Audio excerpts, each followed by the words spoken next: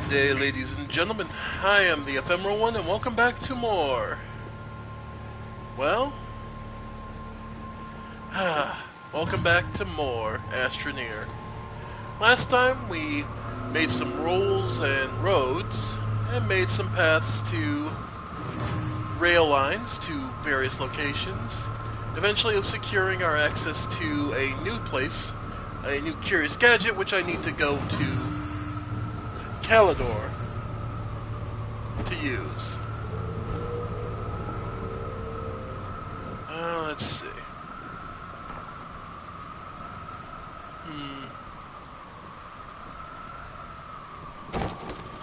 If we wanted to go...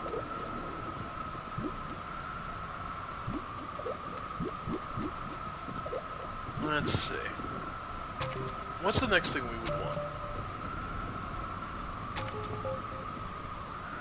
Shelter. The extra large shredder. Tungsten carbide and steel. Titanium. Right, because the only thing we were missing was helium, which we can't trade for.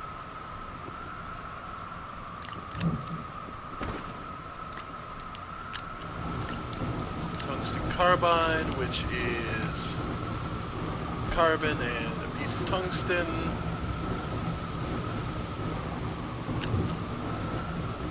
Okay.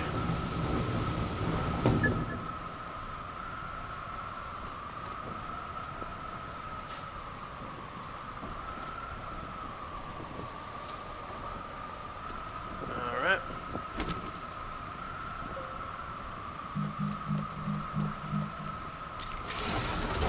Alright. Fuse these together. Okay. Tungsten carbide, steel.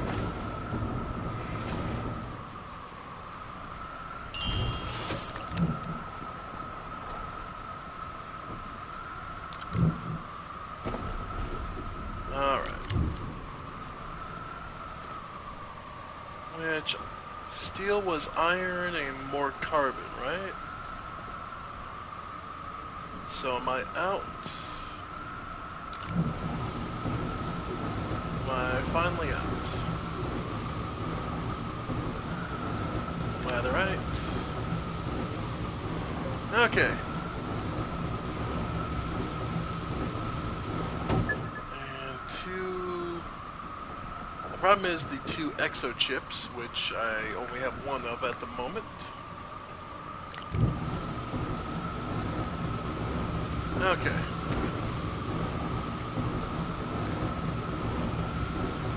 Oh, yep, I have the tungsten carbide.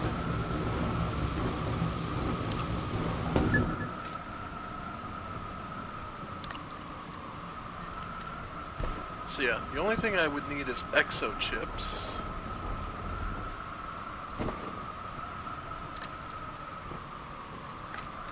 Let's see.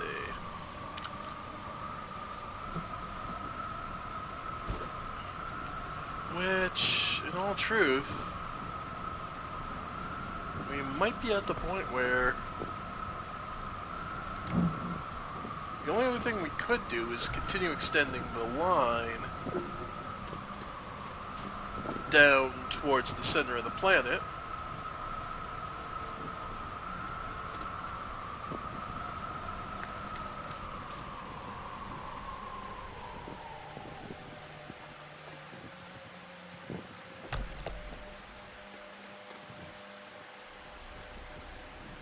Yeah, because being able to get deep enough to the core to get down deep enough to get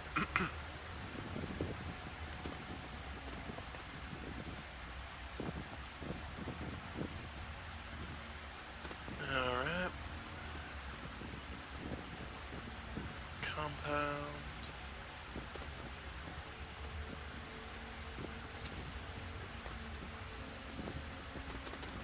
Yeah.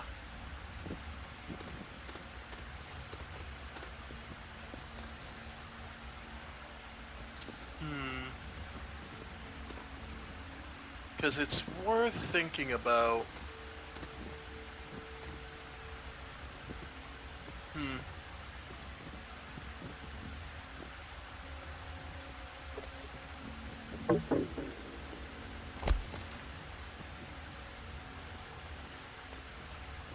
Alright. Because as we stand,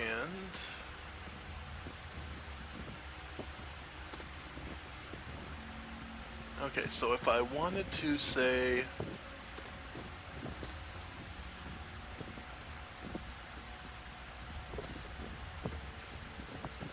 okay,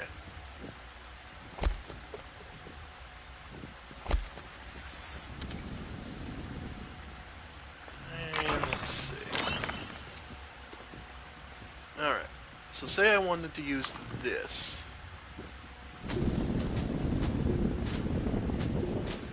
Let's widen it out a bit. Okay. Yeah.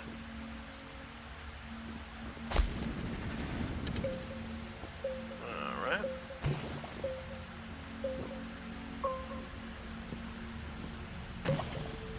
Oh, it's up there.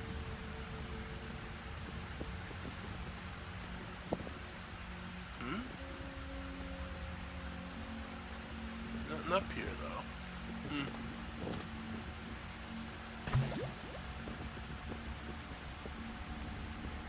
Ah, there it is. Okay, there's... Alright. There we go. There we go. Now if we want to smooth this all out...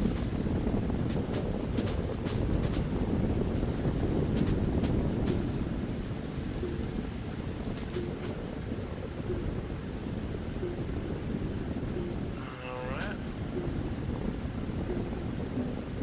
Then...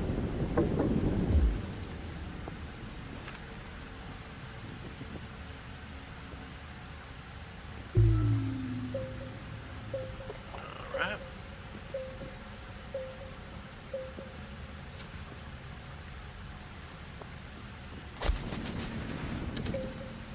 Nice. Oh, shit.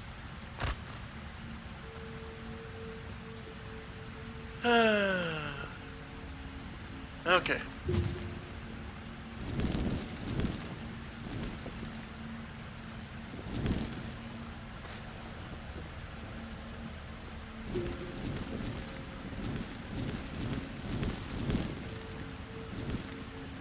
Yeah. Okay. Yeah.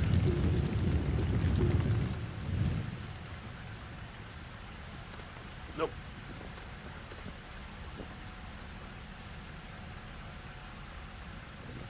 Alright.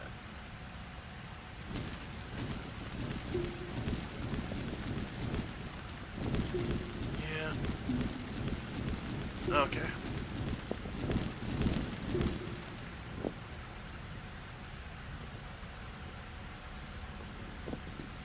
Alright, so then from here...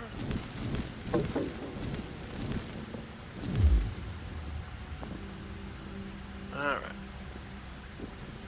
Kinda tricky, but... should be able to... begin to get a way back up. Alright. Come up, come up, and there we go. Okay. Sorry, I got real quiet there, folks. Just been... It's hot. Oh, I'll be perfectly honest. And I don't have any AC in my apartment. So, kind of just been struggling to figure out what I wanted to do, what I wanted to stream. Had to go help parents out, my mom out earlier, because she's been struggling, unable to really walk too much on her own. So So my days off are spent trying to get errands done for her and then get to stream with you guys. I don't know. Like I said before, it's kind of one of those things of, I just haven't, life just kind of has been. One thing after another, and there's all the things that I deem frivolous that so many people get to do, and I'm sort of just stuck.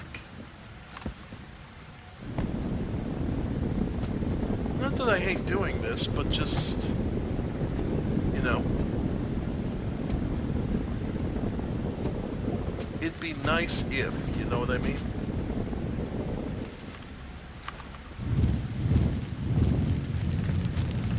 Oh wait, let's pop these. There we go.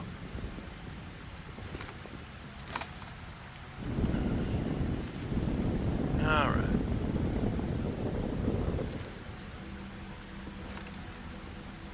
But what can you say?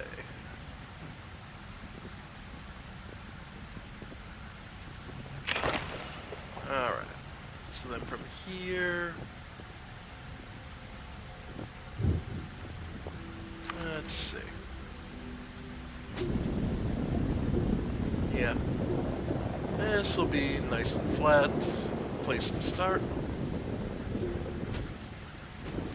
Okay.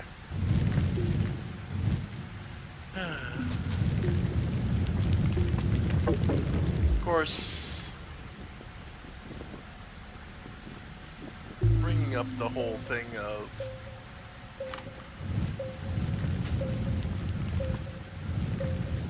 alright.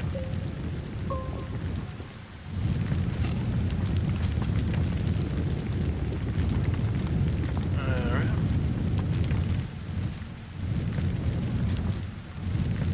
The other thing I really should do is grab one of the mini RTGs and throw it on. If we're going to use the drill unit 3, because it does use quite a bit, almost a full power unit per second. Alright.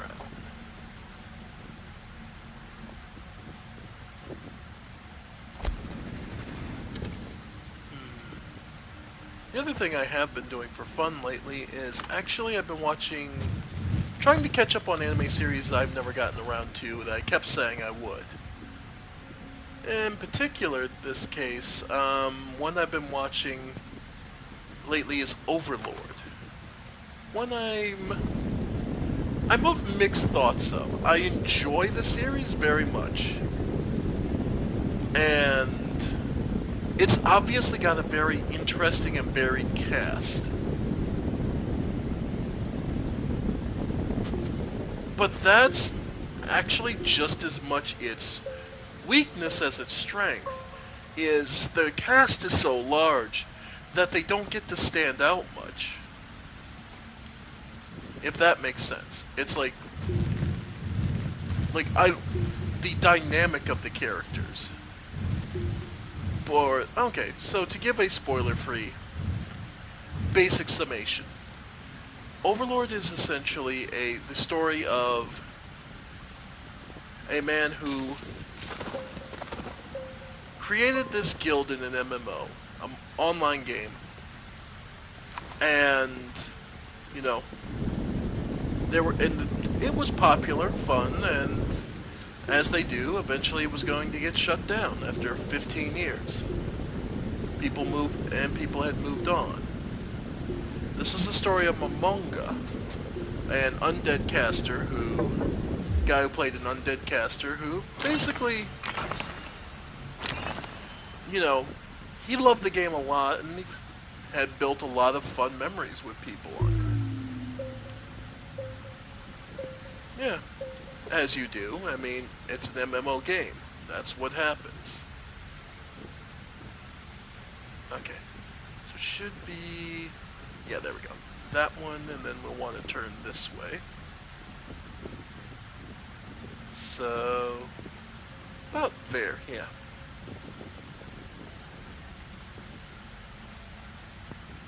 That's good.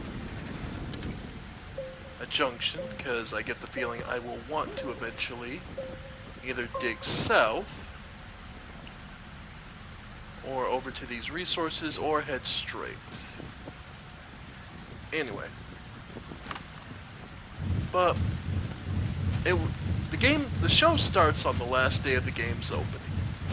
And effectively, Momonga is just sitting there nostalgically, wistfully, remembering the times he spent with his friends as the game's server's about to go down. A little somber, sad, but...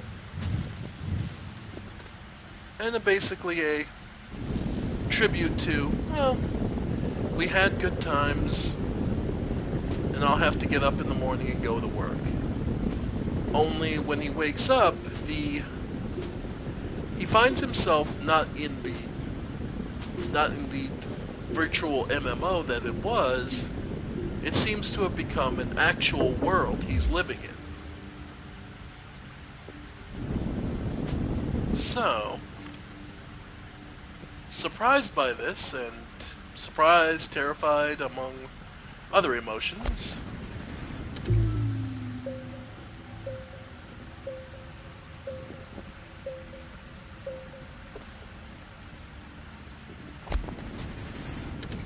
alright,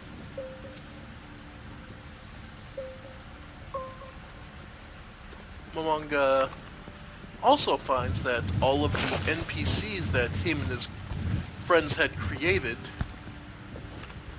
also were also now become real tangible people. And effectively the story plays out of how these NPCs turned real react to their new world, their new lives. From there it becomes a pretty engrossing isekai at times over, how they react, how they change, and how they view and deal with the situation they find themselves in. The more unique, of course, because it's an isekai and because the characters were all level 100, so, they were extremely powerful.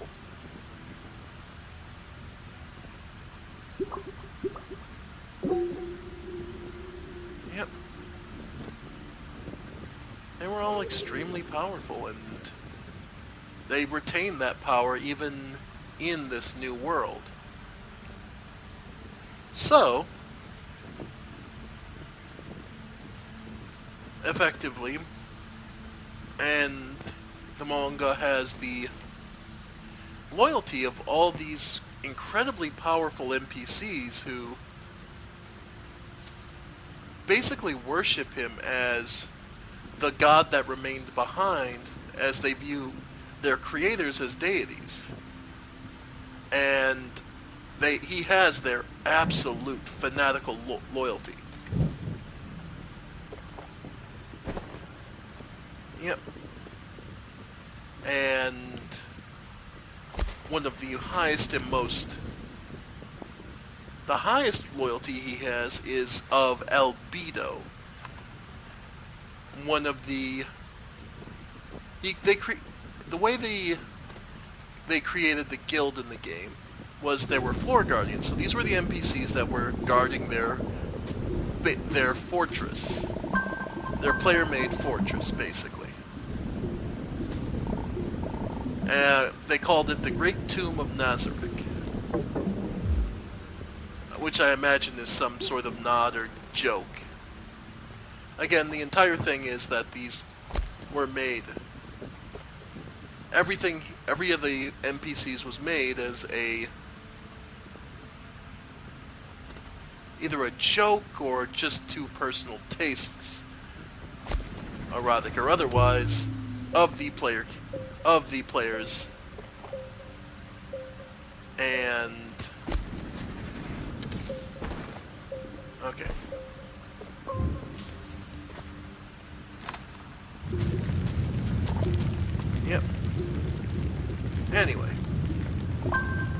So then, from there, it's all about how the players adapt and finding out how strong they are versus the world around them, and overall, it's a fantastic journey and a lot of interesting character development.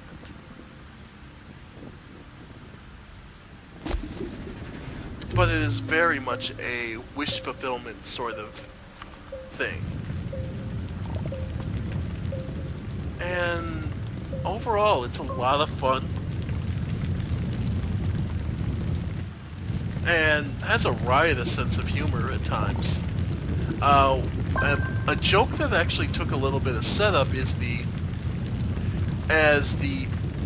that works on multiple levels that took a bit of setup is there's a point where Albedo, the main one who has proven the most openly lustful, let's call it, for Ainz, for the main character. And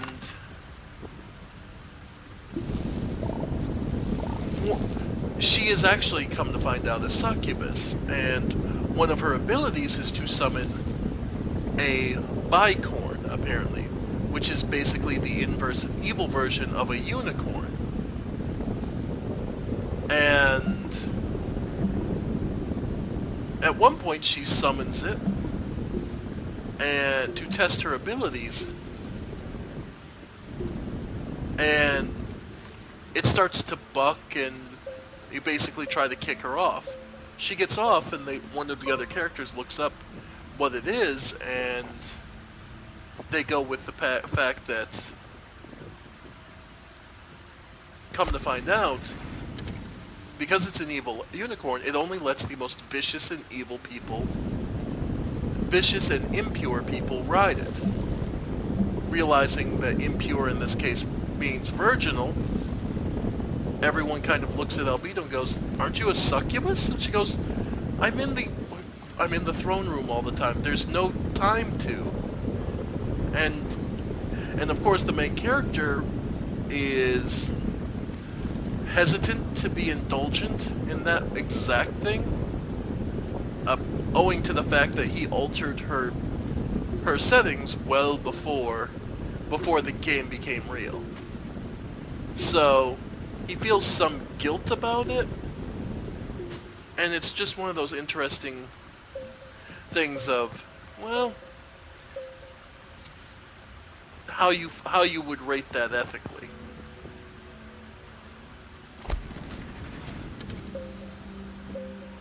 All right.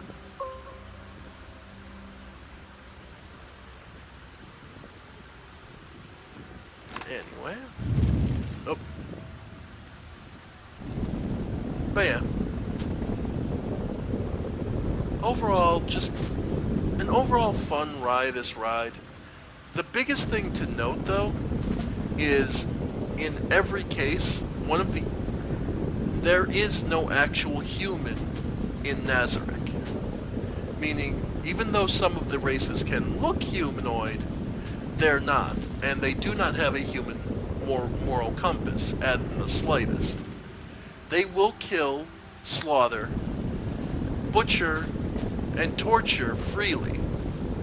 There are lines that get thrown out with some pretty amazing regularity that make you go, wait, what? Where there's some pretty artful euphemisms of... I'm amazed that doesn't count as explosives for them. There's some artful euphemisms for the slaughter, torture, and honestly misery that they will inflict on on humans and other sentient beings. Of course, all in the name of their great leader. So,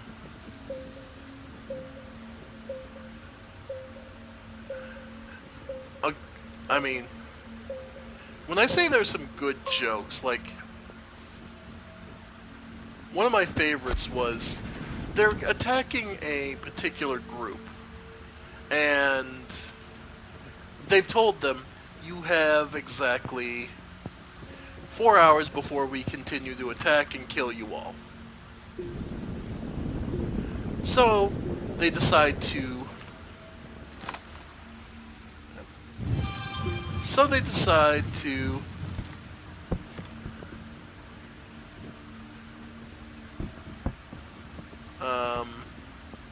Can I take this with me? Like, genuinely, can I call?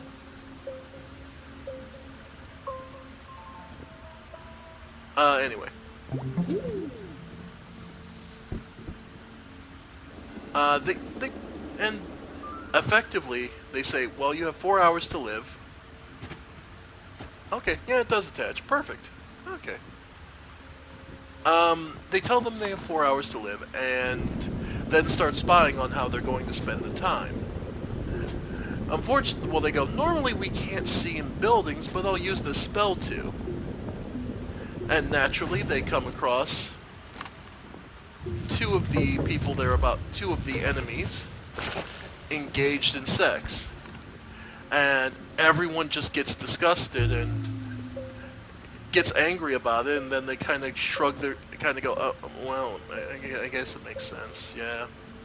And it's just one of those, like, make no mistake, if you're not in it if you dislike, like, the main characters being cruel and callous, this is not a show for you. They will do horrible things to living beings with no content, with no slightest, with no guilt whatsoever. So, if that bothers you, yeah, this is not the show for you. But so long as you understand that, it can be quite a ride. I don't know. I've always told people I enjoy fucked up. And this show very much hits my niche for that. Let's see.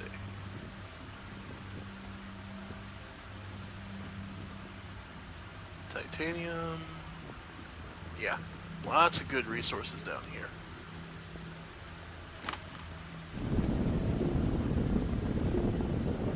I'm just trying to think. I remember one line that got thrown away that there's no follow-up to, I suppose. But I absolutely laughed my head off. There was a point where two of the characters are talking, and one of them just goes, yeah, we're conducting breeding experiments, seeing if we can crossbreed humans with other races. And it's never further expanded on. The results of which, so far, I have not seen.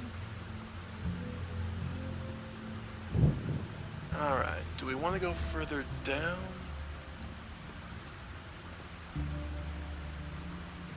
Yeah, I think this is good. Okay. So we'll use this tunnel here to be our path down. Yeah. Okay. Alright.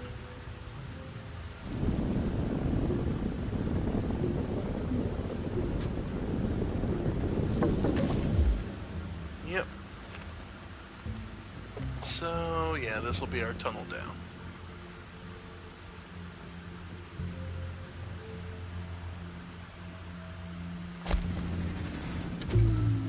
Okay. Alright. Oh. Okay, it's over there.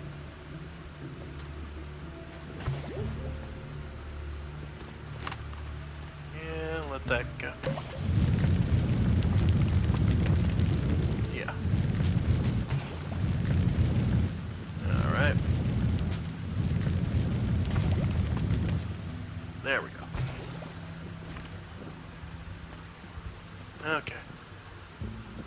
And this will bring us...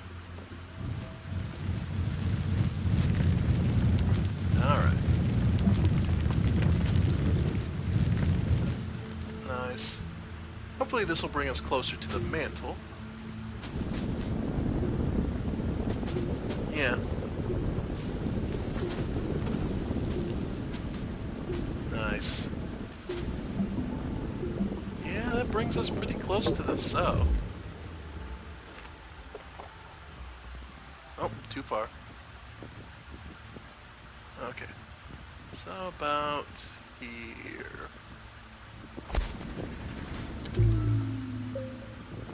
Alright.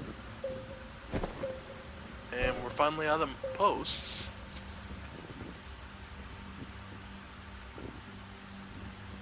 Yeah. And that's another way down. Okay. And that'll bring us back up.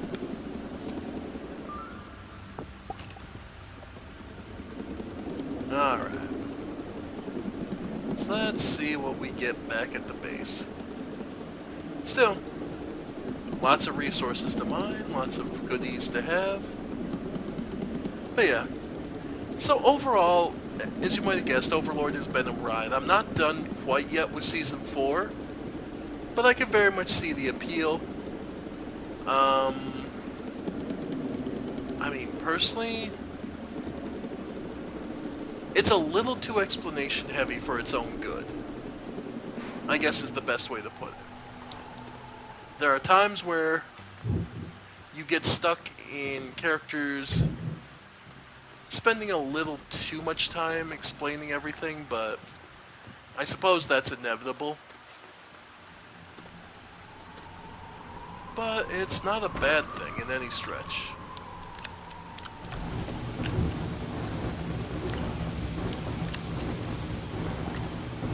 It's just what... It's just a necessary evil, I almost want to call it.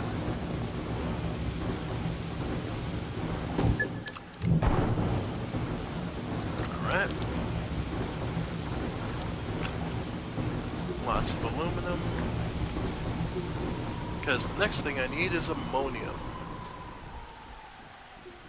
Alright. Oh, the other thing I should check. Can I make... Explosive powder is sulfur. Can I make... Can I just trade for explosives?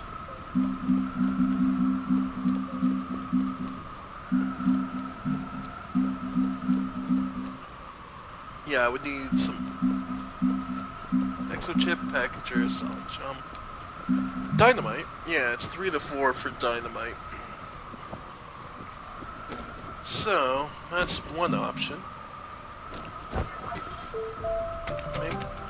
Let's say, to make explosives myself, I need 1 explosive powder. And let's see. An explosive powder. I think it's requires sulfur, which isn't on this planet.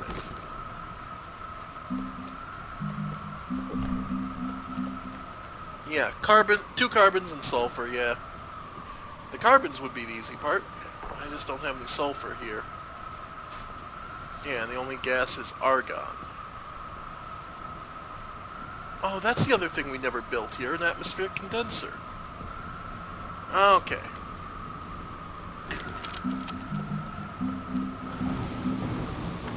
Plastic, glass, iron.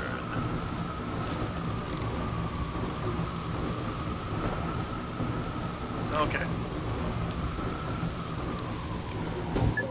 Plastic, glass, and iron. Because plastic is...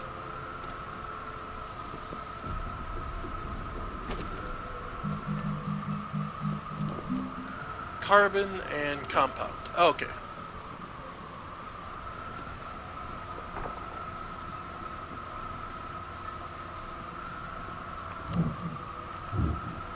Alright. Plastic, glass, and compound. Do I have any sphalite left?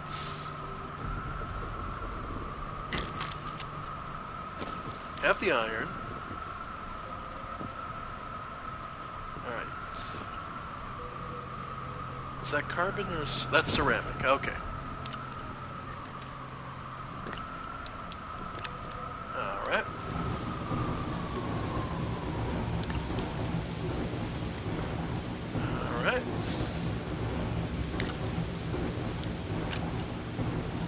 Extra oxygen.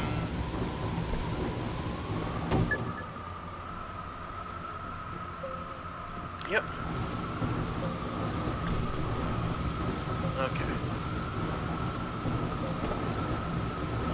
Yeah, I forgot that. I came here and I never built the atmospheric condenser, which was one of the reasons I came here.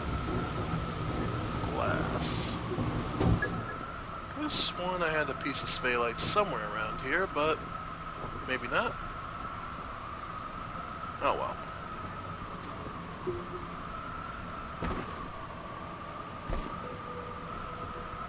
Yep.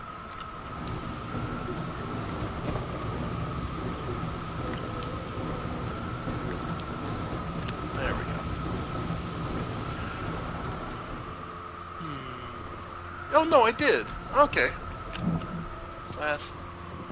Okay.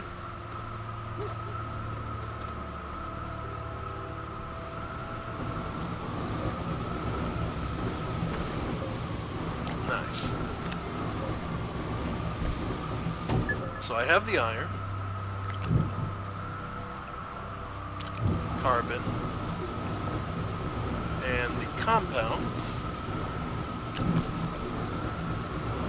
Alright. Plastic, glass, and carbon. Then we can throw up a atmospheric condenser up here.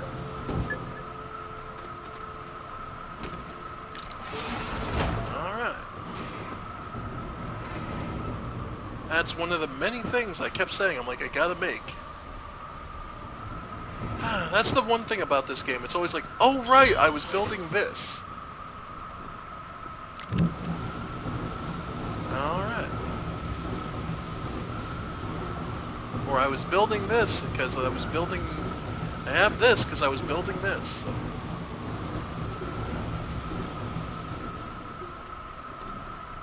And there is an animation level of this game, so after a point you'll be able to start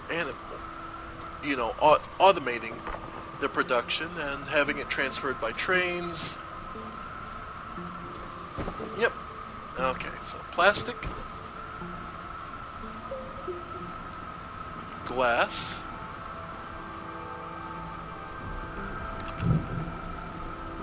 and iron. Alright. So that's good. So that's an atmospheric condenser on here. Aluminum, iron. Alright. So yeah, we can't make the explosive powder on this planet. Aluminum alloy would let us get solid fuel jump jet. The hydrazine would require a titanium alloy, and hoverboard, which is an exo chip.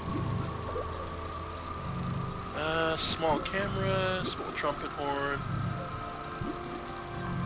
terrain analyzer, probe scanner. Actually, didn't I need to make one? Where did I put that steel? Probe scanner. I believe that was one of the items we needed to make. Yeah.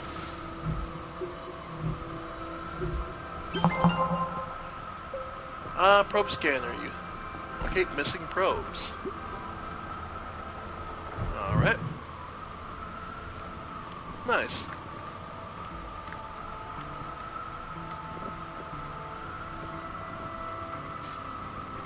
So... Alright. So, as things stand...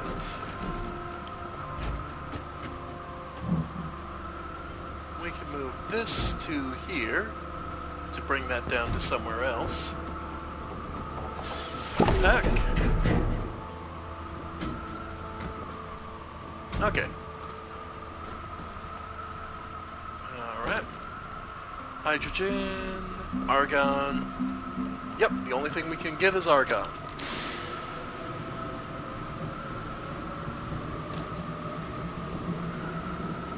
Alright. So then, now we need to make a new spot for this.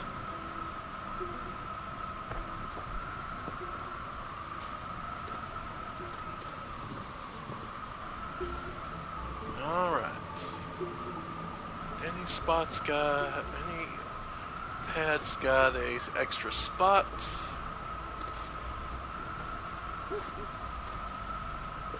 Nope. Alright. So we'll have to make a new pad. Alright. So let's see. Echoes of the past. Ah, we get that solid fuel jump jet.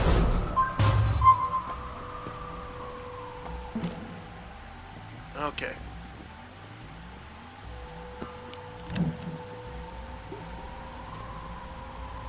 Okay, jump jets.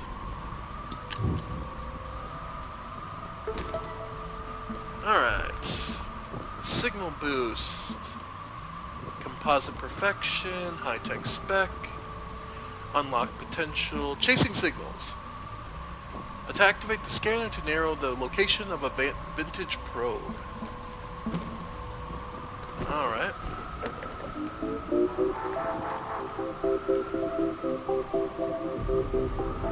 Alright. And what we'll do is move that. Attach this. So I don't lose power while I'm using this.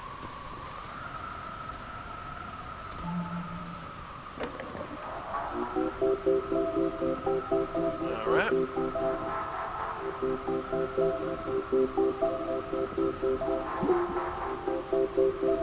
Alright.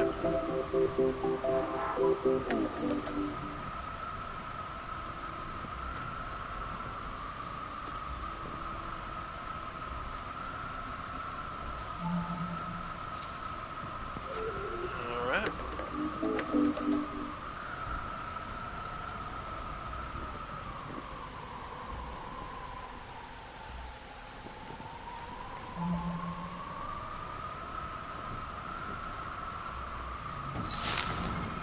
Alright.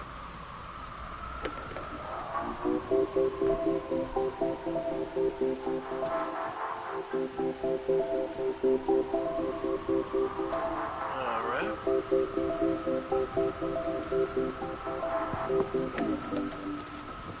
Just seeing if there's 1 to 2. I imagine it goes 2 to 3.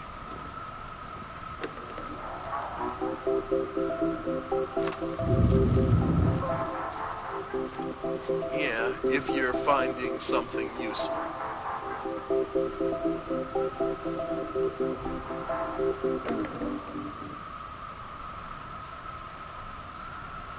But I guess we'll just head back to base. We do have a buggy somewhere.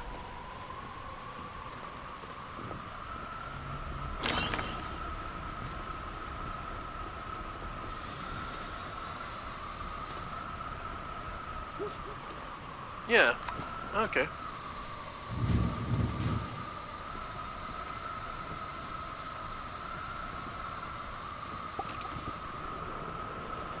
Okay.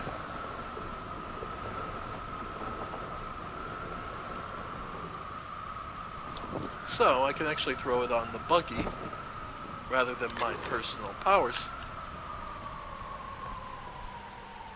Okay.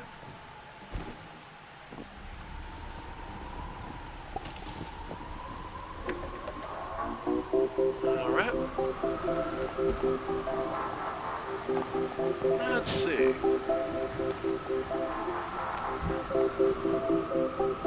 Nice.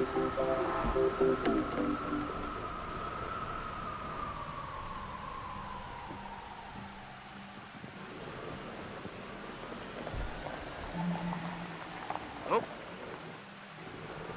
It's picked up something.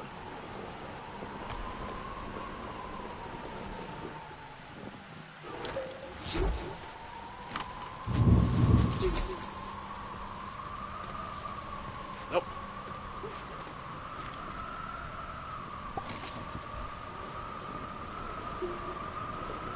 Alright.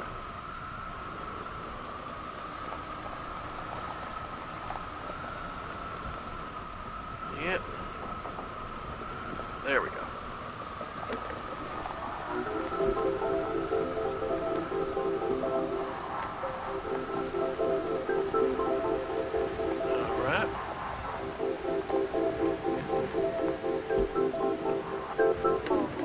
funny that the materials are actually... And actually, while we're out here...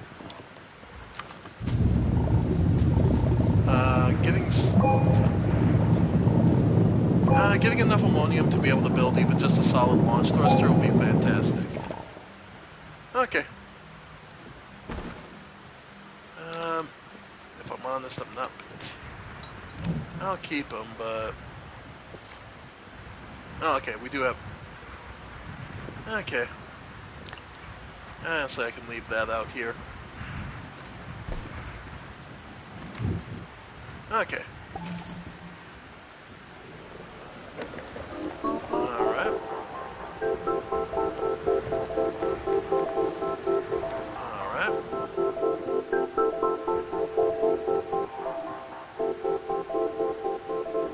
Okay, looks like something out here.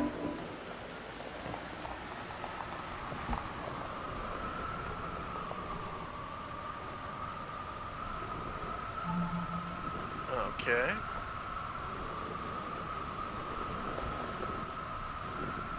So it's this way.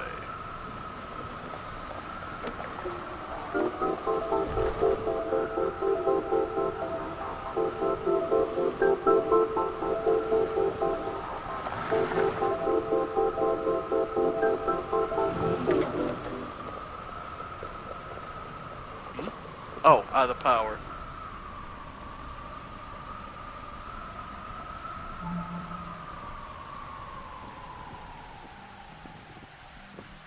Okay. Yeah, so we'll move. Nope. Yeah, no, put it back in the... Put it back. We'll put the RTG on it. That. And that. And the wind turbine will go on my pack. Okay.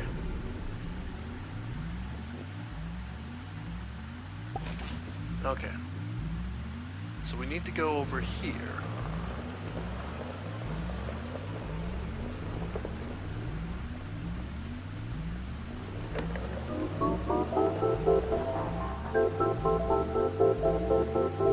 Alright.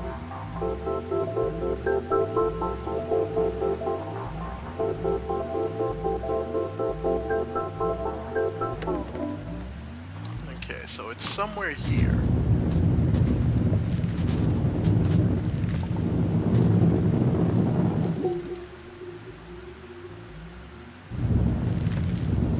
Alright.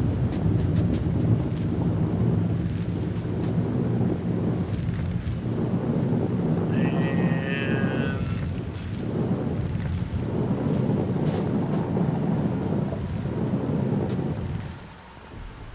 Okay. And drop this and this. Nope.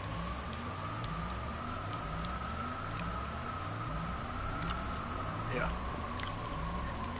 Okay.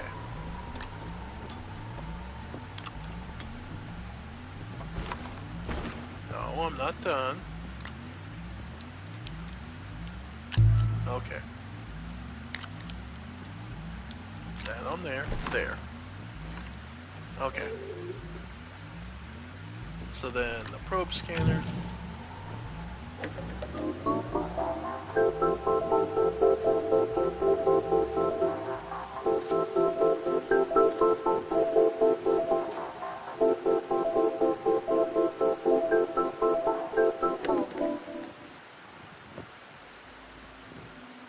Alright.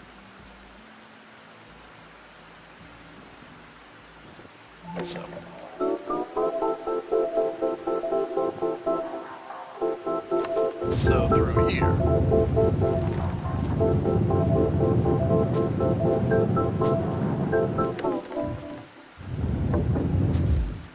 Alright.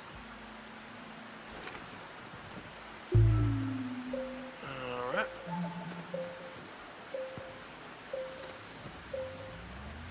Okay. So there. The tethers I honestly can just abandon.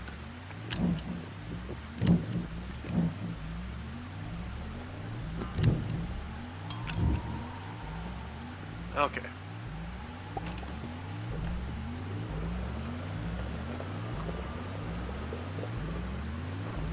Yeah.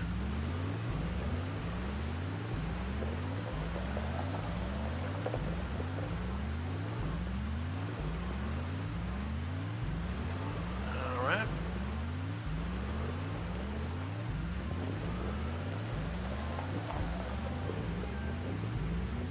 So how close are we? We're back out on ice plains.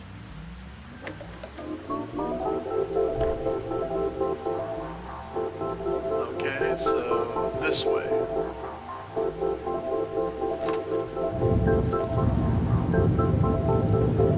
Alright.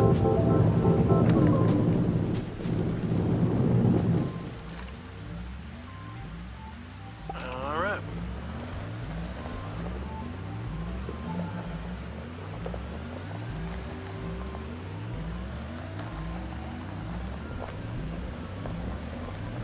Okay.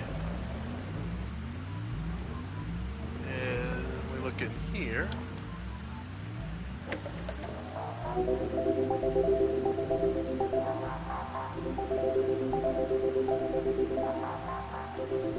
Alright. Alright. So...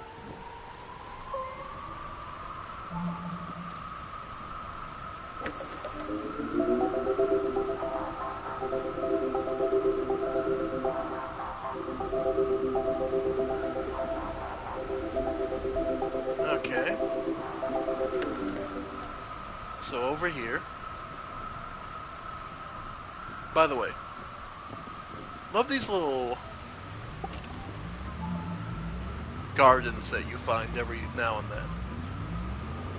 Okay. So up here. Yeah, these plants look like they would be hazards. Alright.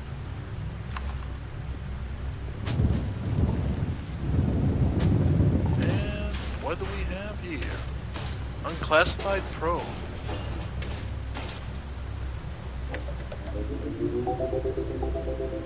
Yep, this is it.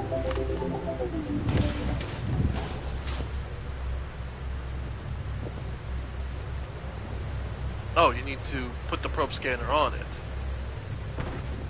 Okay. Alright. First discovery.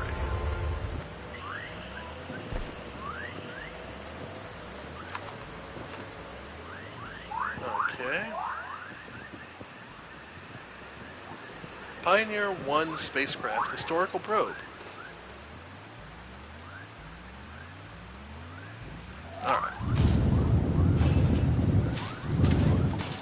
Okay. Can't do anything else with it. Okay.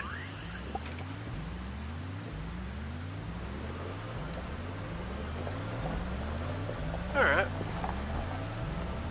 What did that do? Okay. That's 5,000 bytes. Not bad. Alright.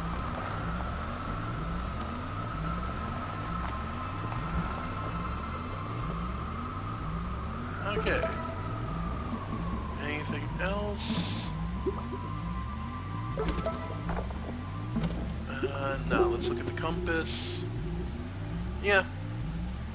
Nothing else to do but head. Alright.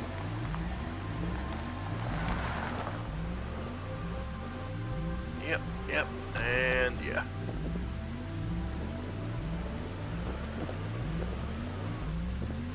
Yeah, buggies are cheap, and buggies are nice for most part, but every now and then you get in this kind of situation where all you want to do is plow through so you can get through. But yeah, as I say, Overlord's one I've been binging lately. Not too sure of anything else really, folks. kind of just been playing games and relaxing. I'm trying to be more active as a writer, but if I'm honest, the heat, the summer heat gets to me. So when I sit down to write, my head honestly gets pretty fuzzy.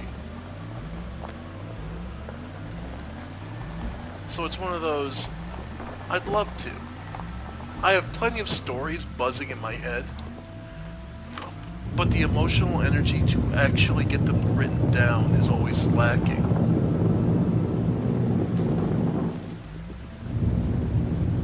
And simply telling the stories, I don't know, seems insincere.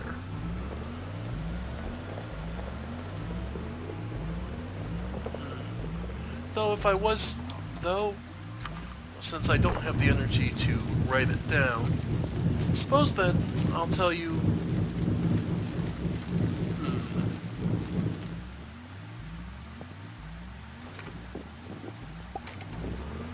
I guess that, yeah, in lieu of having the energy to write it all down, the story of, well,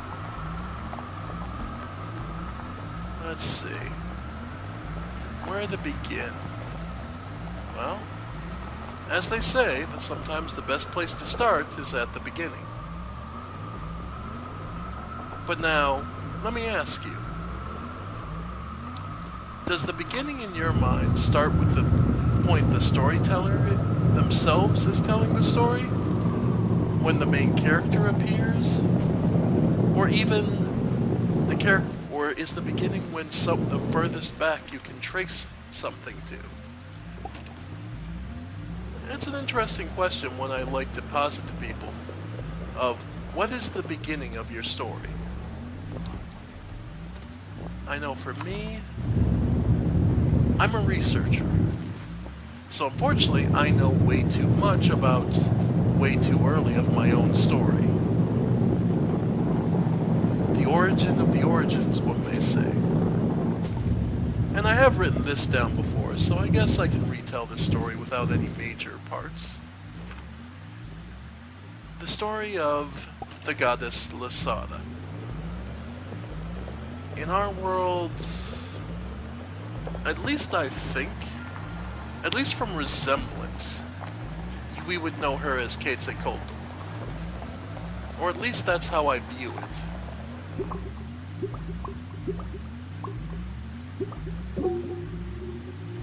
Because the resemblance that she has to the deific serpent is uncanny, or at least the descriptions of it, but the remaining descriptions of modern times anyway.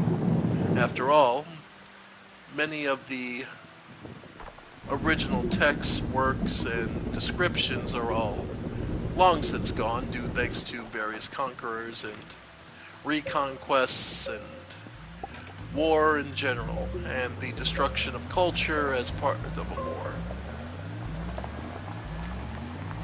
Either way, you would think of her as Quetzalcoatl, more than likely. The divine serpent. Whether she is exactly the serpent of legend, deities are a bit of a weird thing to discuss. What mainly due to their more fluid nature. By that I mean a deity being recognized by one group could be the same deity recognized by another. That isn't to say every god is one god, because that is very much not true. Or at least it's not true in the way most monotheists believe it. But that's a whole thing for another day. Anyway, I've traced back the origins of the goddess Lasara. She is the first part of my own story, the earliest I can trace back. Let's see. Alright, now that we're here. Okay.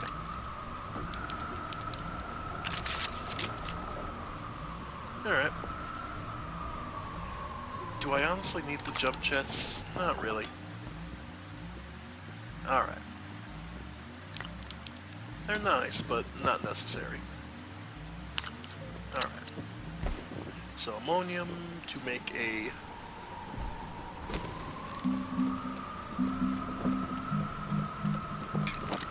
solid fuel thruster, yep. So we'll need aluminum, which I have a crap ton of.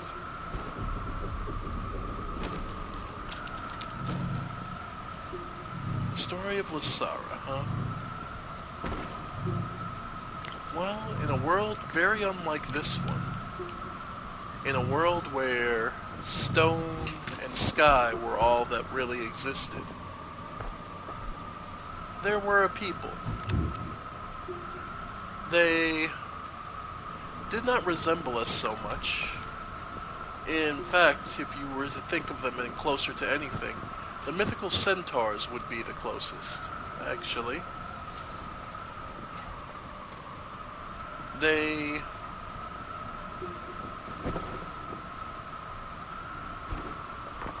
yeah. Oh. The gas is on it. Okay. The mythical centaurs would be the closest thing. Lower half. Though in this particular case, they were more reptilian.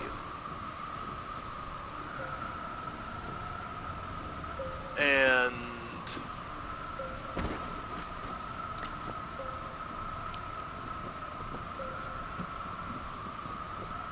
they were more reptilian, and more often than not, quite different from what we would have thought of. They had the upper torso, yes, and an upper head.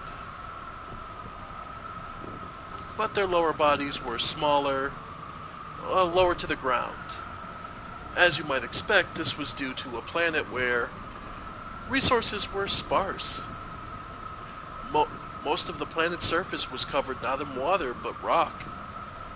So life grew in these little valleys in between. Let's see.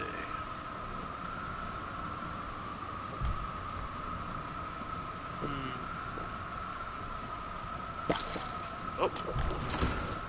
Didn't mean to do that. And...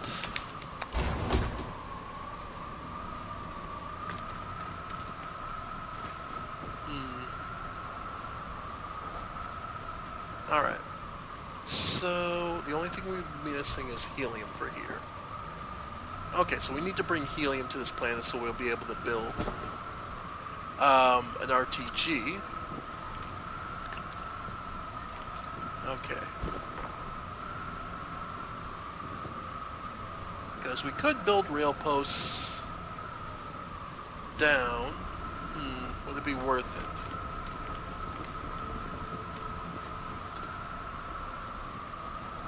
Just trying to decide what we should do next. Alright. The Solo Hills. Yeah, chasing signals. Alright.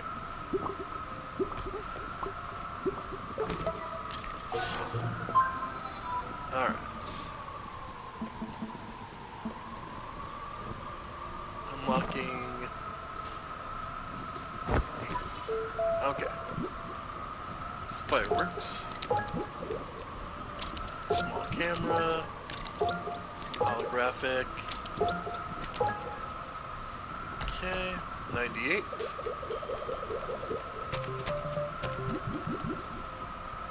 The field shelter, silicon and graphene.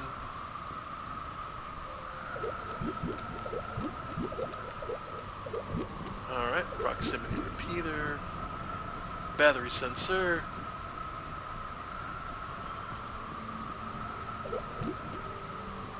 Activated, also activating items in range. There we go. Okay, so we have all 100 done. And that one I need to do from a location. Okay. Because that you can only activate those while... You can get bites from anywhere, but you need a... Alright. Oh.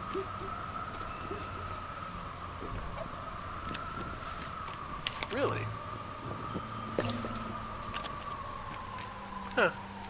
Okay.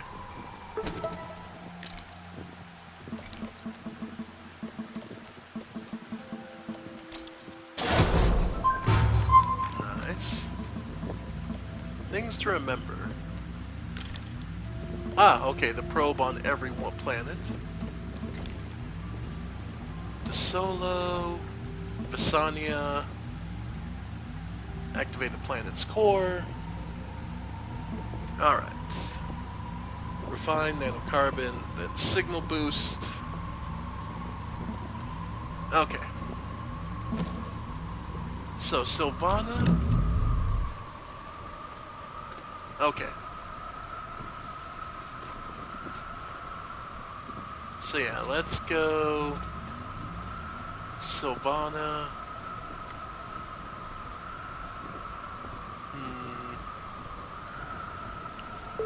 Well, okay. What planet? Hydrogen, nitrogen. Hydrogen, argon, and nitrogen. Yeah, Visania is the most... Helium, nitrogen, methane, and sulfur. Atrox is the most gas-heavy. Visania is... Yeah. So... Yeah, I suppose Visania will be the... I was gonna go Calidor. Well, for the more explosives, sure, because hydrogen... Yeah. And we needed hydrogen, sulfur, so you know what? Sure. Okay. So, the tungsten carbide, iron,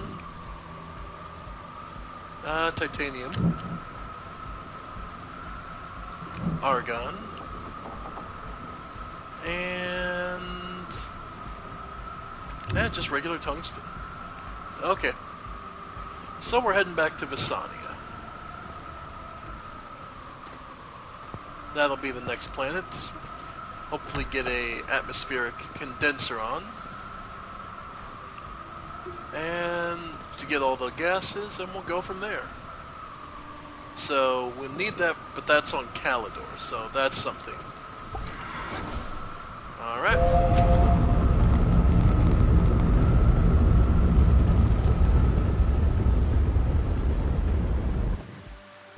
Alright, where's Visania? There it is.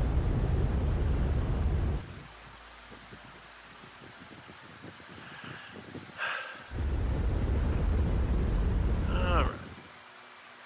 Now, where's our landing point? Nah, I think we passed it. Okay, we'll have to circle around.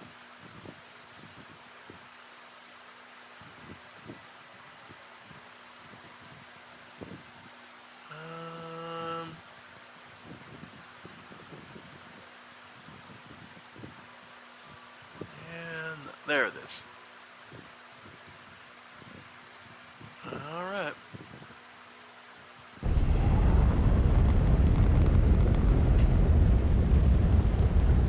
Alright.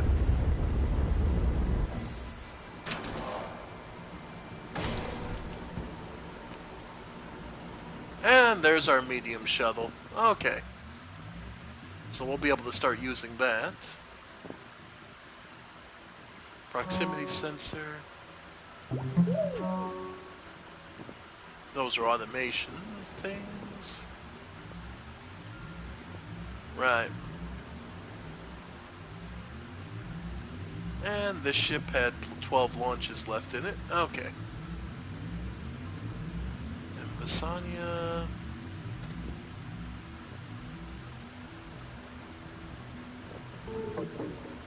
Recall failed. Oh, something up with it? Okay. Oh, we already have two of the little mini. Okay, so they produce plenty of power. Alright. Smelting. Yeah, I'll need a chemistry lab, and glass and ceramic. Well, one thing we can take off of our ship is we did bring a trade platform. Requires no external power. And there we go. Okay, so now let's go see what's up with our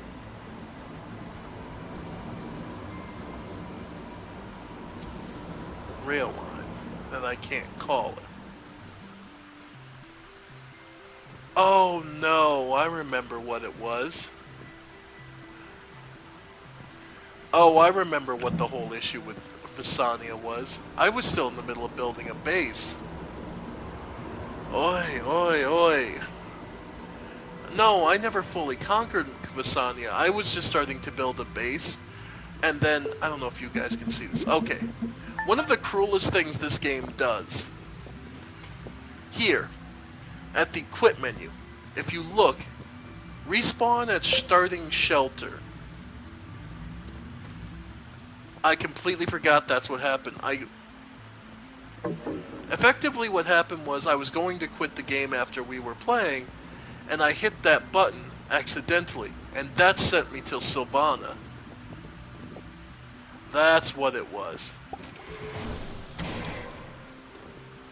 I completely forgot that's what led to this whole thing.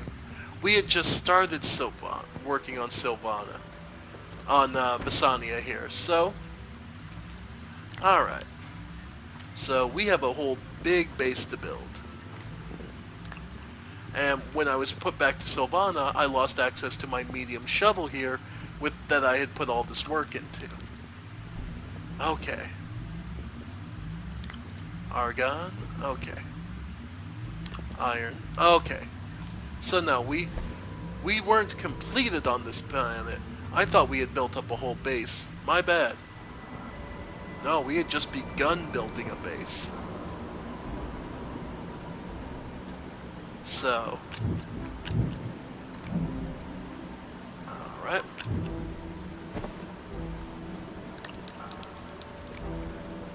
Yep, put those rail post bundles on the... Yep.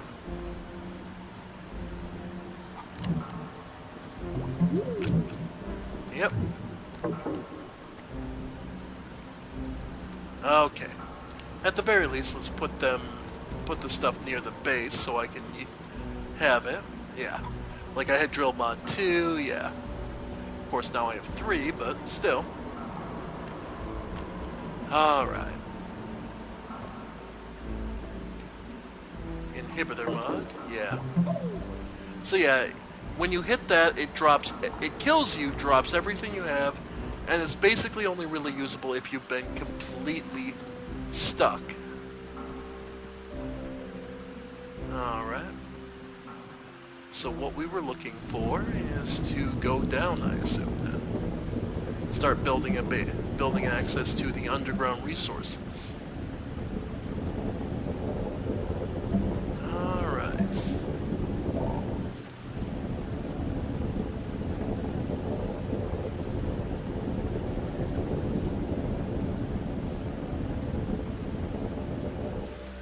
Okay.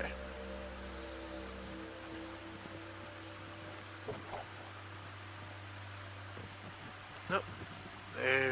There we go. Alright. But yeah. Okay, so we had just begun building out Visania. Alright, so one of the key things we'll need is a soil centrifuge. So, one aluminum and compound. I believe I brought some aluminum with me. No. Okay. So yeah, aluminum and compound. That's simple enough.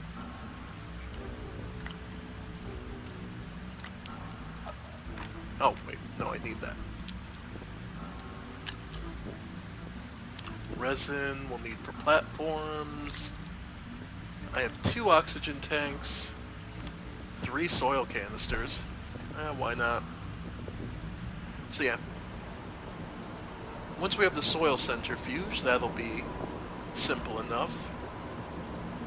Resin, organic, yeah. So soil centrifuge. Yep, compound and aluminum. So we just need the aluminum to make the laterite. Okay, so we just need some laterite, which is common enough underground. Okay. But yeah. Sorry. I get distracted with the game, so I always get staggered when I'm trying to tell stories. The goddess Lysara, huh? Interestingly enough, Lysara didn't start off as a goddess. Or maybe she always was one, and she was even recognized as one, supposedly. Though the term goddess might be a bit of a mistranslation. She was known as a significant child, let's call her that, from birth. More specifically, she was known as the child of the mountain and sky. Because on the day she was born, in a world where most of the world was covered in mountains and valleys, on the day of her birth, it rained and rained and rained until a nearby valley filled with water, creating the first and only lake that they knew of. Some believed it was the advent of the child, some believed it was a simple coincidence. Either way, Lysara's family moved over to the lake and lived pretty calm lives. They were the greatest accomplishment was that they were tool makers.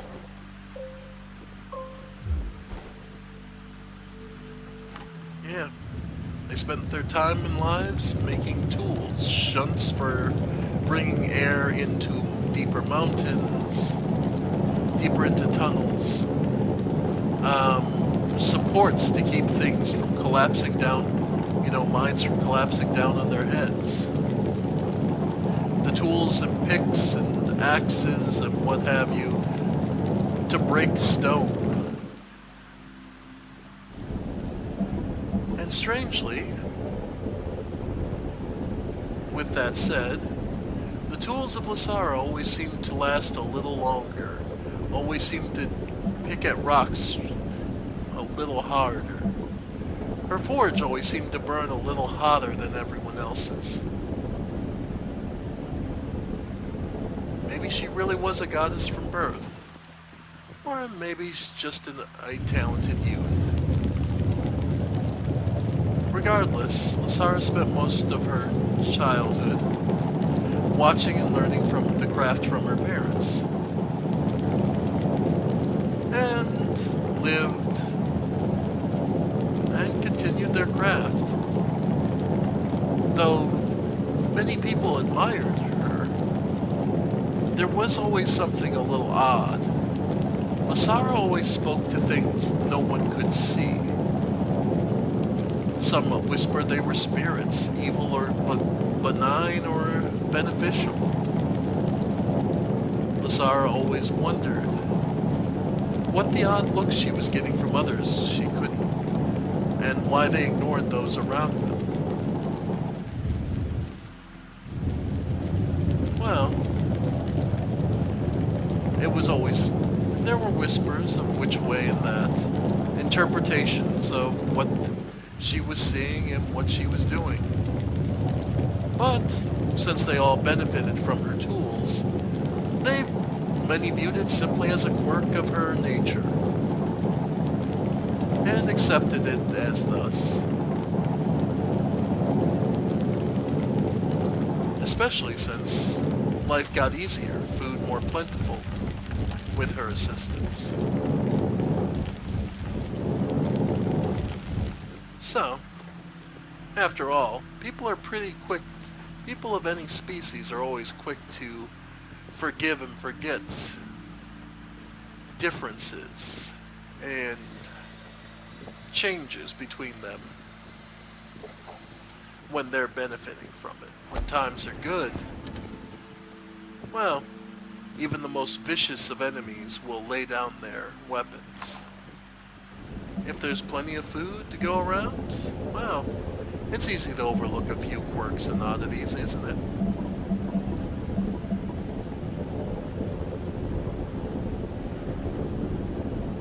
But regardless, Lasara lived a quiet life, making tools. Well, not quiet. After all, hammering at a forge all day is pretty noisy work, all things considered.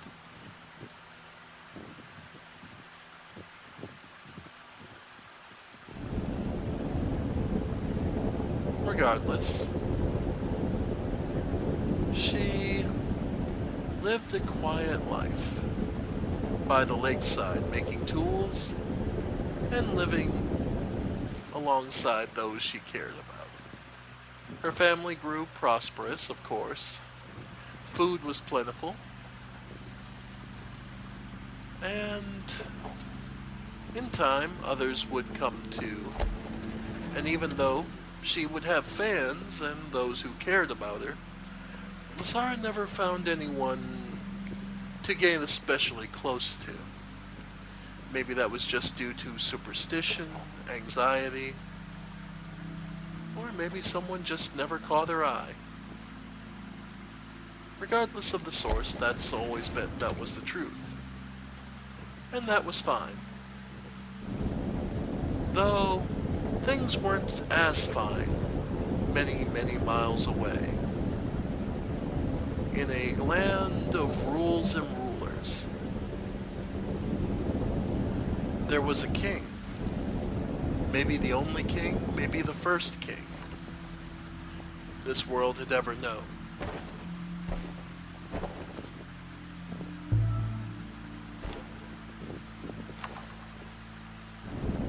This king had managed through force of arms and force of will forge a kingdom. The disparate tribes had given way, and he had finally managed to claim lands as his own. And those who lived in those lands bent their heads at his approach. His violence known well, though only for those who would dare resist.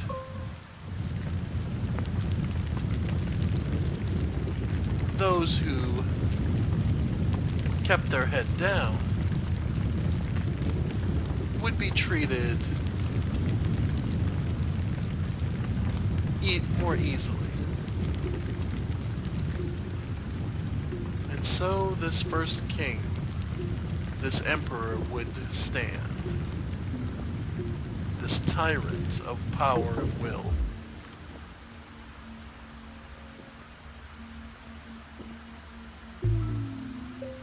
And on a righteous day, that king, the bells would ring out across his castle, for a child was born to the king.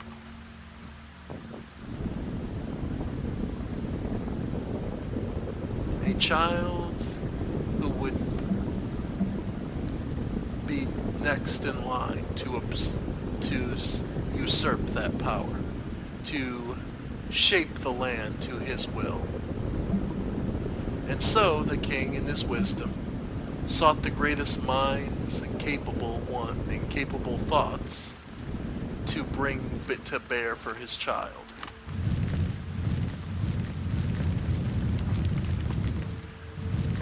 And so the prince was named and chained and trained.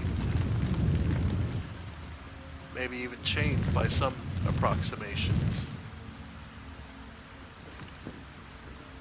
He would be taught the greatest words of the king himself and those the king trusted.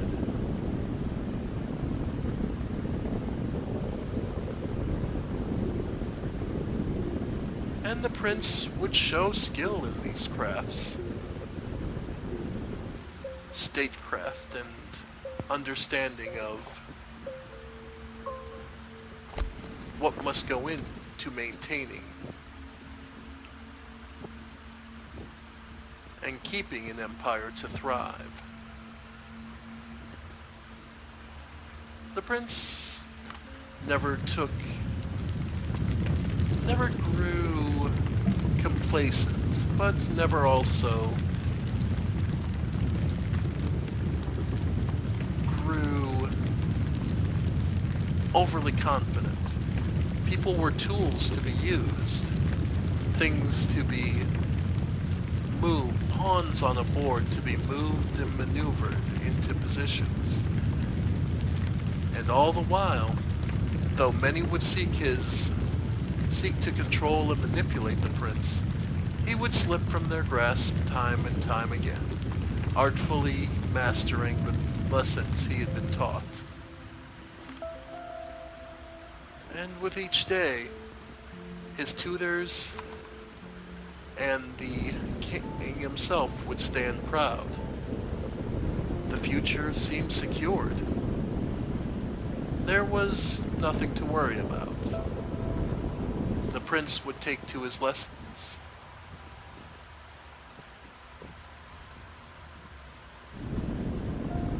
And the lessons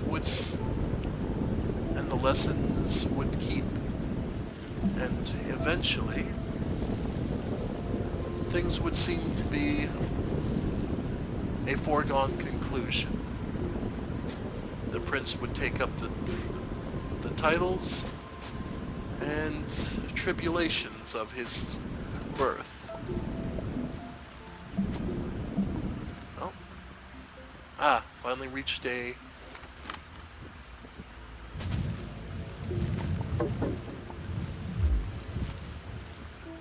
Okay.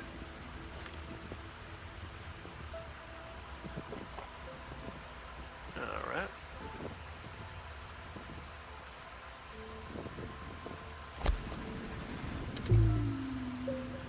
Alright.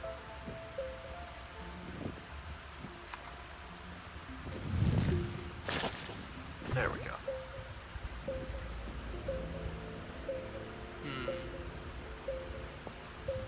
Now this is looking about as good as it's going to get, so...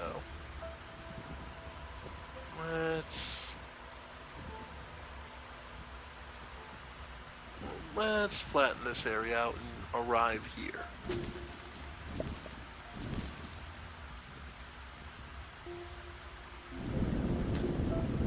Alright.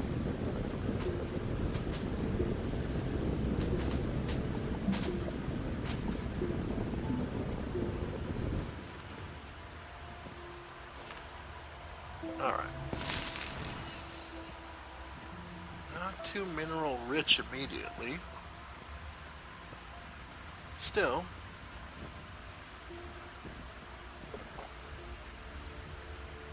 Yeah, we'll go this way.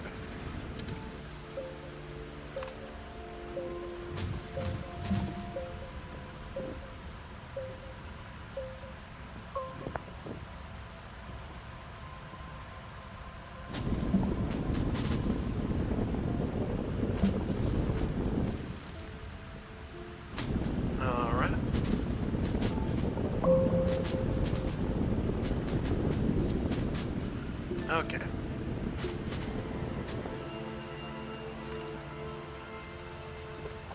Alright. But yeah. And the prince would grow. Time would pass. And many would... And eventually the prince would ascend and become... and wear the crown of their parent. Many welcomed the day, and more bells came. Thus, the prince became the next king.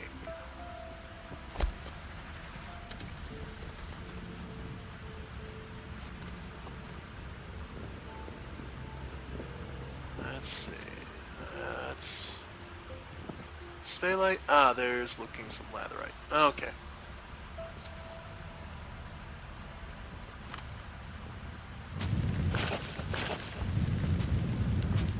There we go.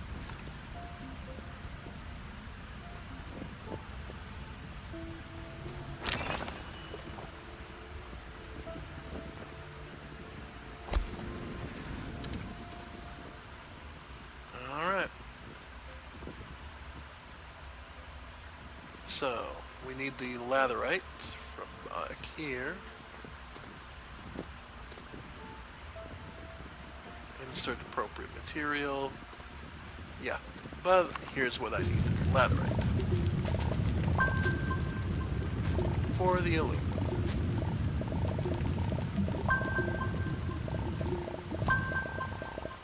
Alright.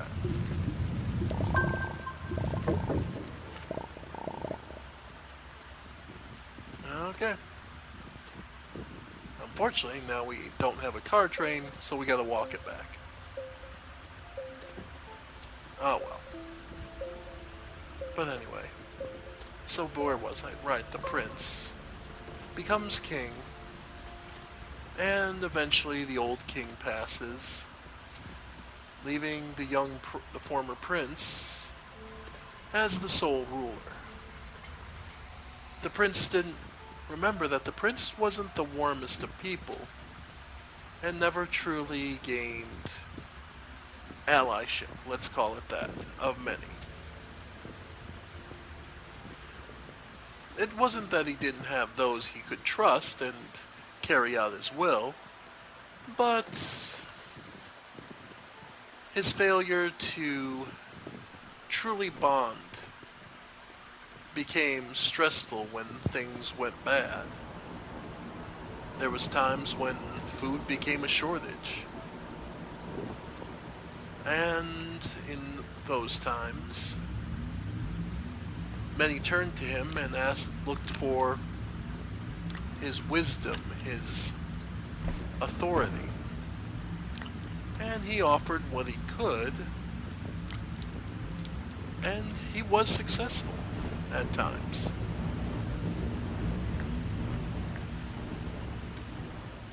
Alright.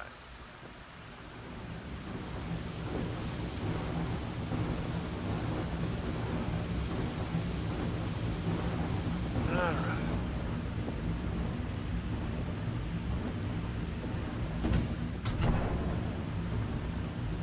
Yep. Okay, so we needed aluminum so we could make soil centrifuge, which is 2 compounds. Alright. And the other compound is just right over here, so that's easy. As well as the resin.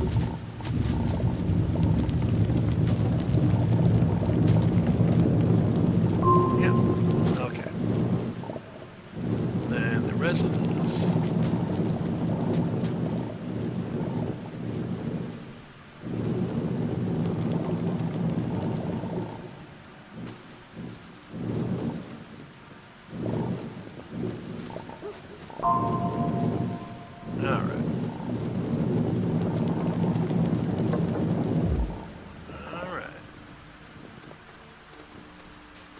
Okay.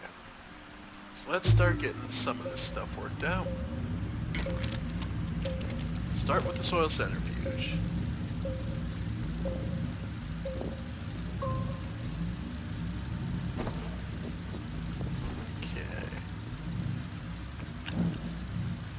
Okay, so then from there we'll add...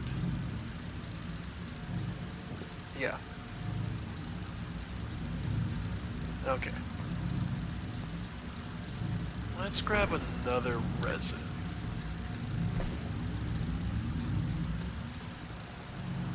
Okay.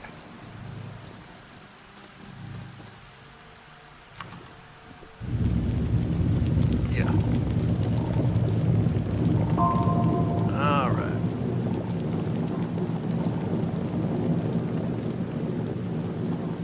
Alright. Because we'll need it. But yeah.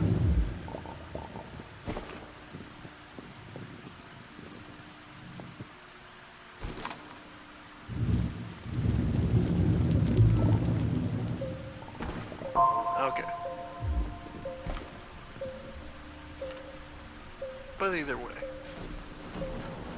the prince would eventually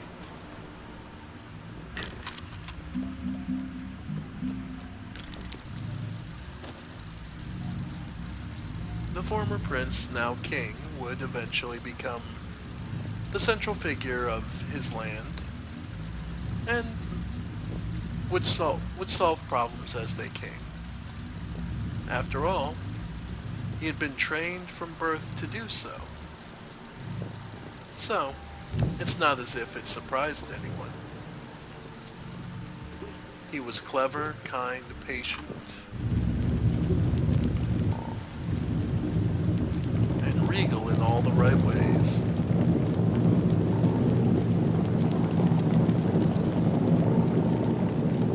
Alright. Yep. Nice. Alright. When eventually the prince, the king, would take control, things, unfortunately, went bad as they always seem to. In this particular case, an extended drought caused food to become scarce, and one of the major features of his domain was the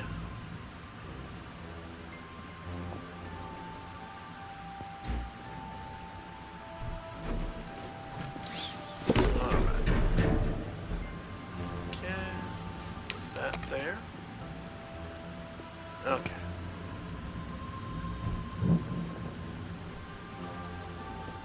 Was these huge cisterns that would retain water.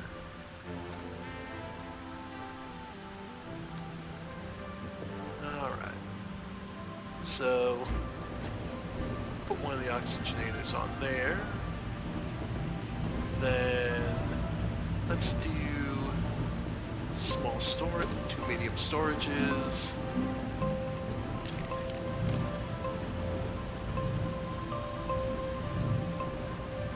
Alright.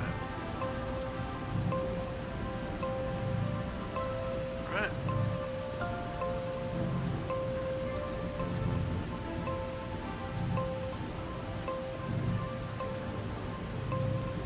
Alright, with the soil centrifuge, we have the trade, so next up is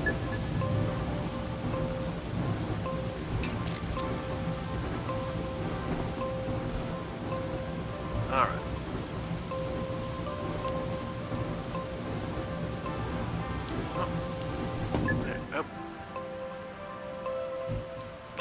There we go. Okay.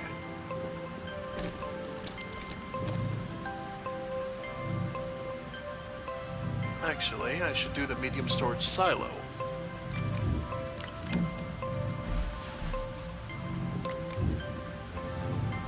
Alright.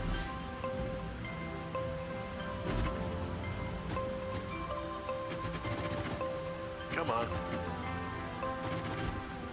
There we go. So then I can put the aluminum on here. There.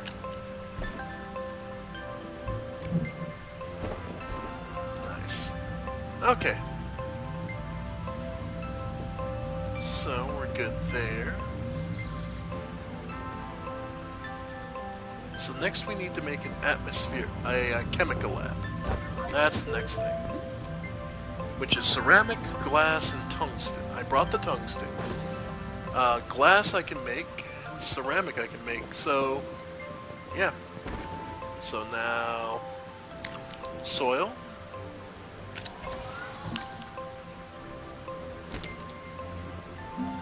Start with clay.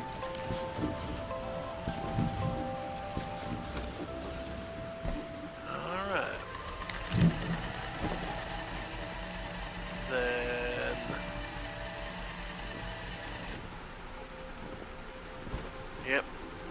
power.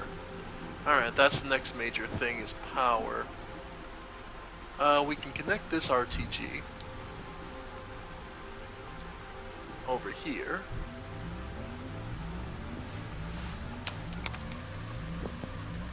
Alright. Yeah. Okay, Basania. Actually, right, we need the atmospheric before we can finally make nano. Right, that's what we're here for. Okay. So we can make an RTG, and then our power problem should be solved. So clay, then glass,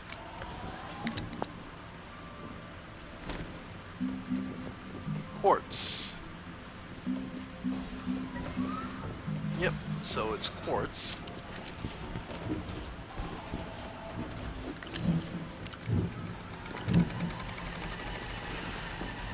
Alright.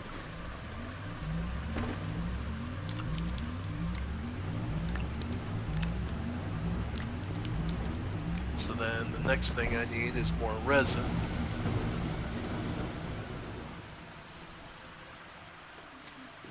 Yep.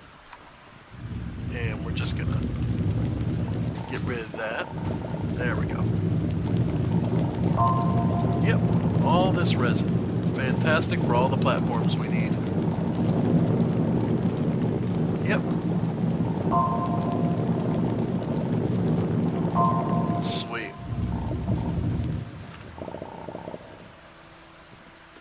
Alright. So we'll print off another platform. Large platform B. Alright. Works.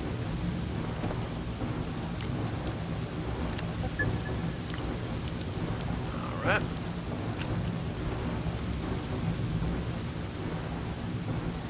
And with the wind generator going, we're at least getting a relatively good set of power. Alright, and we're not using that. It's okay. Sweet. Alright. Yep, because with the glass, ceramic, and was it? Tungsten. Which I have. Yep, I did bring some with me. Perfect. Well, even if I hadn't, I now have the trade platform. Okay. So, glass, ceramic, and tungsten.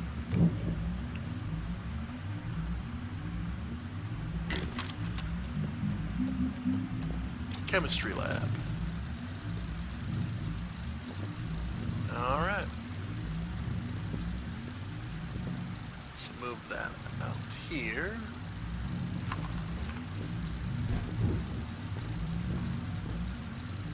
Alright.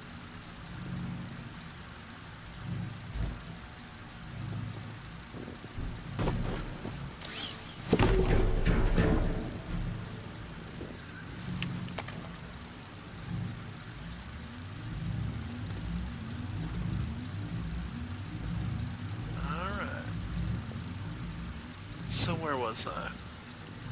Drought, oh right, the drought.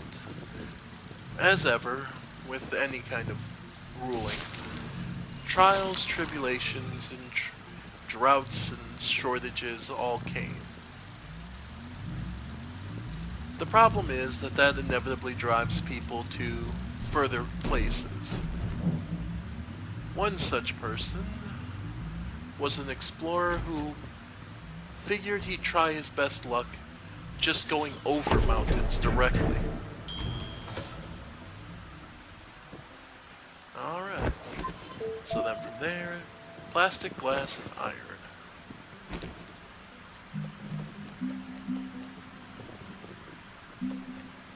Plastic, carbon, and compound. So burn the organic.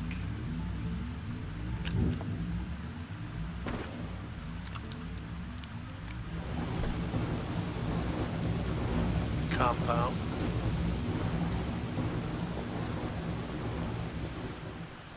And, well, his plot didn't work very well.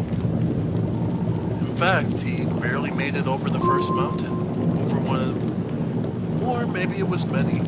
It's hard to tell with this kind of thing.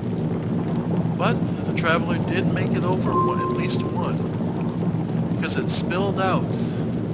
He spilled out into the valley of the goddess.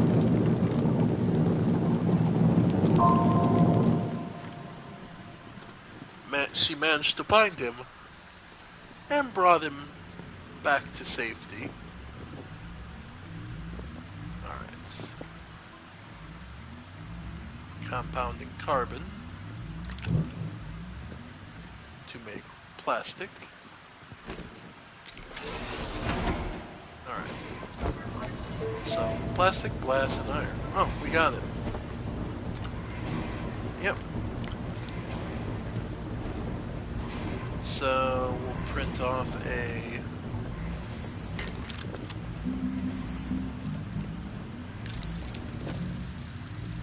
Alright.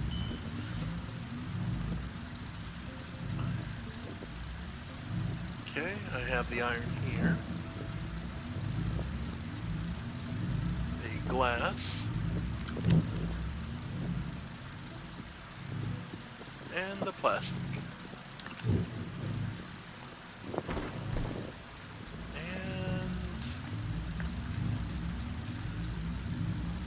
Then it's just a, yeah.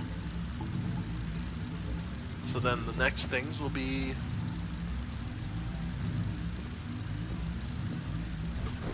alright. Atmospheric condenser. But yeah. When the goddess found him and he was eventually just kindly put back to, you know, treated to health. He pledged himself and swore he would find some way to repay her. Leaving, he returned home with stories of a plentiful village where food wasn't scarce. People began to be more focused on exploring, and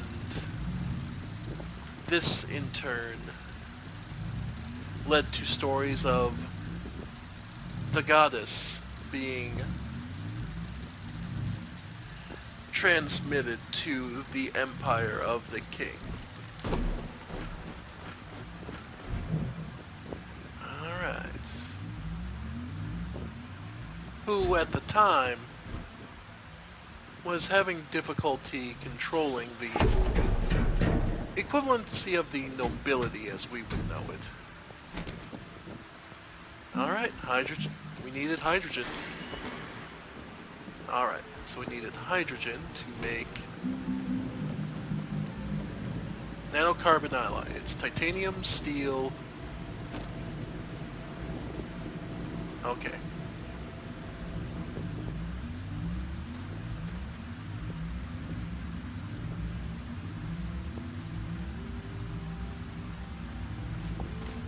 Right, it was because to make an RTG,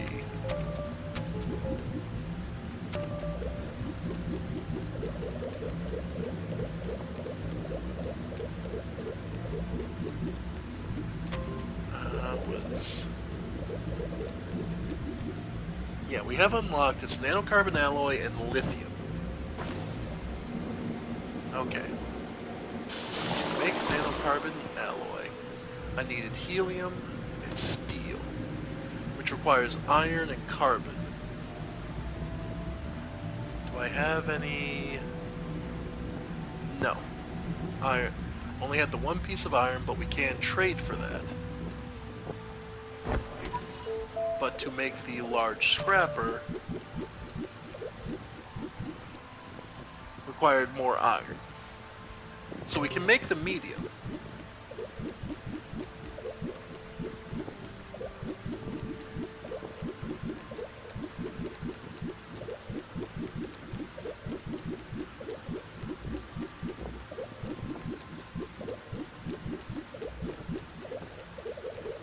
Let's see, where was it? Medium shredder. Oh, that even requires iron. Okay. Okay, I thought, okay. So the shredder is the thing I will be choke pointed on this planet.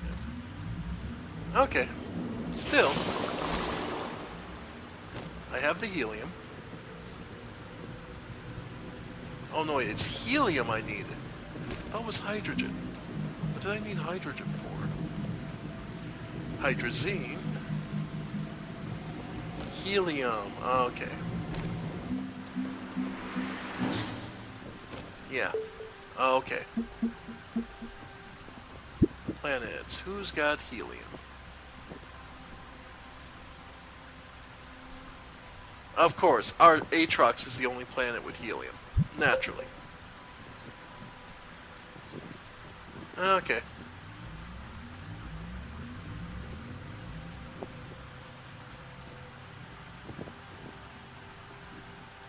Well, hydrogen. It's hydrogen and 2 carbon for hydrazine, which is a refuel, so we just need 2 ammonium. Well, that should be simple enough.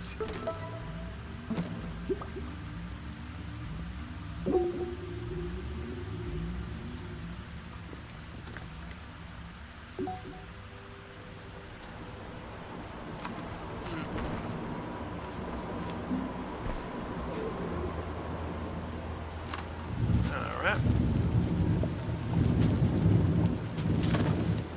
Nice.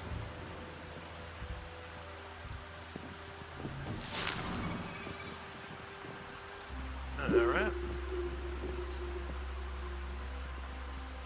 And we'll just take a quick look around. We haven't truly been exploring the planet so much as just building up our base. But Visani is a more organic focused planet.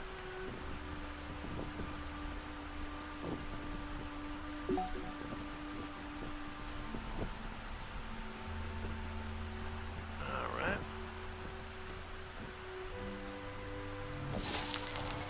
Visania shells. Which means another gastropod will be able to research. Alright. So looks like...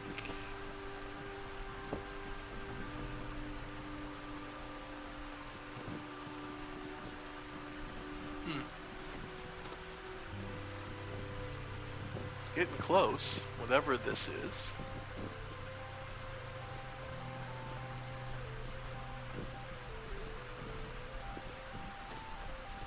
Alright. But yeah. So, stories of the lush valley of the goddess came to pass. And with frustration and anger at what could be or should be, the nobles of the kingdom wondered why why the prince hadn't taken a queen.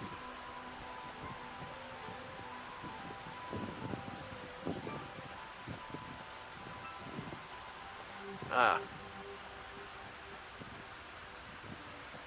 real quick. Make an oxygen filter. Yeah.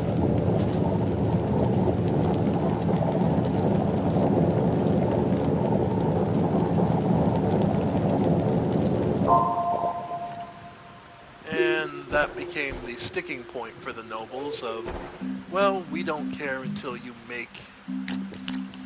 have a queen to call your own. Of course, this was just an excuse, but they felt it sufficient to hold the prince, the king, at bay.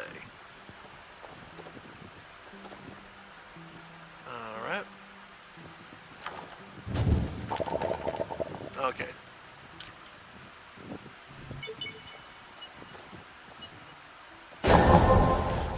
Nice. Man, that...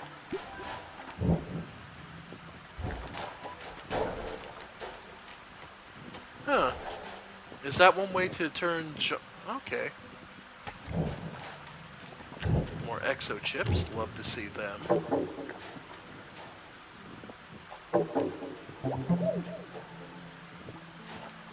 Alright.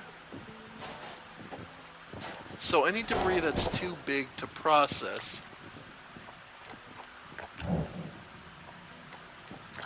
could theoretically just be blown to pieces.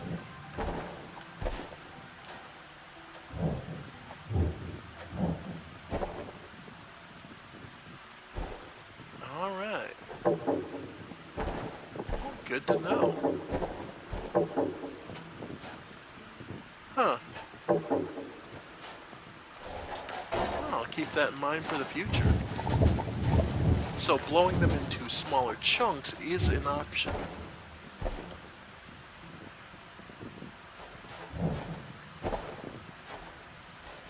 Alright.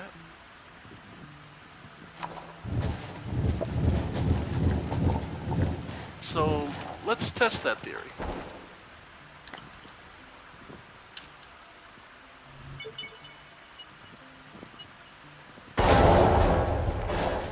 Alright. No, it's... Okay, there is a limit to it.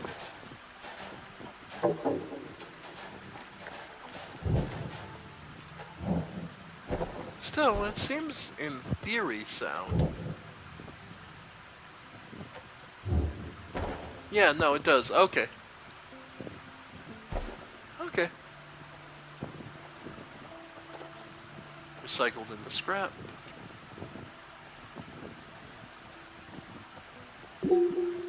Alright. So let's head back to home.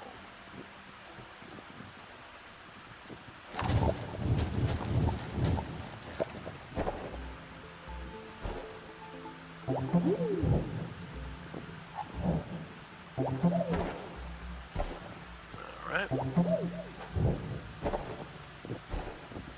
Yeah, no, not bad.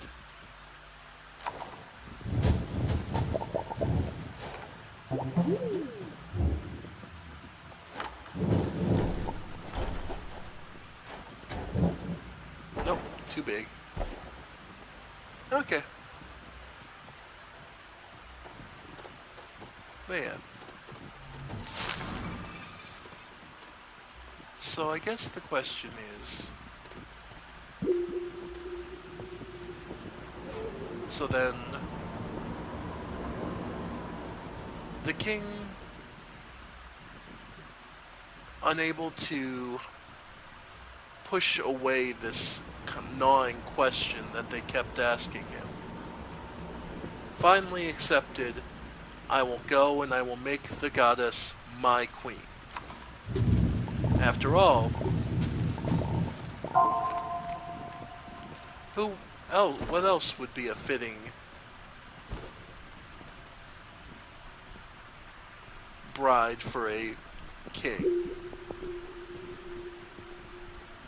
than an auspicious goddess who seemed to bring nothing but profit but well-being to her land. And such well-being naturally belonged to the kingdom. Naturally.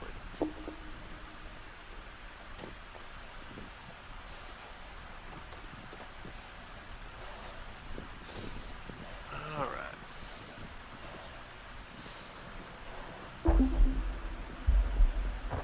Almost there. Alright. Close. But yeah.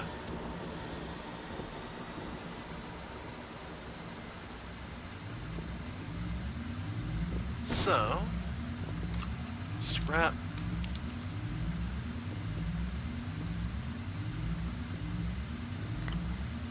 Debris.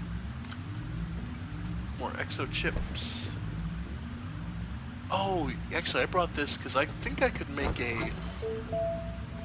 What was it? One of the large shredder. Exochip, iron, tungsten carbide. I needed that iron for the large shredder. Whoops. Oh well. Still. Oh, game stuttered there for a second. Alright. Well, what we can do... Make a note. Alright, so... 2 carbons, so... Alright.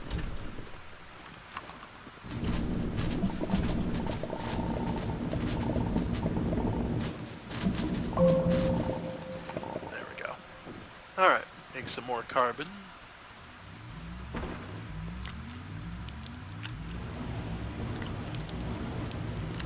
Alright.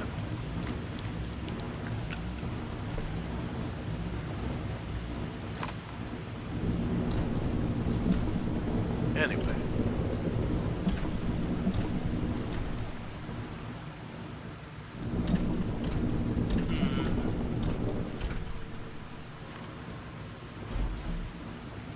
Okay. So hydrogen. And 2 carbon.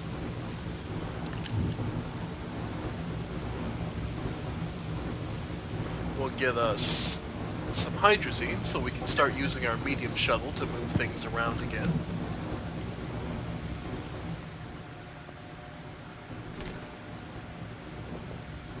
Oh wait, it's ammonium, not carbon. Okay. And let's see. Eh, go look around for it. Well, drop this stuff off first. Yeah. The chips. Yeah, throw the carbon back on. Hydrogen. And yeah.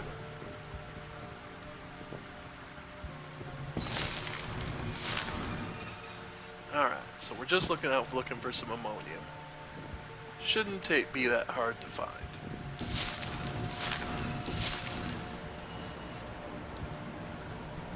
It's on every planet.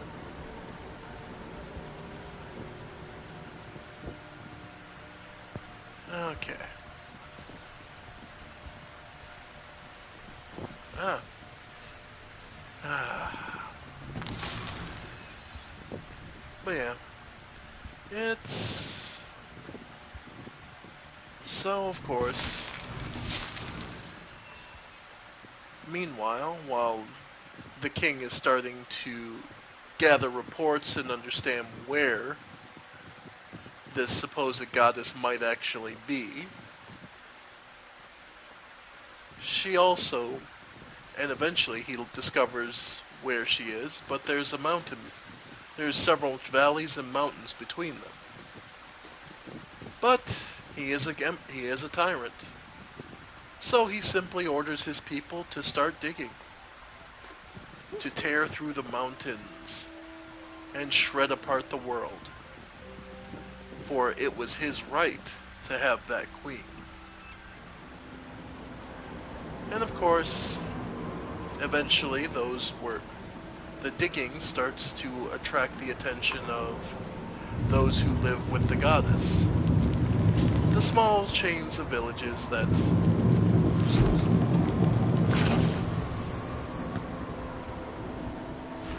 eventually notice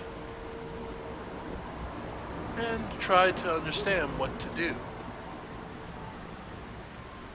asking the goddess for her protection, her blessing, for things she's never truly understood. She was just another person as far as she herself was concerned. But Still, for the people she cared for, she swore that she would do whatever was in her power. And thus, she dug herself to meet this king, hoping to come to an understanding and maybe someday, maybe there would still be something to be gained from it all. If nothing else, to ease the anxiety of everyone. Unfortunately, as life is often, things went south pretty much as quickly as they could.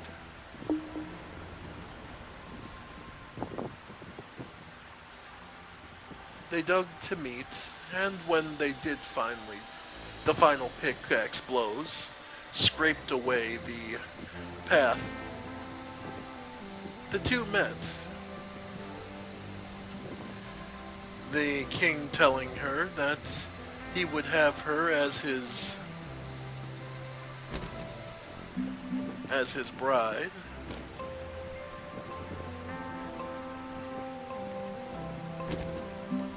for the sake of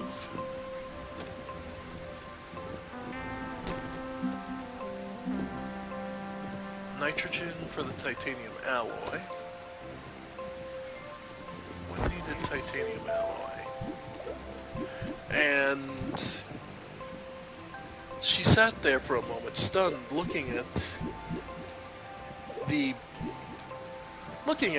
king, asking him what he would truly want. You couldn't eat. You can't eat pride. You can't, whatever things he thought she had. These were merely effects of things she did.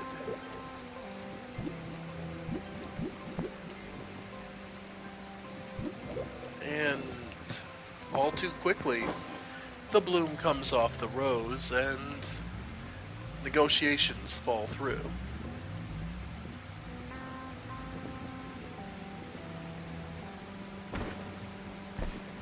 Alright.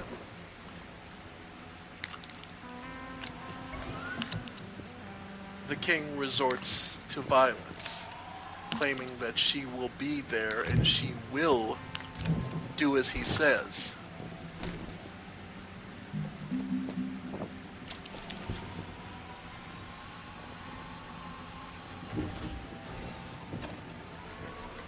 To which, of course,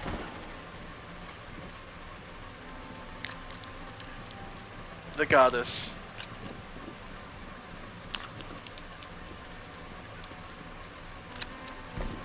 effectively commits to something she's been hesitant of.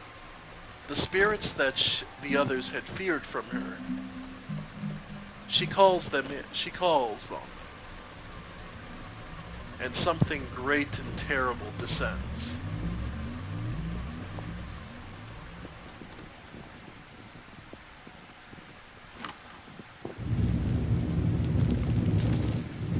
The cavern is suddenly filled with a great monstrosity, a beast,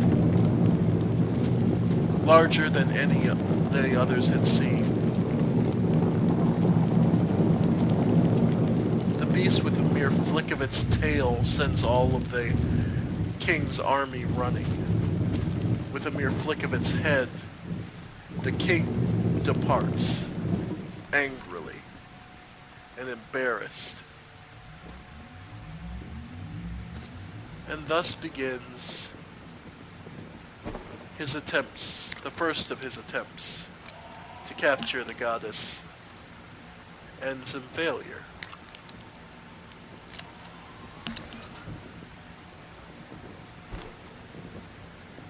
And stories of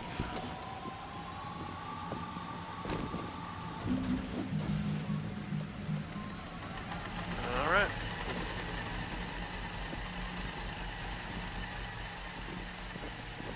So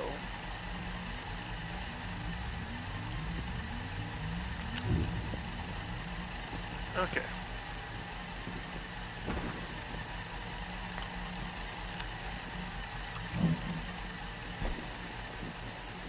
Alright.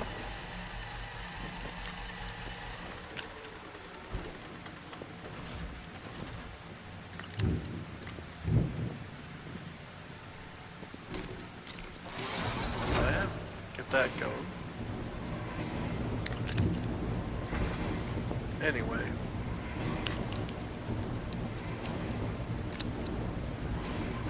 And with the embarrassment burning at him.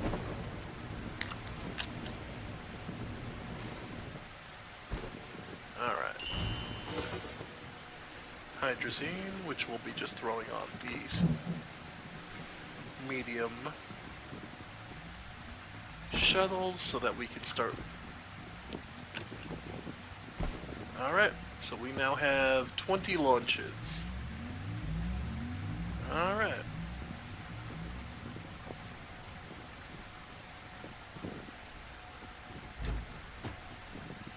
And we can get rid of that.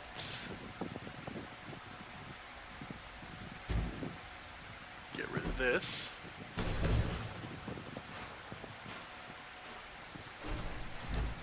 Put you back on the launch pad. Nope, nope, nope. Yeah, no.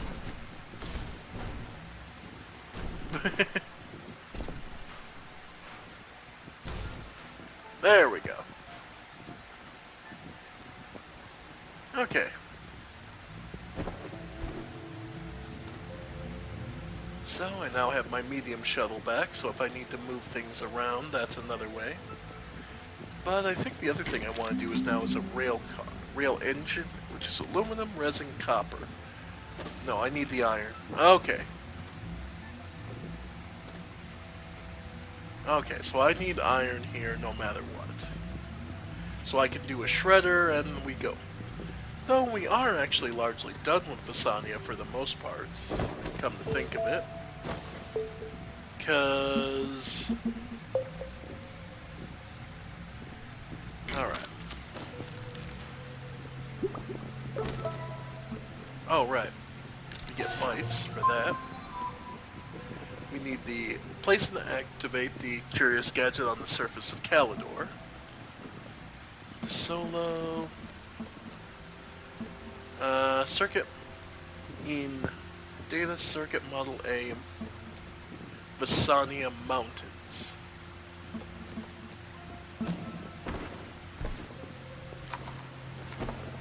Alright. Find Matt on Visania.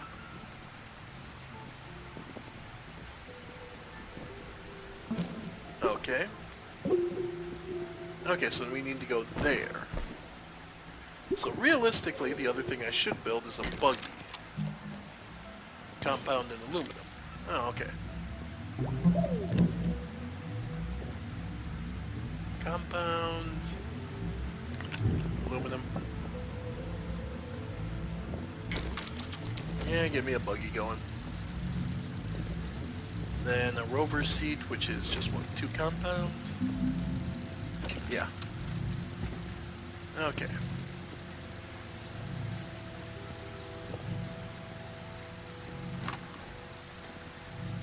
But yeah. So, with his other embarrassments and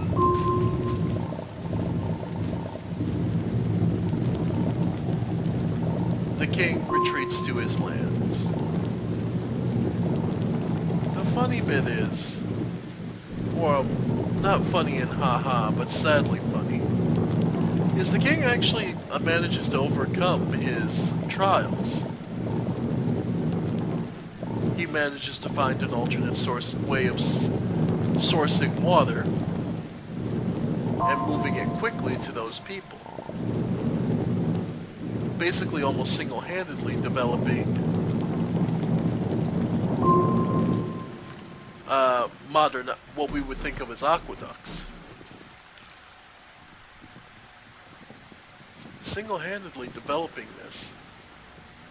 But it didn't matter. To the nobles, he had simply lost. All that mattered was that he had lost the queen. Their queen, they believed. It was his failure.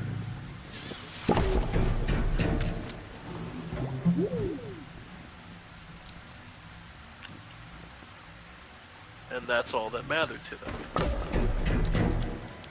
They complained about it time and time again, never once giving any credence to the fact that he had done so much else. Alright.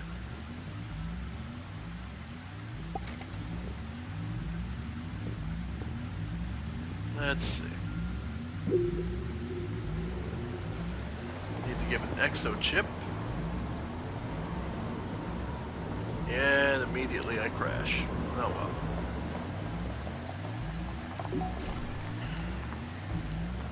But yeah.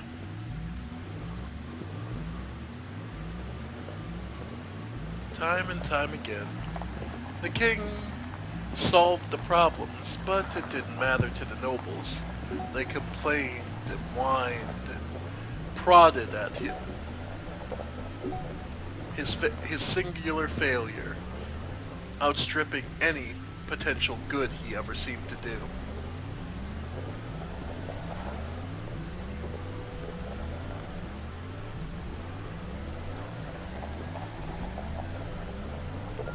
He had been born and raised for this, and many could argue he still did an amazing job.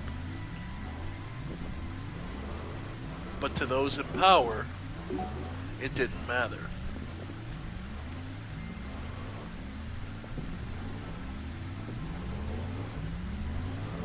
And try as he might, he would send other forces to try and defeat the big creature that the goddess had summoned.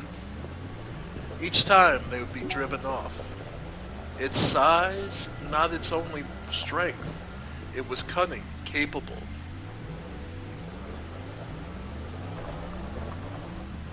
Ambushes were often ambushed. Attempts to hunt it or lead it into traps led only to the hunter's downfall. And all too often, it seemed capable of reason and will, and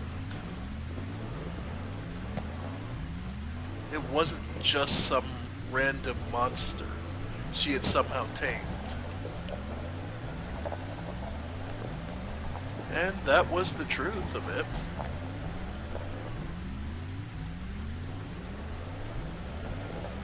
And the time the beast had won the goddess, she had studied under it, learned of war and tactics, of inflicting pain and sharpening plowshares into swords.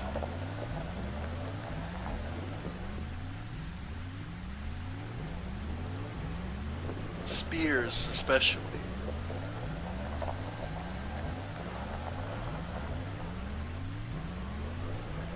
And all too often, those enemies would say that they were routed only by the beast, but the goddess had actually trained her people to hide amongst it. And the beast was hardly alone. In fact, it had spawned. The exact methodology was kept a secret. But it had spawned, and there were others.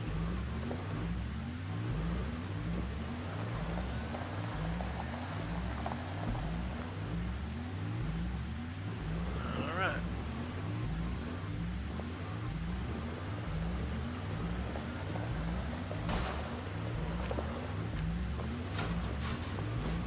Alright. Oof. Okay. Hang in there. And managed to get through. Nice. But yeah.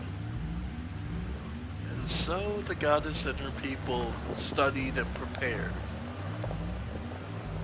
And eventually would find success. Managing to secure their local areas,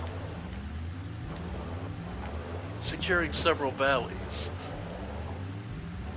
which allowed them access to greater foods than they'd ever known.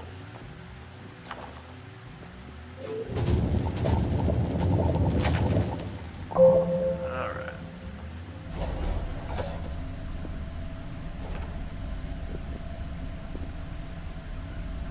Mission object.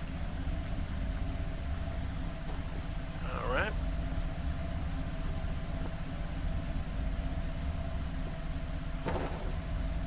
Alright, so bring a exos chip.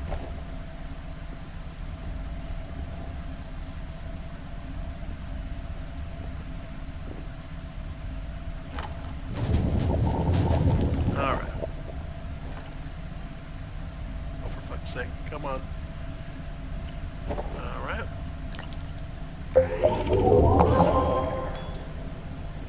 Bootstrapping. So what did that get me?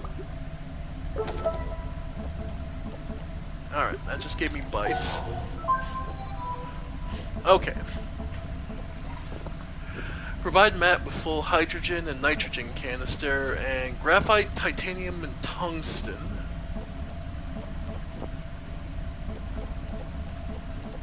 Okay. Okay. So this would be something I'd want to build. I can't really move it, so... Okay. But I would like to build a path to it.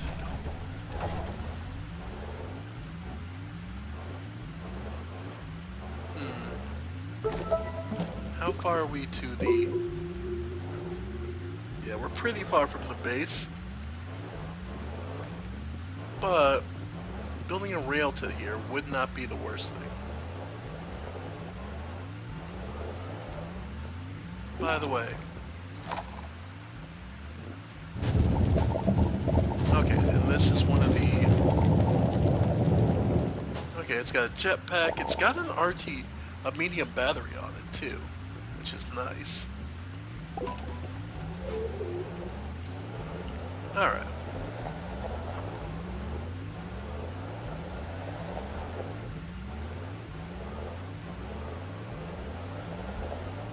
However, now where were we? Yeah.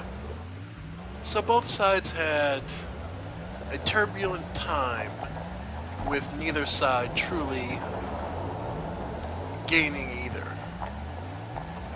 too much momentum against the other. But then came a figure cloaked in black to the king.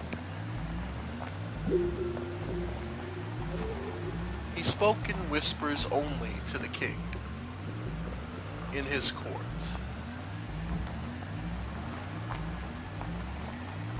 Offering him a simple promise. If I help you get rid of the beast, then you will make me your high priest, and you shall revere our God.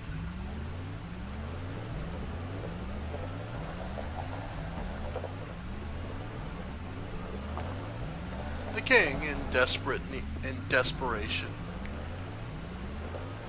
agreed with all of his heart. If they could finally silence the nobles, he would pay any price. After all, for the needs and role of a king, what is selling his soul for peace? So, the one in black got to work. And with those who shared his obsession,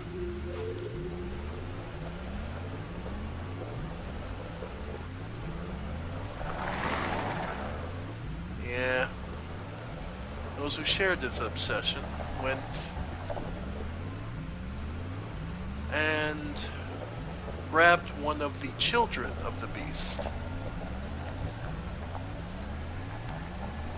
setting a trap that collapsed the entirety of a valley upon it, sending it to the floor of the valley and toppling rocks upon it. Though the beast did save its child, it died for that.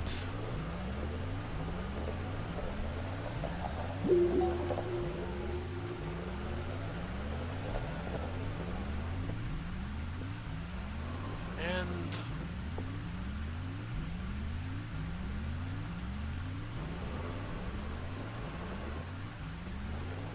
alright.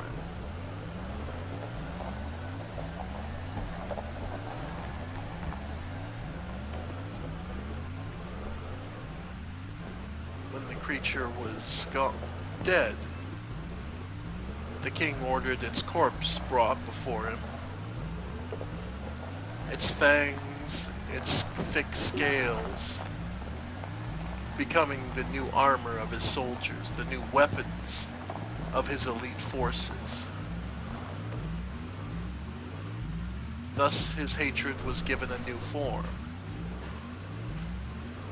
And soon he would not be seen without the black priest quietly by his side, whispering plans that only they shared.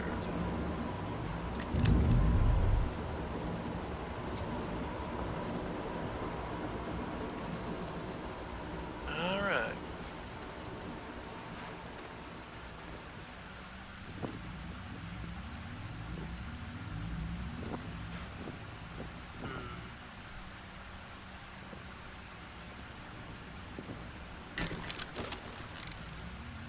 Alright.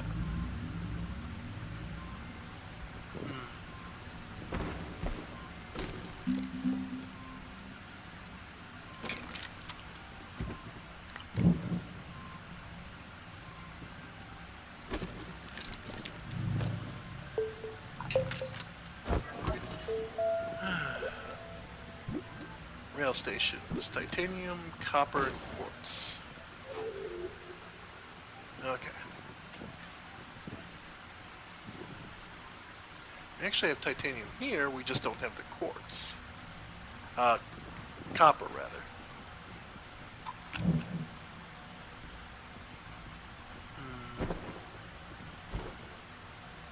Alright, let's grab some more resin and we'll build... Okay.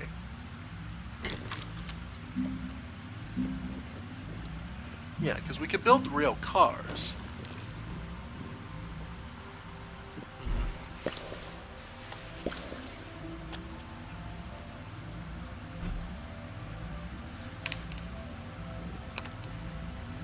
Alright.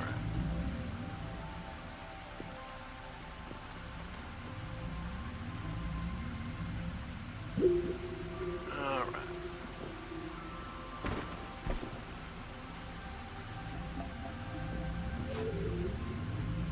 So a rail junction, I think, is what I want. Okay.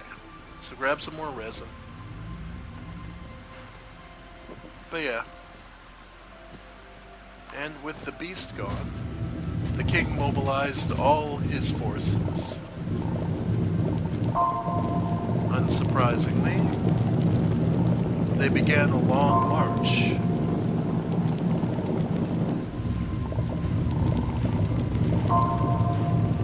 Though, they would find that the goddess was well prepared this time. Her and her those successes they found, emboldening them. But it wasn't enough. The advantage of numbers they could not overcome.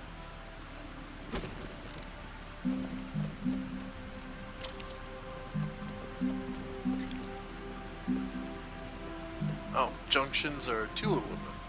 Okay.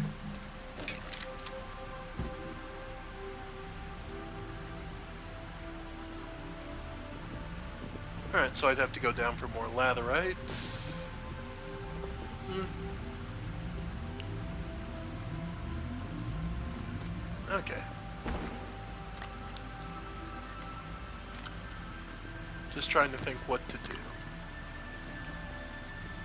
And eventually, for the sake of protecting those she loved, Lysara gave up, submitted herself, and was paraded in sparkling jewels as the captured goddess.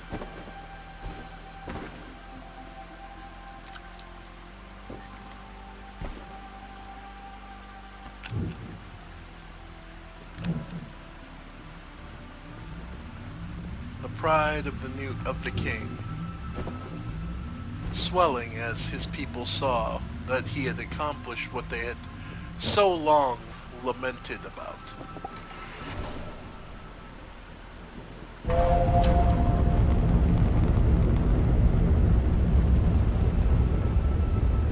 And thus began Lysara's long time of captivity.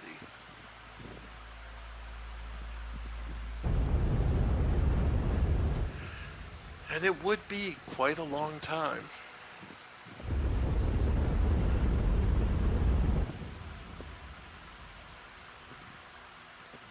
She would spend many years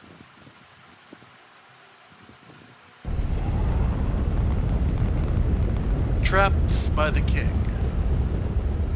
And eventually, as one might expect, they would even eventually have a child together.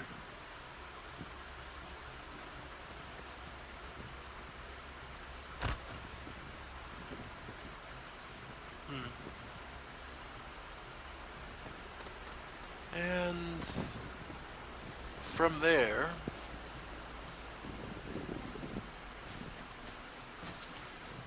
the, the nobles, the ones who had berated and belittled, who had done so little but had expected so much of the king, would betray him yet again.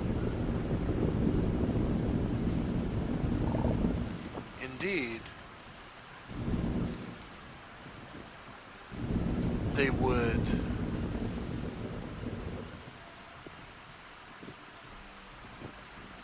effectively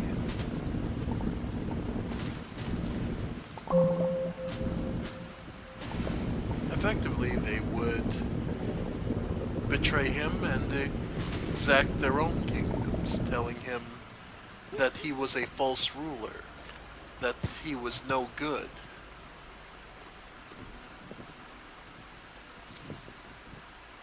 And so,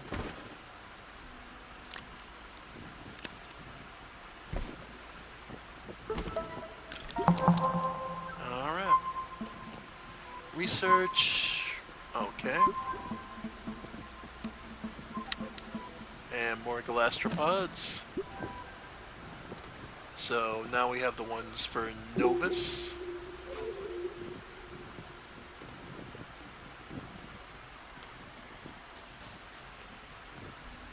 Alright.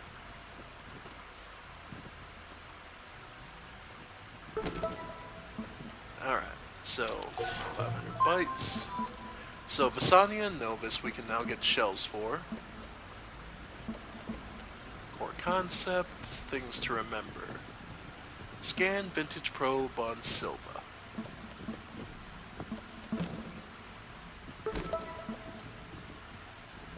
Hydrogen, nitrogen.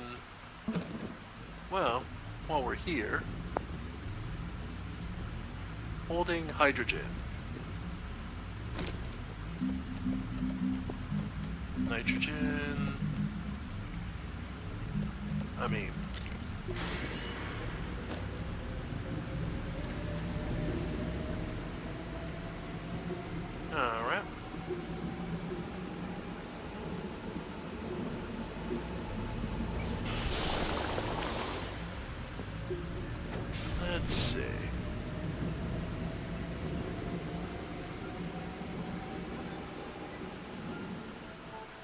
Well, one of the materials that's on this planet that we don't have a lot of is copper.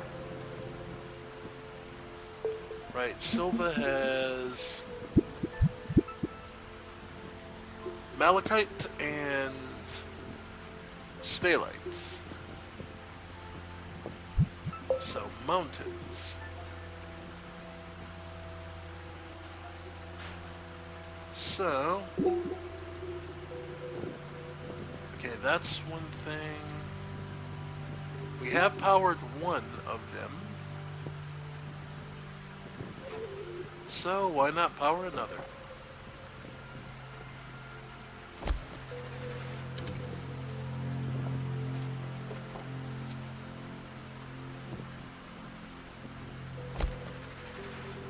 Alright. Yeah. Might as well bring the power here.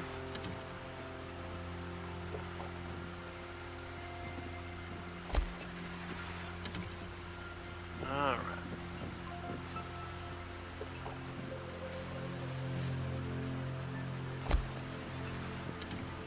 But yeah.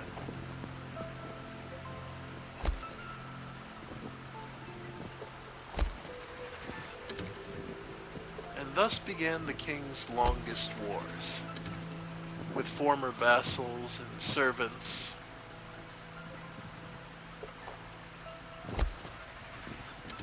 turning on their one-time friend and master.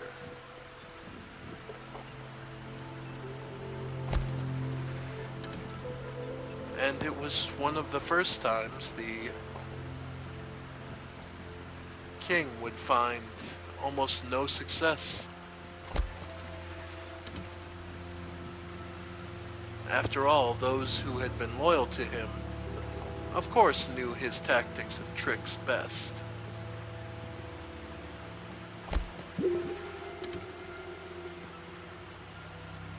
And so, try as he might,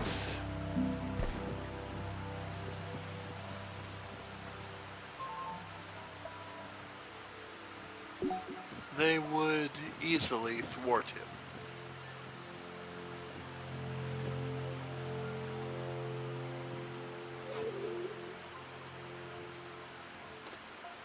Alright, well, we need more laterite, so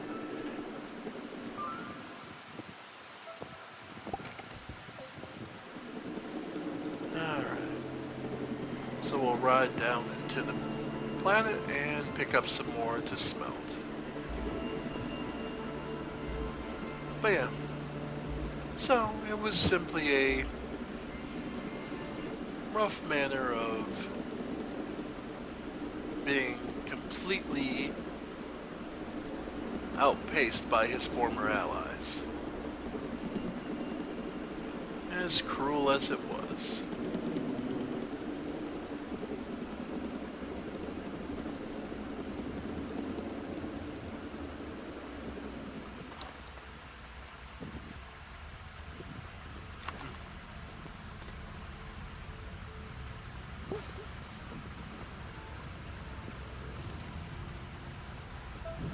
Alright.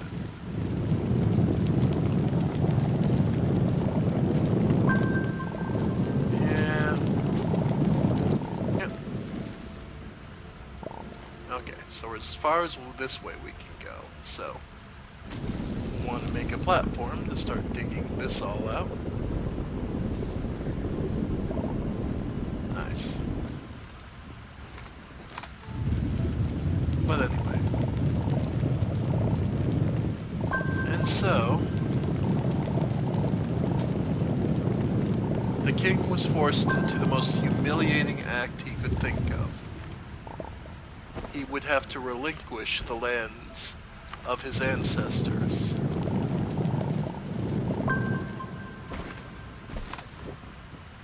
To swallow his pride. And to accept and recognize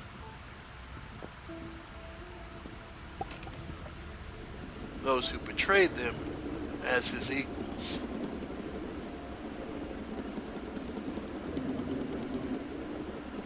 You could imagine the anger swelling up in him at the time. But, for the sake of those he ruled, he did so.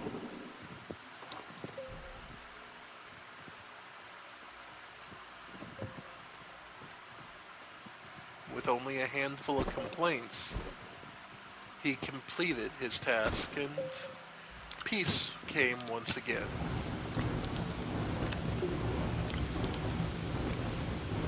Though, the emperor was changed from that, the king was changed from that day. He spent even more time with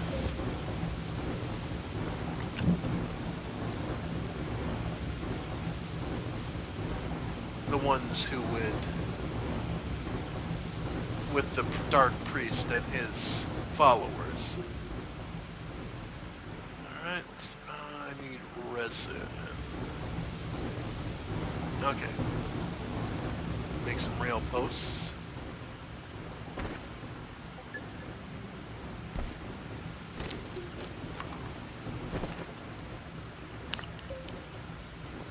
Oh.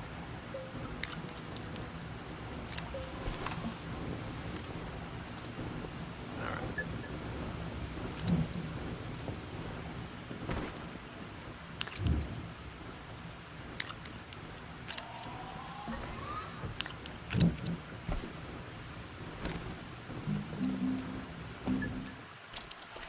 Then, as a sign of seeming magnanimity, the king would call all his former vassals together, saying he would recognize them and give them their due rewards.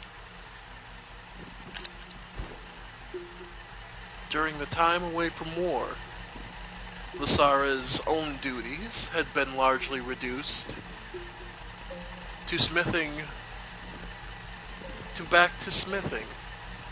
to only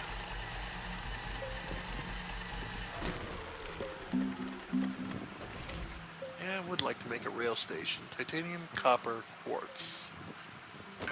Yeah, I don't have the titanium.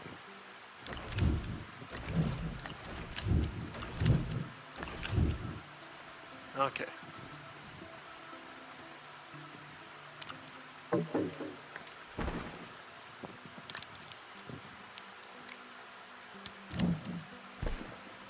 Alright. And the small printer, I believe, is over here. Yeah. Rail post bundles.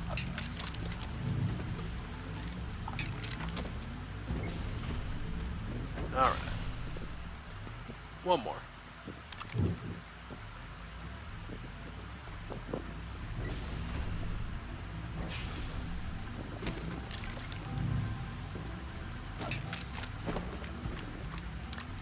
Yeah, we can leave that here.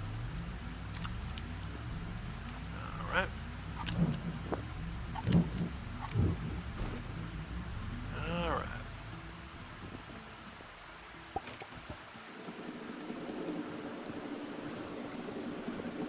And in his own way, the king was true to his word. All were gathered. They were even allowed to bring some of their soldiers in.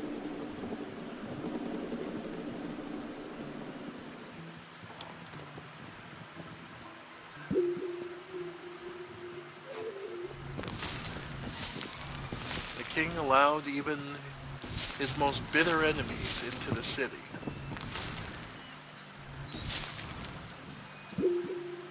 Those who had fought the hardest and taken the most from him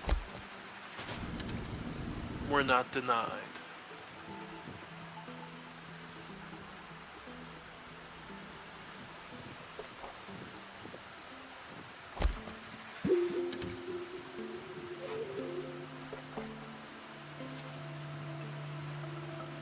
And it is only when everyone is gathered, even Lysara and the daughter are gathered together, that the king announces that he will be killing and taking every one of them and taking back what they stole. When the naturally unsurprised people ask how he plans to do that with their soldiers, he responds calmly, with a smile. Well, simple. They've already drunk all the poison. When asked about it, they said he simply poisoned every person in his city, filling the city's cisterns with poisons. He'd simply kill them all. The traitors and those who allowed the traitors to take so much from him.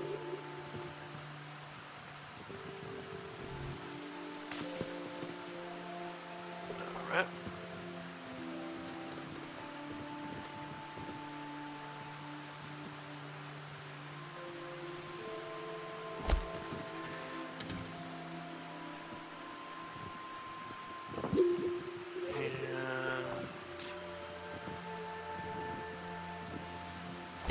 Thus began a bloody slaughter. The priests in black began to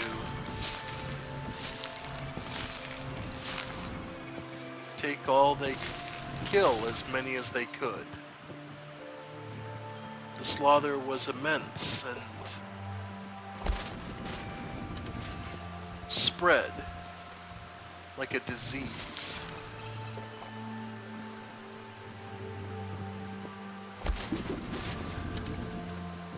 Alright.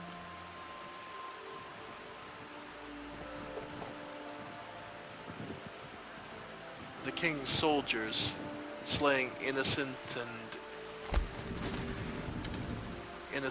criminal alike. Yep. And it was only... And amid all this, Lasara departed, leaving her mad husband.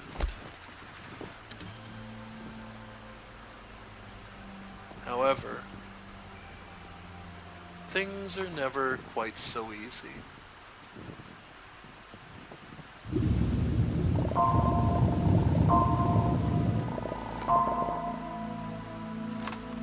Unfortunately, escaping with their daughter amid the massacres proved to be insufficient.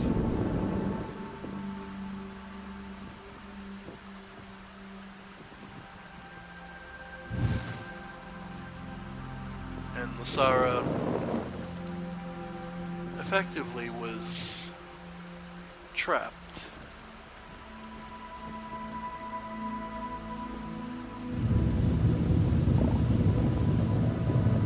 And unfortunately, due to a trap set by the soldiers, Lasara would be alone when she would reach her homeland. She hadn't been home for years. But as she managed to crest over the ridge, her daughter's ashes still sticking to her fingers, she saw that her mad husband had been truly cruel. And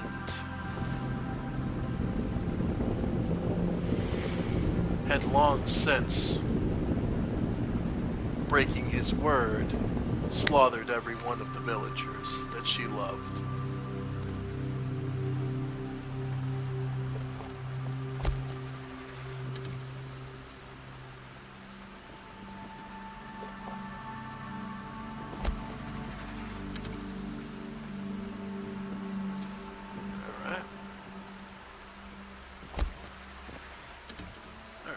That should be close enough.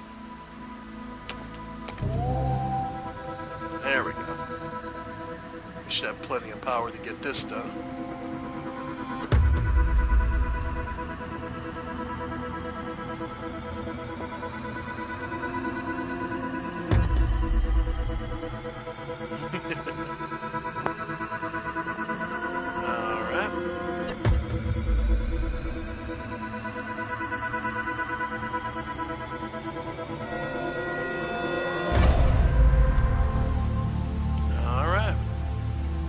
the odd stone.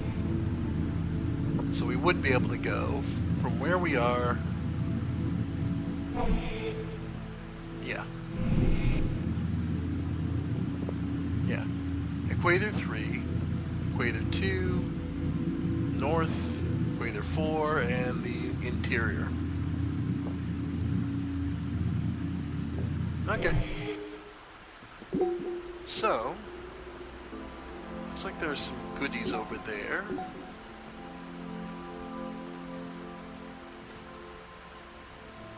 Let's see what they are.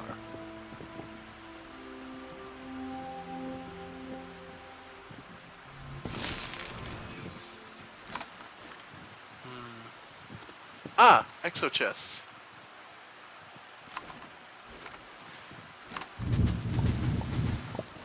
I can't make explosives on this planet, but it's nice to know. But we could haul them back home. Still.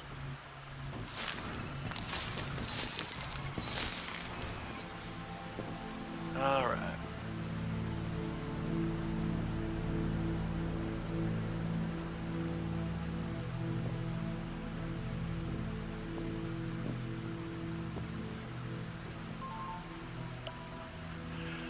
Anyway, back to the story.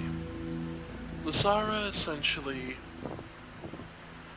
saw that everyone she loved had long been killed, and the last remnant was that young man, now old, that she had spared, the one who had reported to the Empire, the Kingdom, whatever you want to call it.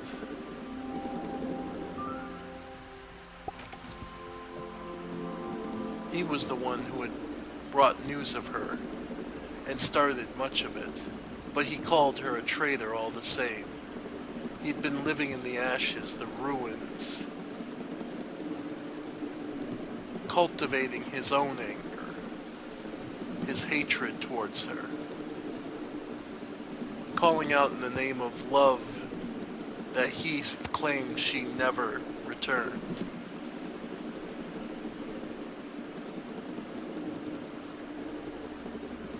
To protect herself, she ended the man. Though, it's not hard to imagine others would not see it as such. Still, end of the day, Lasara did return to her home, and then proceeded down to the lake where she would have been considered so special for. That place that had perhaps sealed her own fate.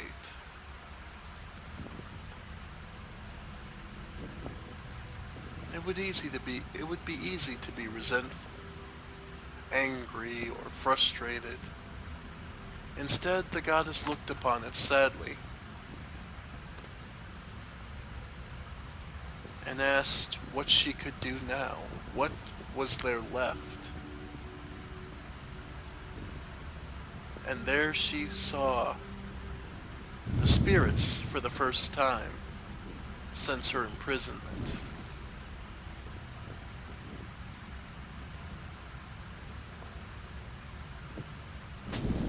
She asked them, demanded, angry, where were you all this time?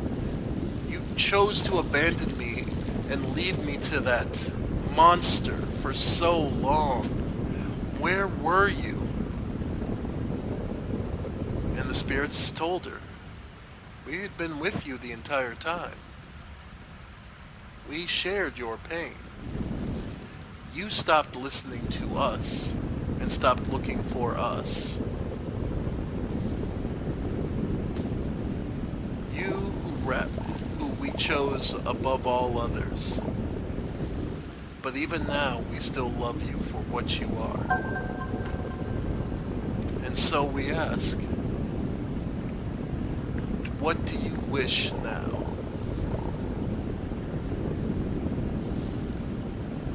And Lasara thought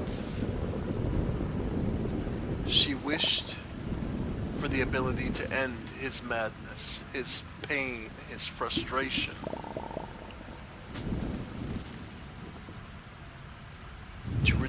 To remove him from harming any others, like he had their daughter, like he had hurt so many others.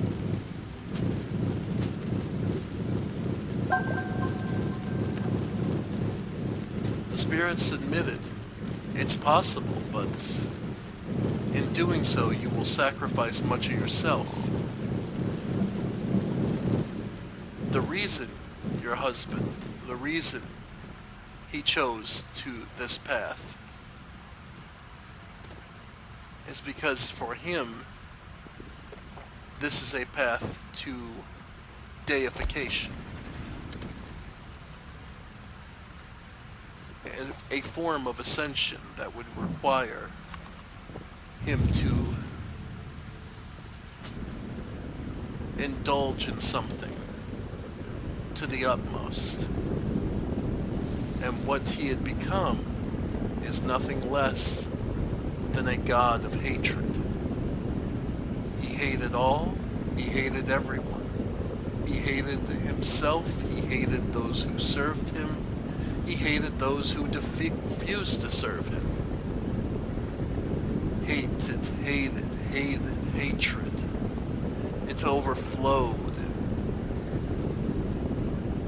The cold anger, a soothing fury. All of it was his to lord over.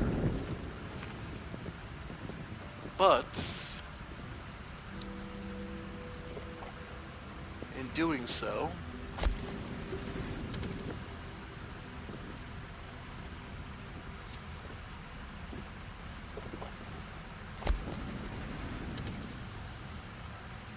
alright.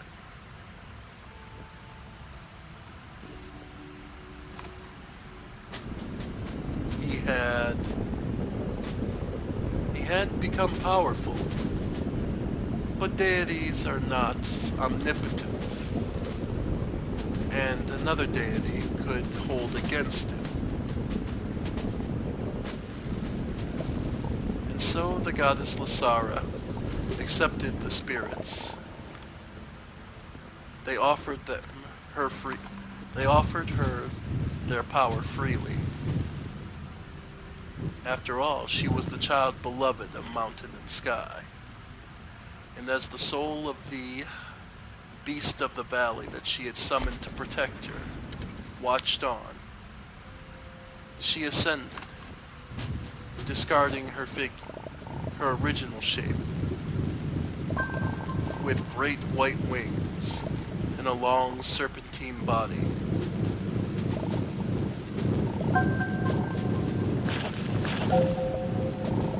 The goddess Lasara was born, and with naught but a single encounter, she banished the god of hatred from their world, and threw him well beyond,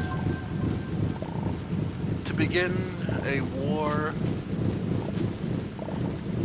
that would see much pain and suffering.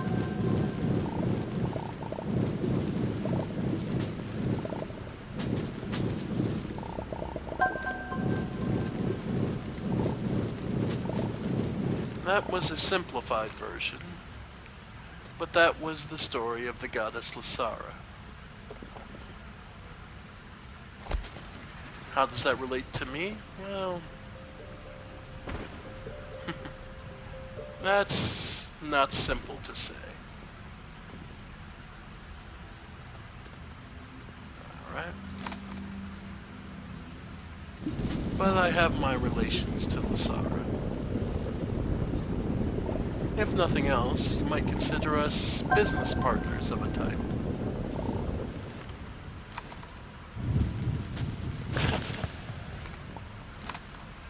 Though some would consider that kind of statement blasphemy.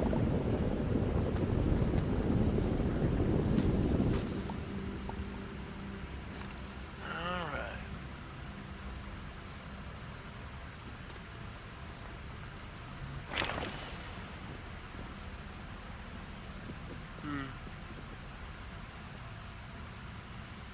Alright. Let's keep heading down. Let's call the trade.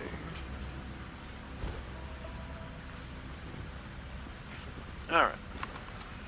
So I figure this is as good as any to start our mine down. Okay. We'll throw some latherite on the car.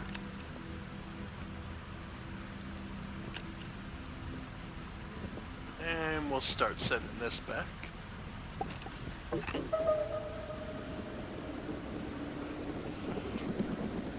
But yeah. The goddess Lasara, huh?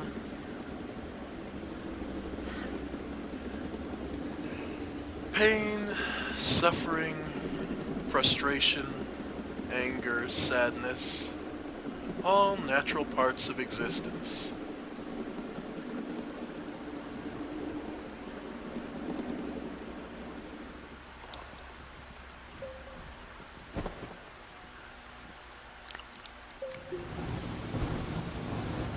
Alright. Alright. I'm gonna just get some more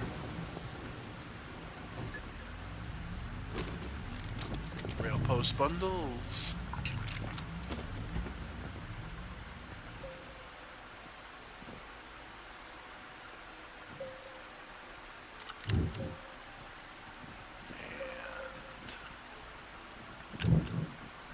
Okay.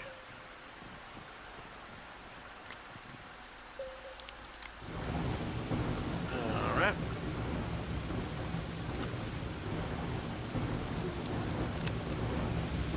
And then let's look at cars.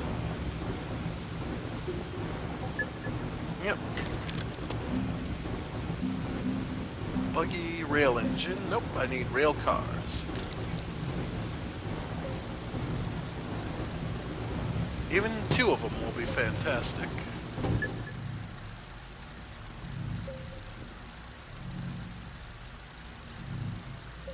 Alright. Because that'll allow us to carry more materials back and forth. Alright.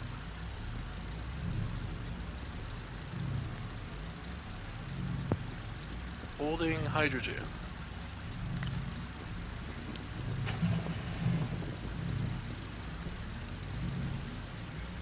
Okay.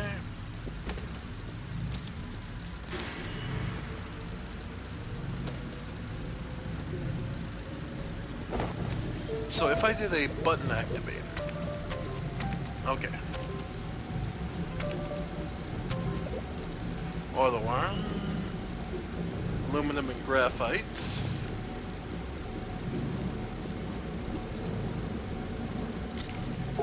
Okay.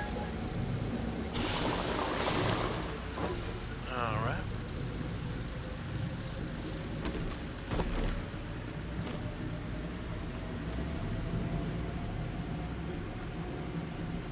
And another.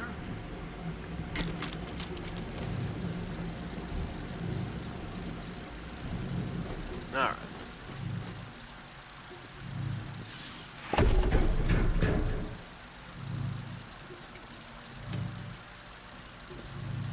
Sweet.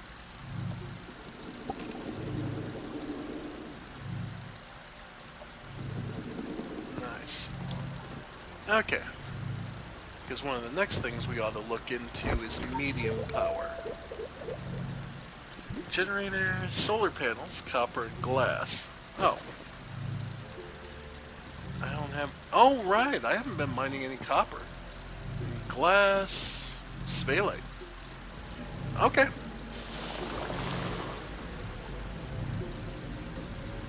Or... aluminum and ceramic for medium wind. Okay. Now I got that. Aluminum and... Okay.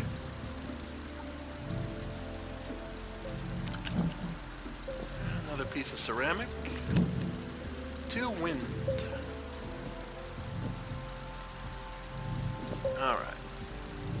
So that should help.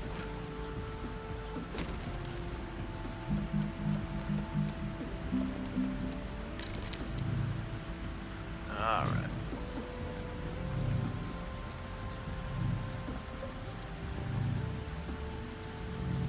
Wind.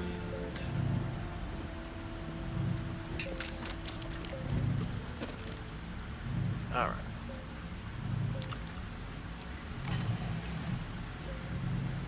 Alright.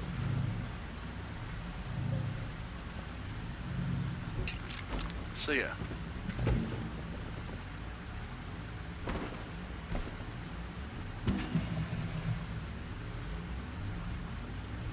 Okay, so then paver, fault finder, generator, boost, drill. Alright. Button repeater. I would need zinc. Okay. So I would need some zinc and a button repeater.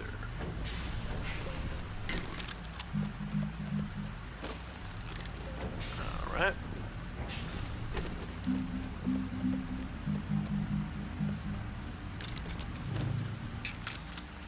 Okay.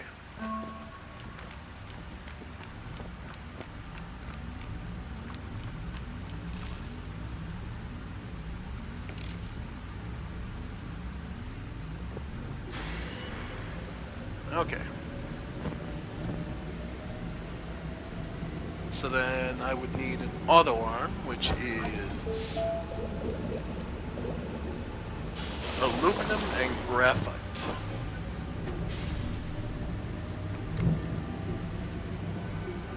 Alright, graphite. Is that processed? No, that's raw. Okay.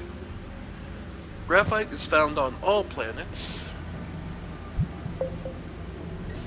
which means I should be able to just soil it.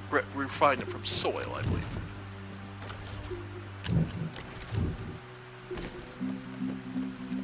Yep, okay. So then...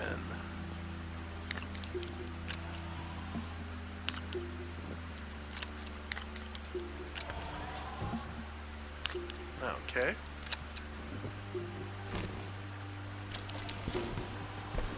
Alright.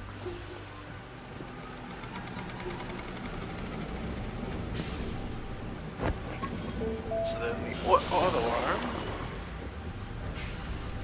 So then what I would want to do is replace this.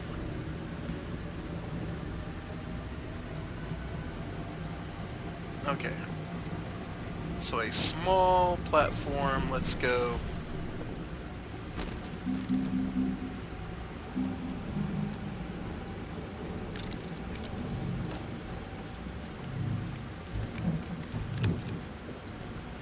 Okay. And I should have another... Yeah, loose resin. Nope. Didn't mean to move it. Just trying to grab the resin. Alright. So we can add this car.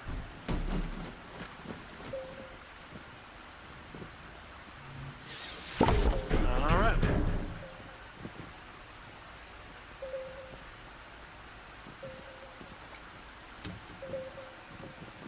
Alright. Make a large platform B with the extra tags. Alright.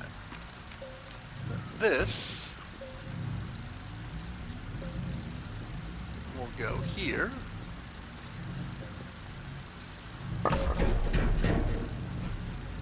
Okay. Then the graphite and the graphite and the aluminum to make an auto arm.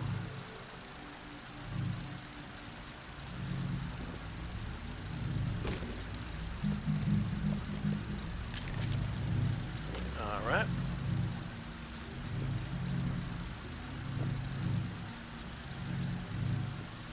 So,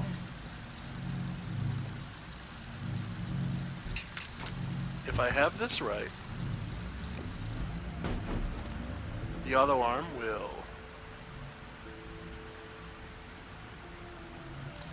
move things.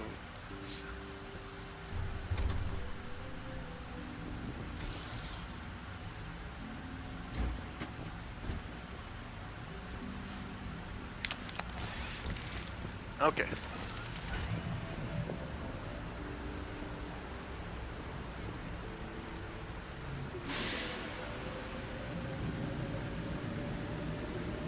When activated, also activates any targeted items.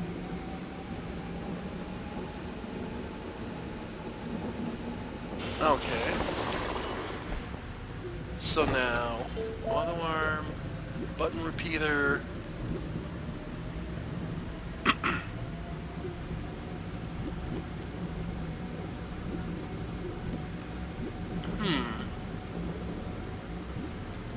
Activated. So this is if you want multiple, but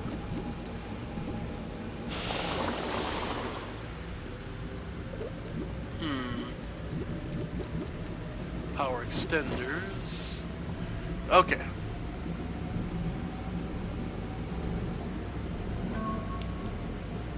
Okay.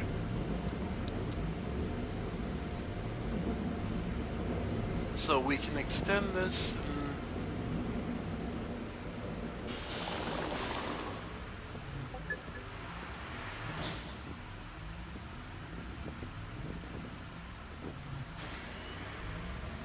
Okay. Continuing to process and fill up. Okay. Okay, well, either way. So we have a B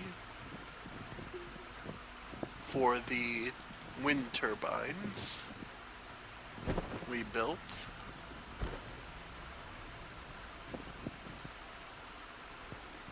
Alright, so we'll put that out here.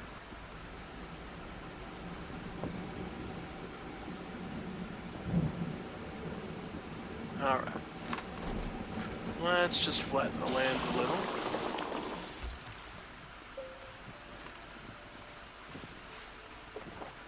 Okay. Nope. Okay.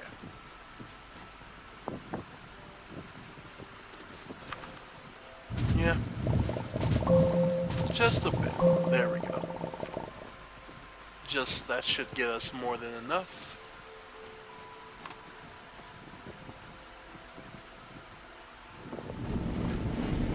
Alright. Nice. Okay.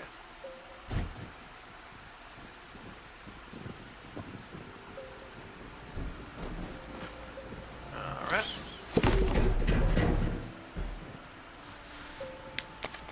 There. And then we can throw these wind turbines on here.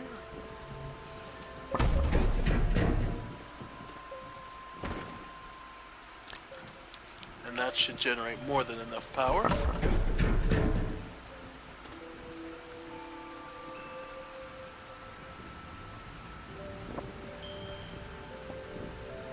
Oh, okay. See, I thought this would keep pressing the button.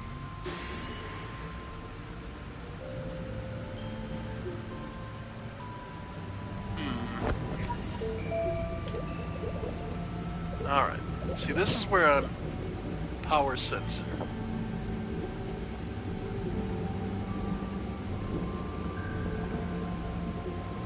Okay, so maybe I needed storage sensor. Okay, so zinc and quartz. If I had quartz. Okay, well, I have enough to make it, so. Do I have any zinc left? Yeah.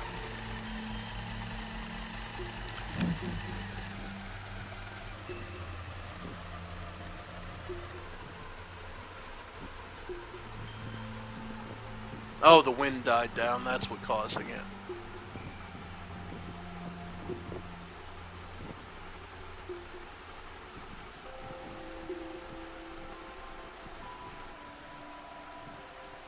Okay.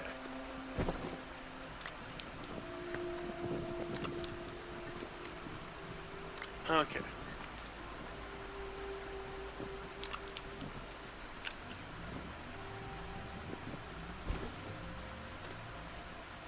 Alright, almost there.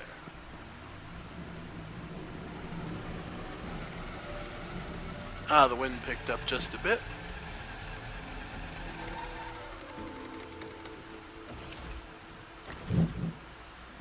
Sinking quartz, and so then I need...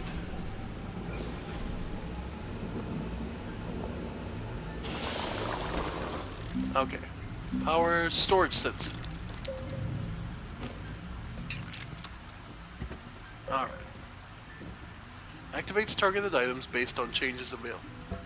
Okay, so I want to activate this.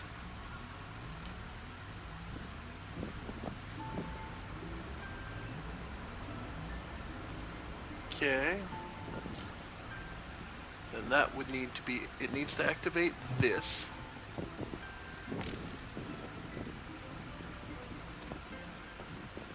Cycle modes. Full or empty.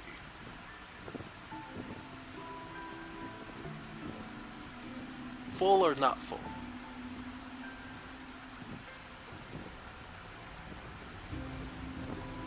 So if it's full, if it's not full,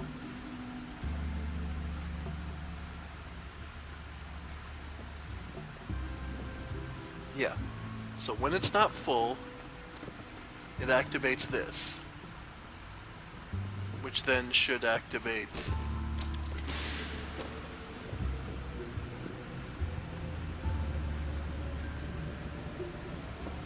Okay.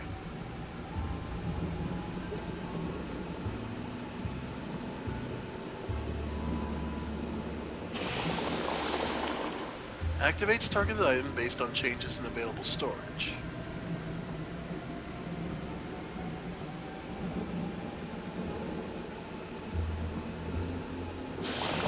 Okay. So just to be clear, then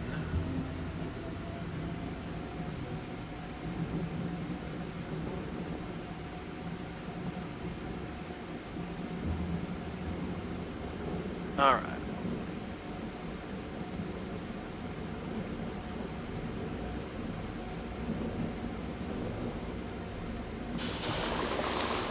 Okay. I just want to make sure this is right. By the way, just take that, pop that on our back.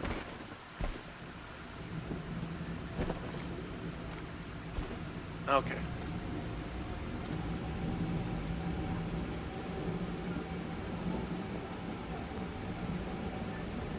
So that I can confirm that this is what you need to do. So once if it's not full, yeah.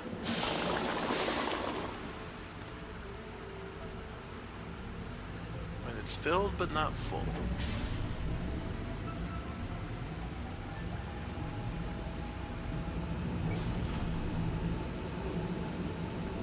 Alright.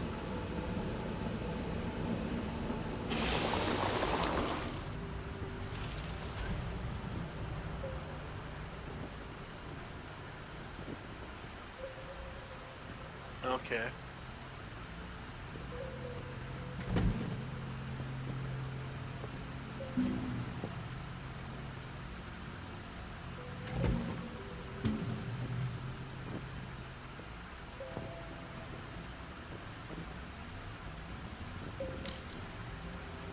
Okay.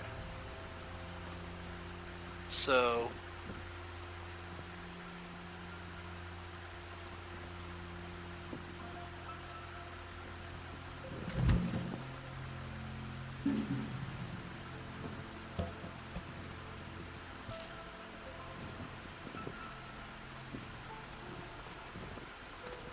okay. So it's supposed to activate this, whenever this fills or empties. No.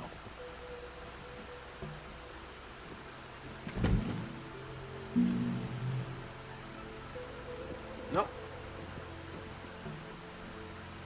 Empty or not empty?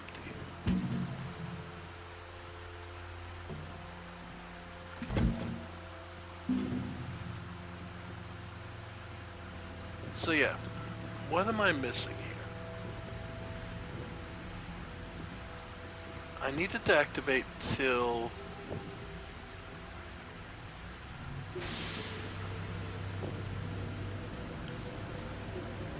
Yeah.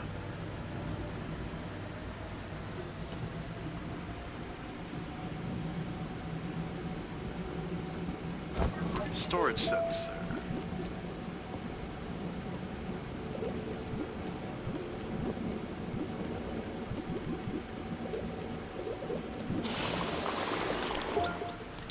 Okay. Well, we got that unlocked. Medium platform. Tall platform, T platforms. Then the attachments for the front of the buggy. Okay. Oh well. I'm not too worried about it. Either way, let's start digging down deeper.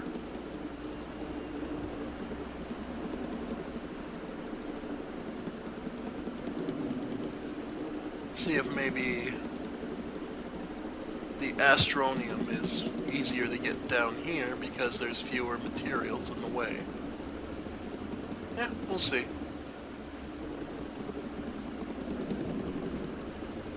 But yeah.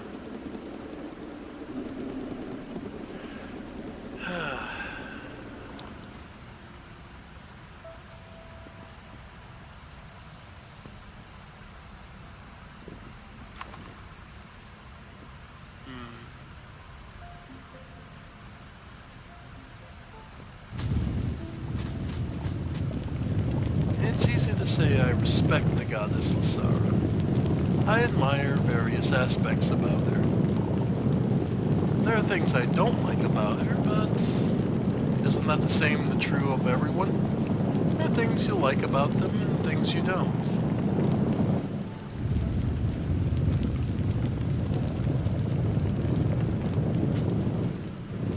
Then again, some people feel that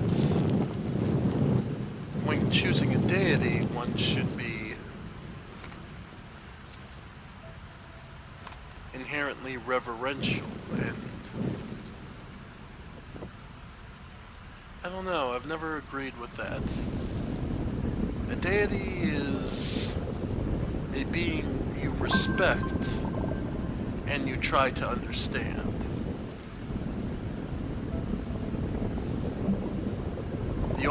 Then again, the only thing truly sacred in my mind is the trust of those who are in power and those who they trust, who empower those people. That both sides should be working towards the betterment of all. A simple concept, yes, but seemingly inherently almost impossible to uphold.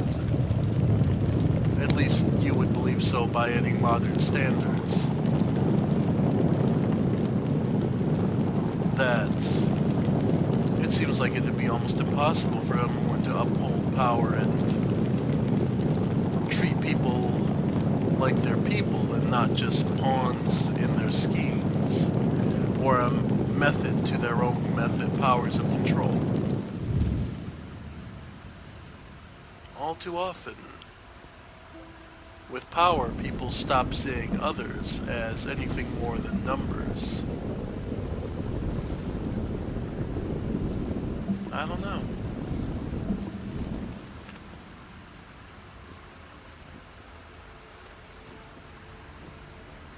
I mean, I've been powerless my whole life, so What would I know about what power corrupting absolutely feels like?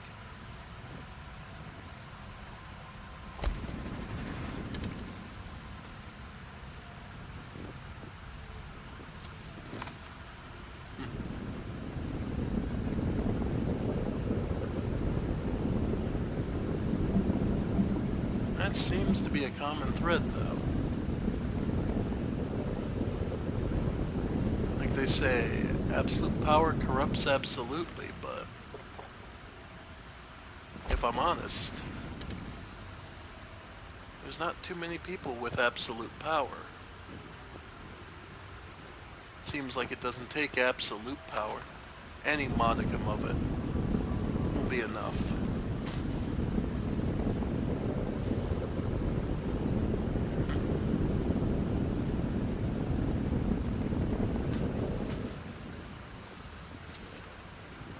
I, an example would be the guy I work for at at the store I work at. If I'm honest, he very much strikes me as the kind of person who would do whatever it takes for his personal survival. I would call him, how to describe it? Well,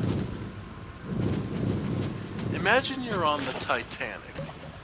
All those who are, all those forlorn souls, scared, afraid, anxious, all just looking to survive. Something that they were told could never happen.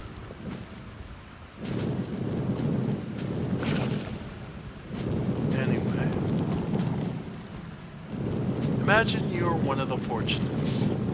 You manage to get on board one of the life vessels. And you get on one of the first seats. You're sitting there, and you hear some ruckus from the back as someone else is loading up. You see a man, grown, kicking a child out of his seat before placing his own and his wife. You don't say anything because you understand everyone wants to survive this. But doesn't it kind of rub you the wrong way to see a grown man kick a child? That's the kind of sensation I've always gotten from him. That he would be that guy, and without hesitation would do whatever it took. And I don't know. There's just something off-putting about all that to me. Then again, I'm the sort... I don't know. In that situation, you can never really know yourself till you're in those kind of situations. But I know for me, well,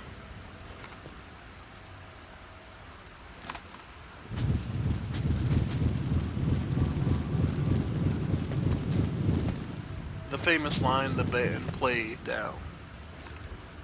There's not much to say. I don't think I'd be much for surviving that kind of thing.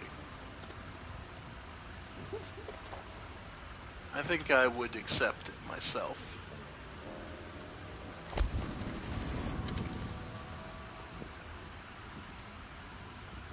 But I also don't have much of an incentive or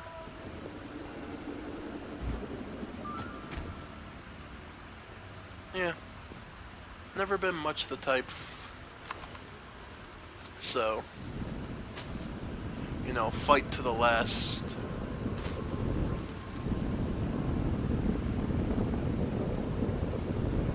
I probably would have been the type to give up my seat on a life raft.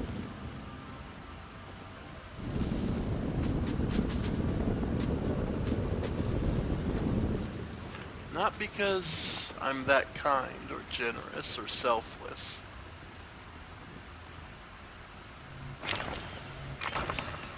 But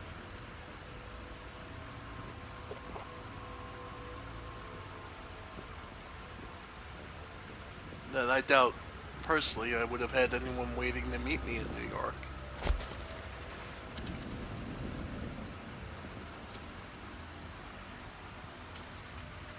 But, well, such is the way of things. Alright, looks like that's another path down, so we'll take that.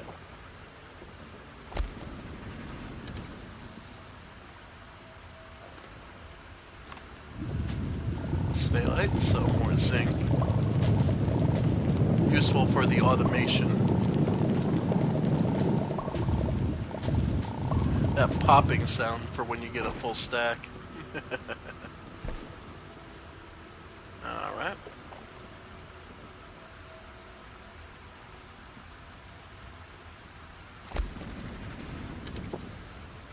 Alright.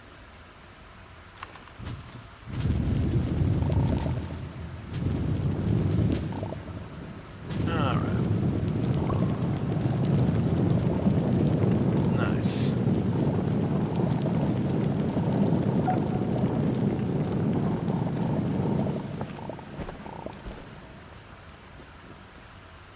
Okay.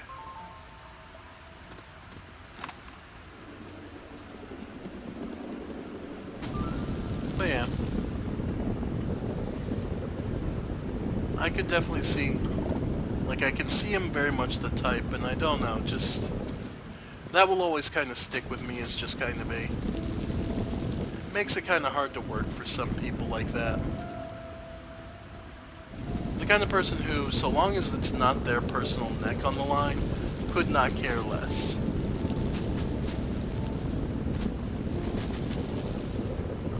But if it's like one of the upper managers are there, and the second there's any kind of potential fallback for, fallout for him to have to address, oh, you better believe he's got everyone jumping and running around.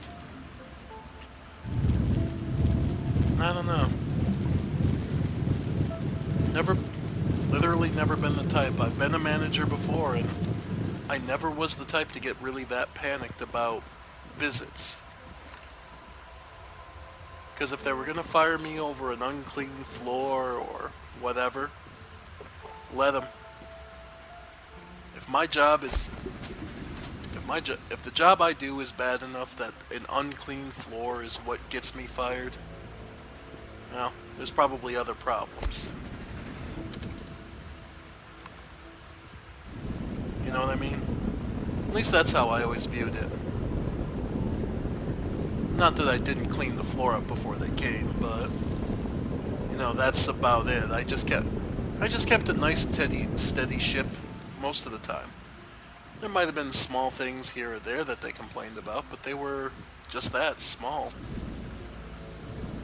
We'd run a relatively tight ship with just very basic stuff. We'd do the job we were supposed to, and not have to worry about making special arrangements because we just kept things going well the rest of the time. So I don't know. Just seemed the smarter way to do things was a little bit over time, not have to panic and do things all at once. But again, that's just the way I did it. Alright. I can see more materials there. So it might be worth throwing. It would be worth throwing a station here, honestly, but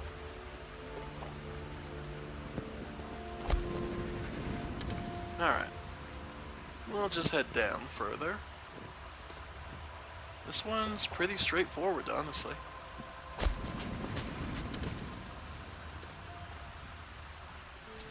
Yeah, this one's pretty good.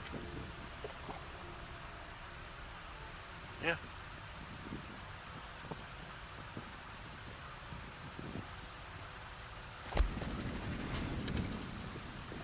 Then from here, we just keep digging down. But yeah. But then again, I was also the type, as a manager, I'd be the first one to sweep, mop, and do other, tidy up chores. Yeah, I had conference calls and whatnot, but basically we'd leave one manager on that, and then the other manager would be working on everything else. You take notes, and we catch up with it later. I don't know. We didn't... But then again, I also worked for an auto parts store, so maybe that's a completely different beast. I don't know. I don't know. I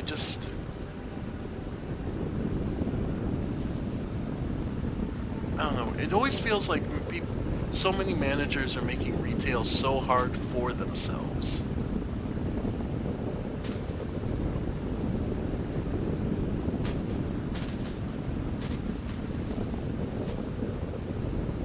Well, between that and the absolute ignorance of most upper management types nowadays. Not all of them, there are good ones, but there's clearly some upper management types who have had no clue what it takes to actually get a business to run. And couldn't turn a profit selling, lemonade.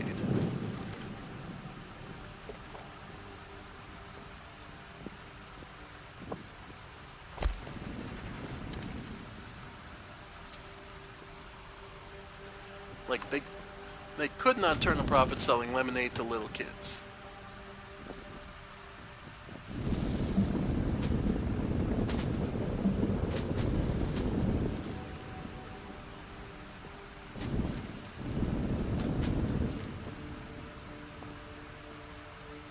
Alright, we're back to the mushroom depth.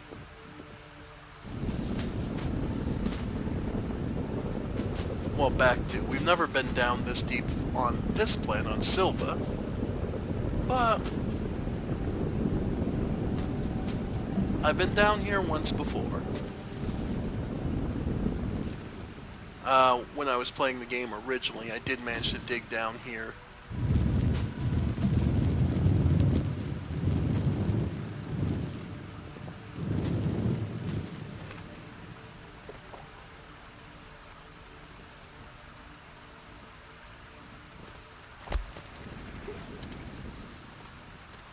Oh.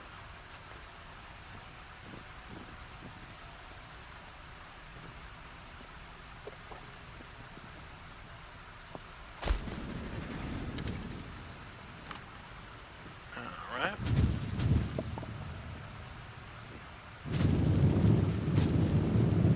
Alright. These mushrooms. Don't know if they have a particular... I don't think they do anything particular. I think it's just decoration for this deep.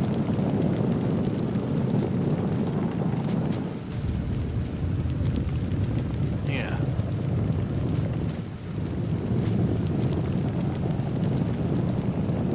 Alright.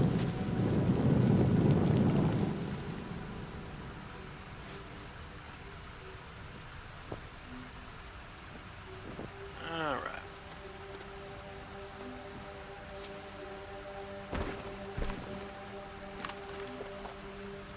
Alright.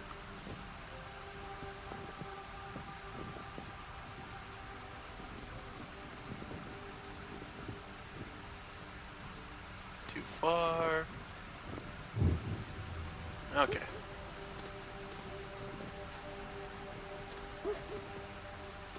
Alright.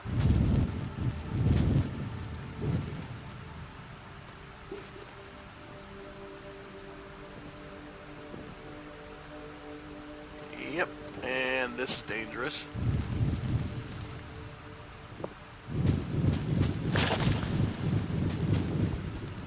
Okay.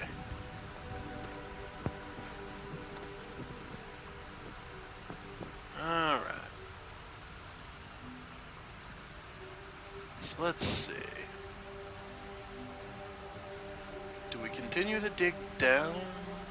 Yeah, I think we do. Ow. Okay. So... yeah, and we'll just continue to dig down.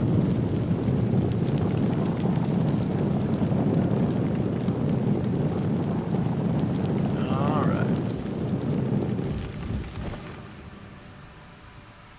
Oh, I haven't turned on... okay. There we go. I'm like, alright, we're starting to hit the harder rocks, so now I want to start digging.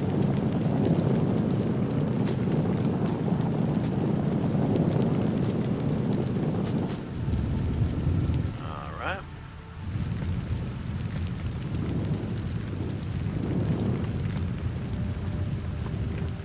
Alright.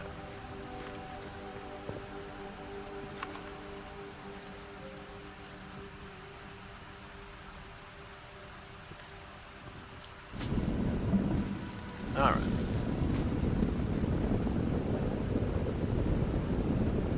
Alright.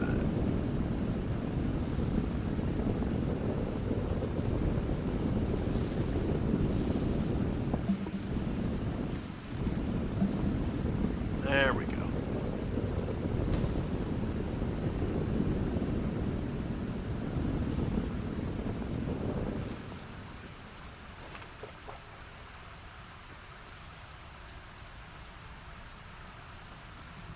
Yeah, come on. Alright. We'll just dig a little deeper.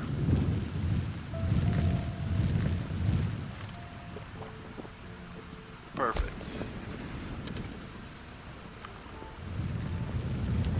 Alright. But we're getting to the heavier rock, which means we're getting to the mantle.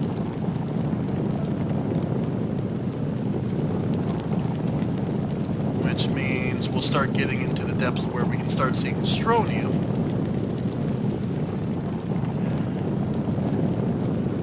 Which theoretically means once we can start hopping planets a bit and set up an Astroneer mine. Because you get one storage and the Astronium, and suddenly you got a whole heap. Alright. Alright.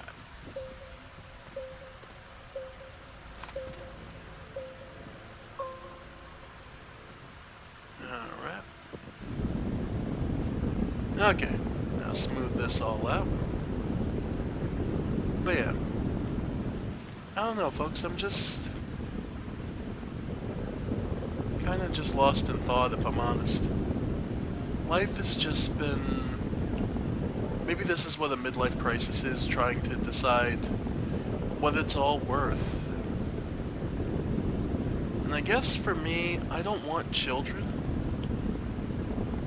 But what do I want to leave behind? These videos won't count for much. I'm sure there'll be a few people who will enjoy them, but that's about it. And besides, inevitably YouTube's going to be taken down, and a whole generation of culture is going to be lost. Oh, I know the day comes.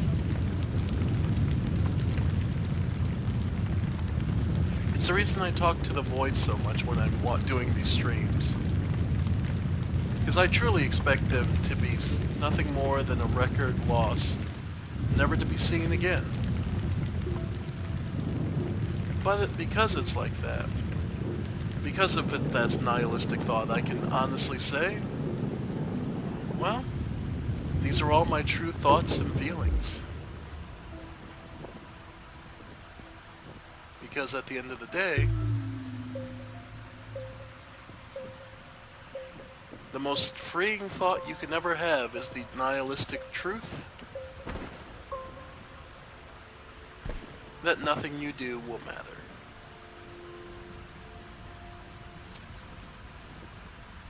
Because if nothing matters, well then, you're free to do as you please.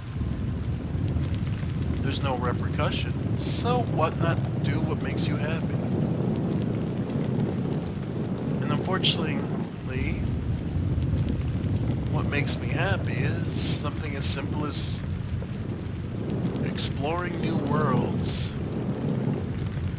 Something as tedious as mining out a hole.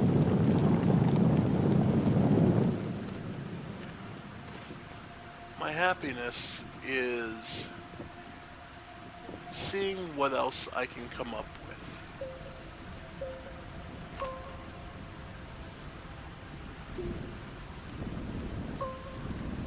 Yeah.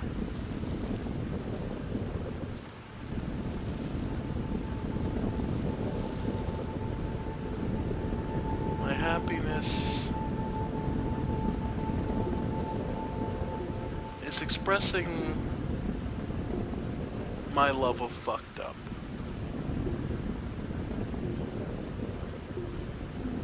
Because truly, truly,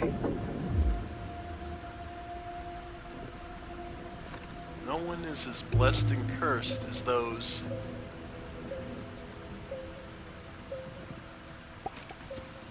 Alright, let's head back. Nothing is as blessed as cursed as those of us who simply wish to live.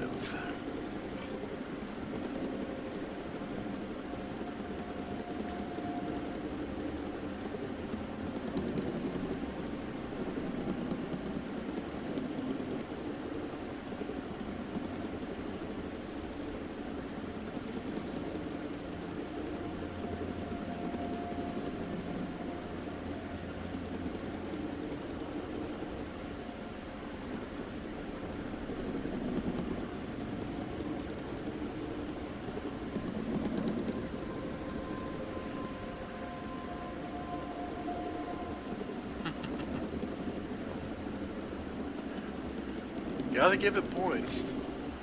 We've gotten a long way down.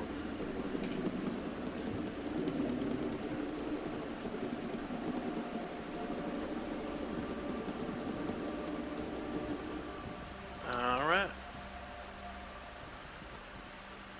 So, latherite first. Then some more zinc.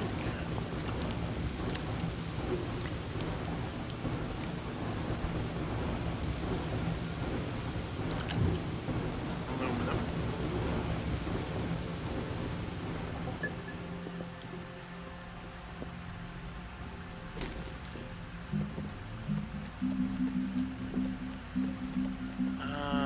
Rail post.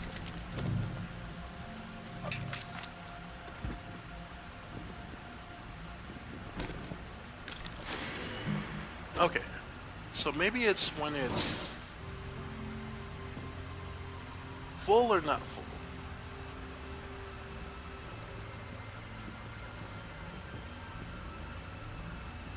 Hmm?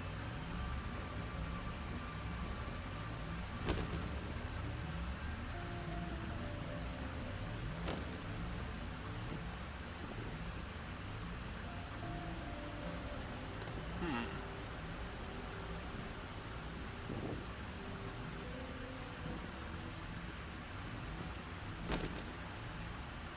Oh.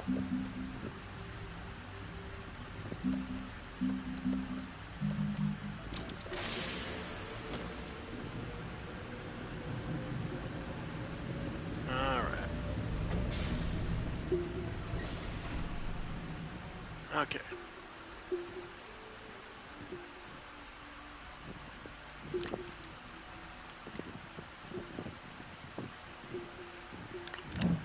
Aluminum. And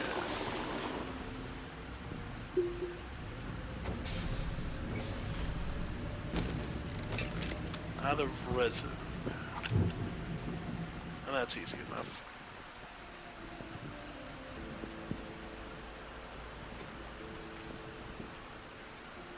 Alright.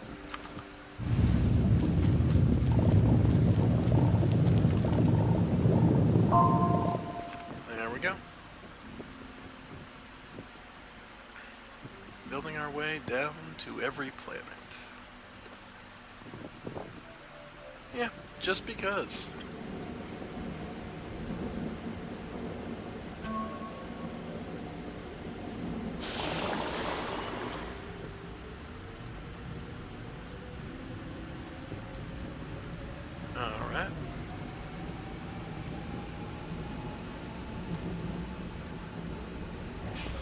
Okay.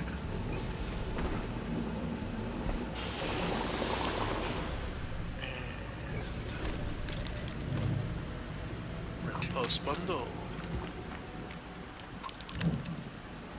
Okay. So when not full,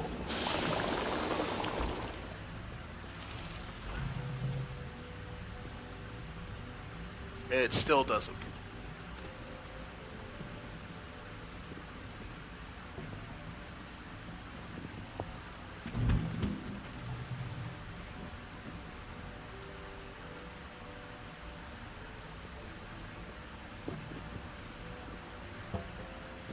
So yeah, storage center. Okay.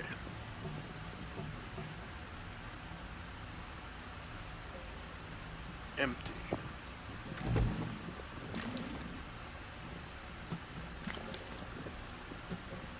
Okay. If this is empty,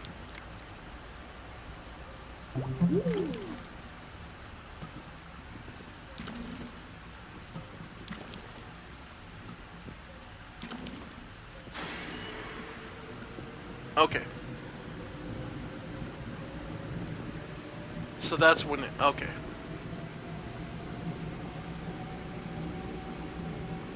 So instead I want to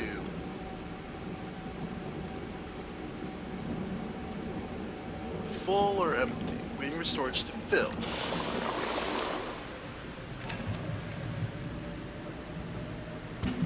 Okay.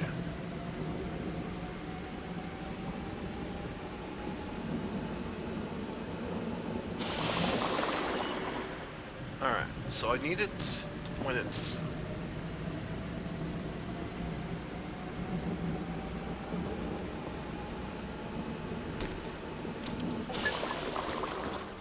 Okay.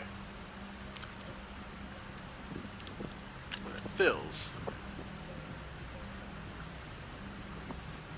Based on changes in available, waiting for storage to fill. Full or not full. So every time it fills, it doesn't send the signal.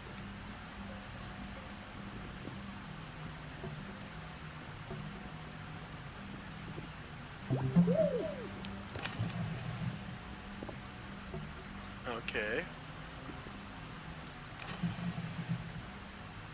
Doesn't do it on this. Nope. Full or empty.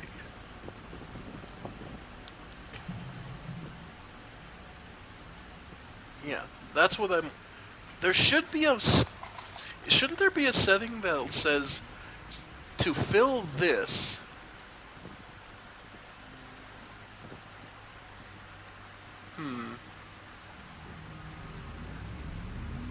Is there no setting that basically says use this until it's full?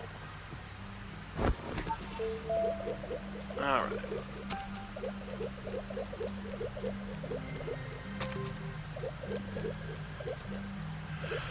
Button repeater, yeah. Proximity repeater.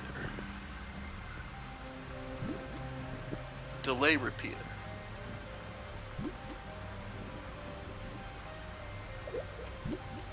Power switch splitter. So yeah, you would think...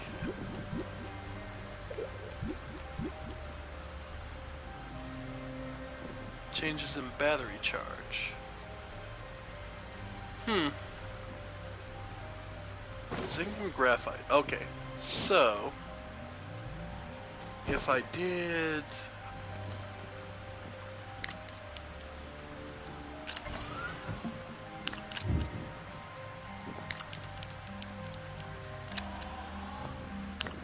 Alright.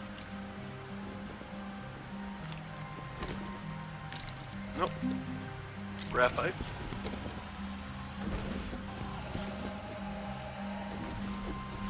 Okay. So what if... Okay. By the way, I do have a tungsten carbide there. Scrap, but I wouldn't have the iron to build the trade platform. Iron and tungsten, right.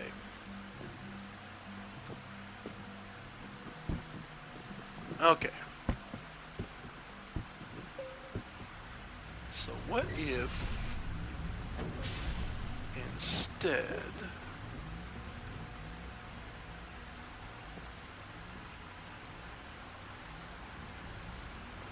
Hmm.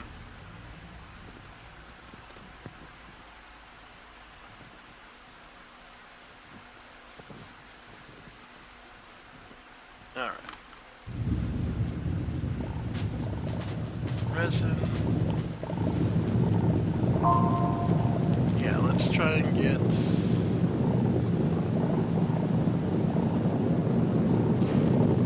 Yeah. Yep. Alright.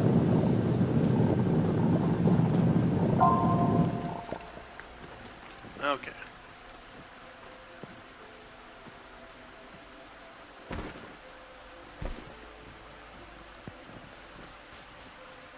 Okay.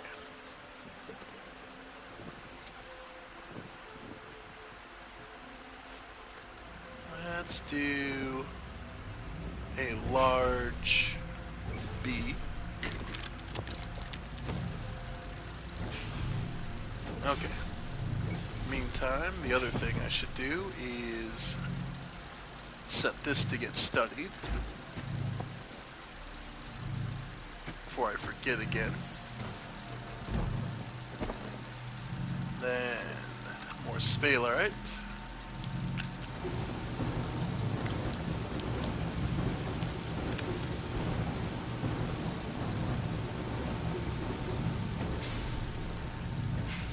Alright.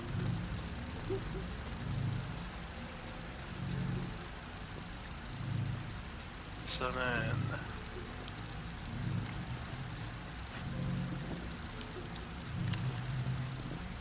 Yep, 42.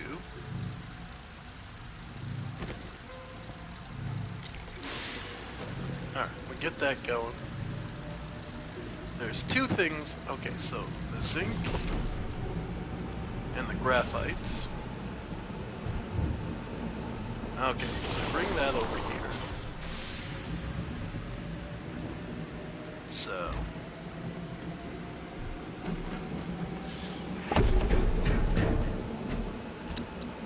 Yep. Okay.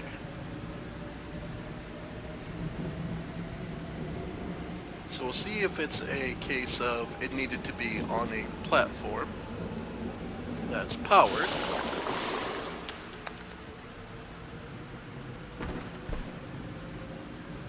And then we'll do it this way as well.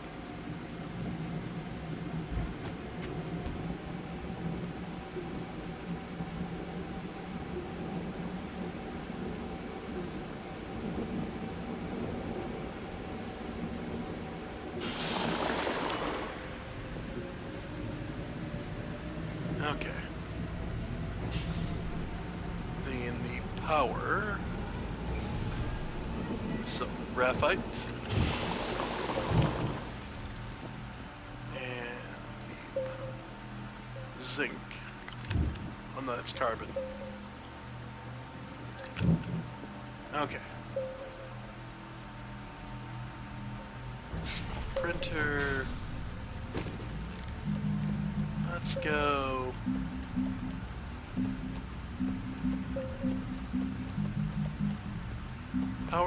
Power sensor. That requires copper. Okay.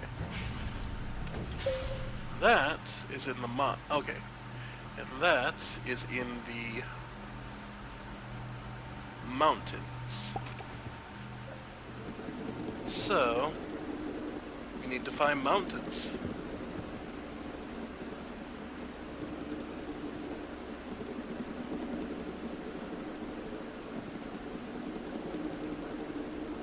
Alright. These are hills. Forests. No, we're looking for mountains.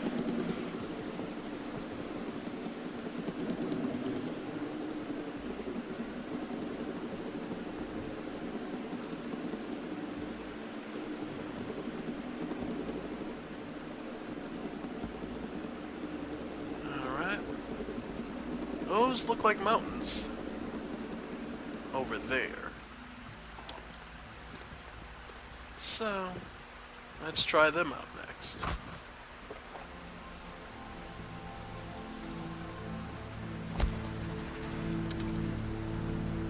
Alright.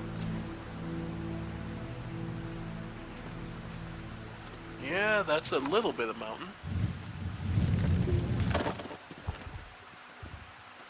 Alright. Not a whole lot, but some.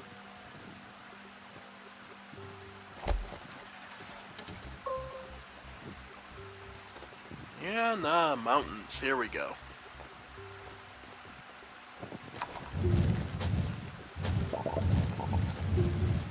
Alright.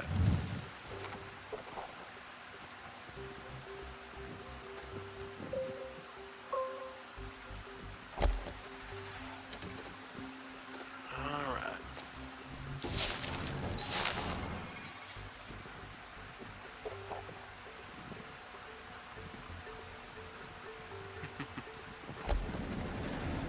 Alright.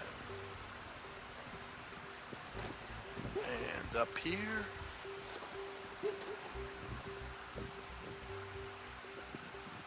Yeah, I'm seeing some malachite. Just gonna drill this down just a bit. Then flatten this out just a bit. Alright.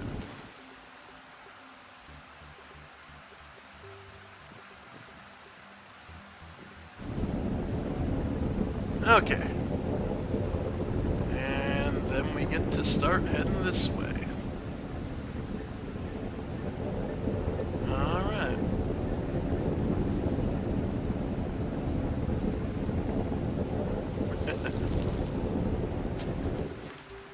And from there, yep, there's the malachite we needed. So we'll just drop another one around here. Alright.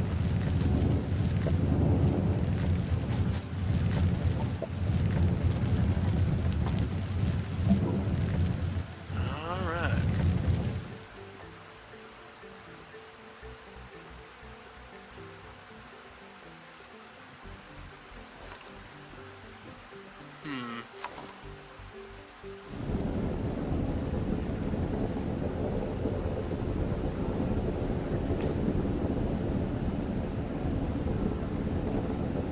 Well,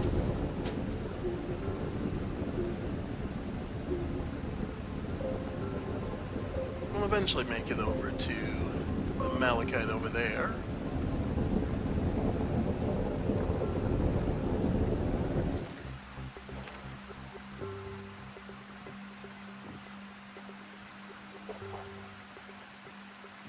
Alright, too far.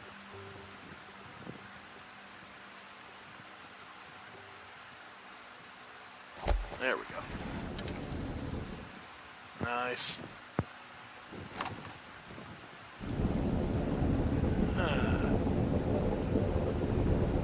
Bam. Needs some copper.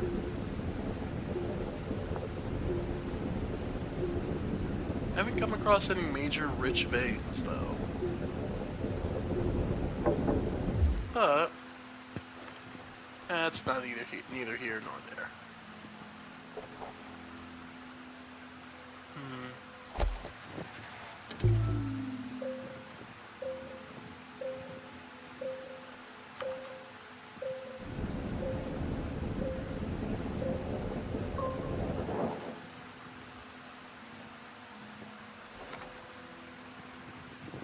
Alright.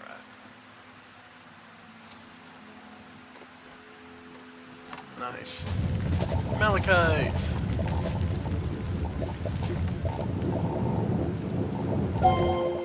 There we go. Okay. And... oh, I have a hydrogen on me. That's why. Okay.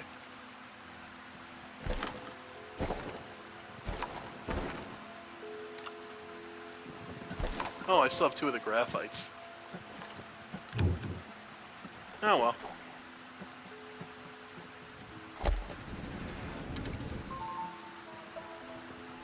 Yeah, we're fine. Now that we have access to a malachite area, we'll head back. Smelt this for the power one.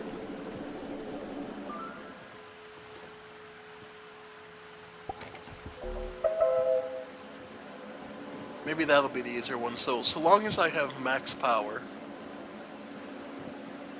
I will redo.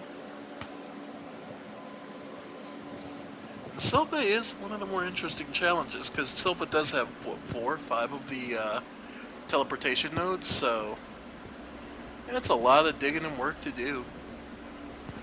Though that's always kind of the fun challenge that games will throw you is, yeah, the first area is kind of easy, huh?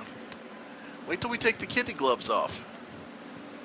One of my absolute favorite ones we haven't done on the channel yet is actually Demon Souls that does this, where the first area seems like one of the more it's a relative tutorial area, you figure things out. And then it proceeds to kick you in the dick repeatedly, going, yeah, no, we're not, this is just because it's the first area, doesn't mean we have to be nice to you. But we'll get to Demon Souls when we get there. I don't know, I didn't want to do that right on the heels of Shadow of the Erdtree. And then we're getting to Darkest Dungeon 2 here pretty soon. So, yeah, no, trust me, there's plenty more to come. It's just, I wanted something casually to kind of cool down from Shadow of the Erdtree. Because there was a lot of good stuff in there, and there's a lot to still look at storyline-wise.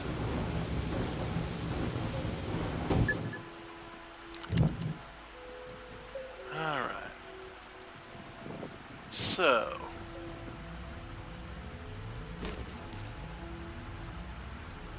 power sensor. Alright. Alright, so the power sensor.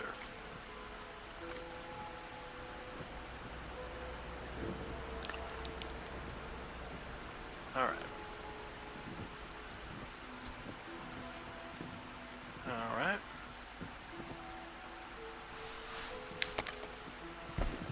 Alright.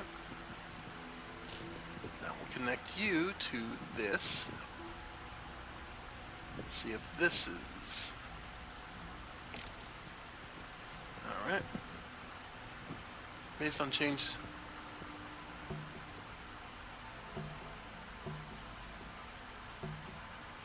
So when powered...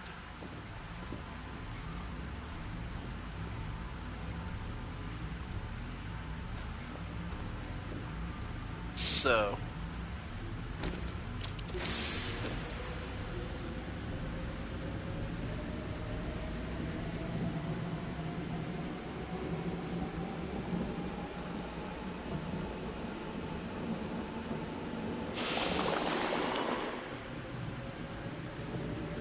Alright. Well, either way. Alright, well, we still have 2 graphites. And we'll leave them be for now. Okay. And now we'll head down. Yep.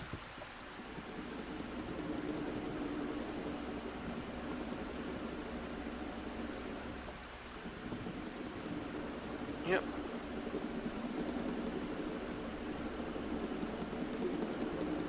And the wind is going slow, so no power for us. Until the wind picks up, and then we're good.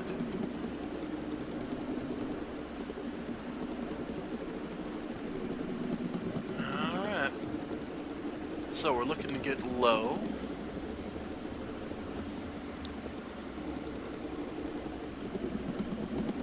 Alright.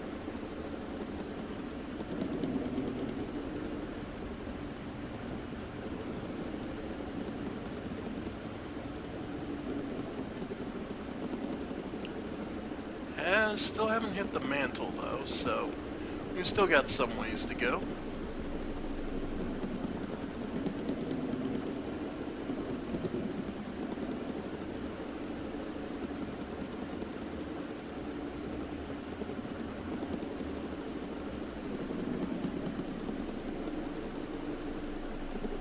It is quite a ride.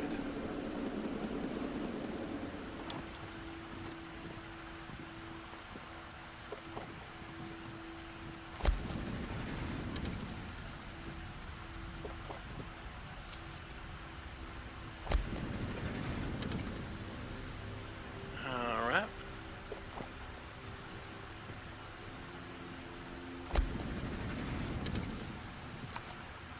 Yep, and further down we go.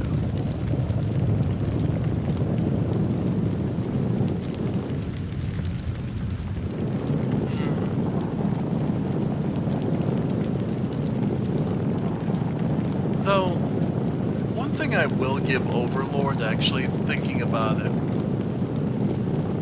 I will give it this. The art it does for the openings and for the opening and endings is fantastic. Like, it is disgustingly detailedly good. Like, there are whole frescoes of depictions of the characters in the most dramatic and over-the-top arts. I fucking love them for. Okay, no. Drill 3 is on. Okay. And we're just hitting ammonia. Don't really need it anymore, but hey.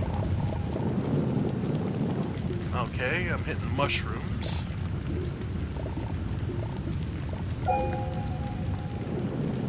Yeah. Mushrooms usually mean we're near a cavern. Okay. First, we head back, start filling up.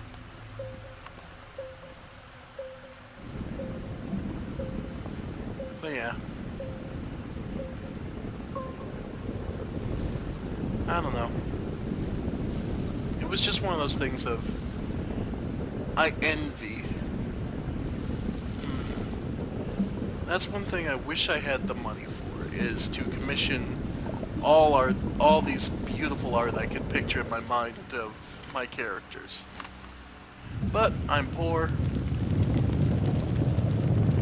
rich in imagination, but little else.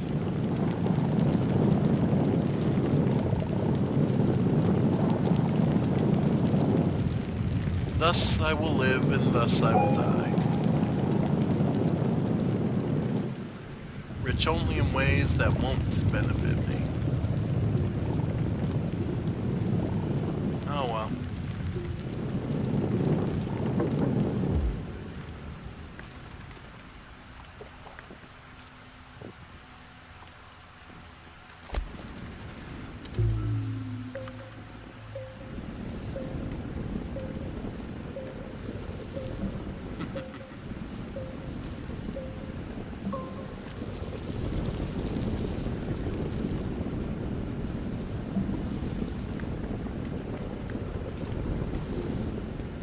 I will...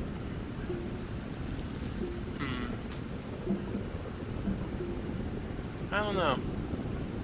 I am finally starting to get hungry, so we may call it here soon, but... in the meantime, hey, we finally reached down to one of the... to a full mushroom chamber. Yeah. These massive caverns are all over Sylvana. And that's more ammonium. Yeah. And yeah, these massive caverns just covered in these mushrooms.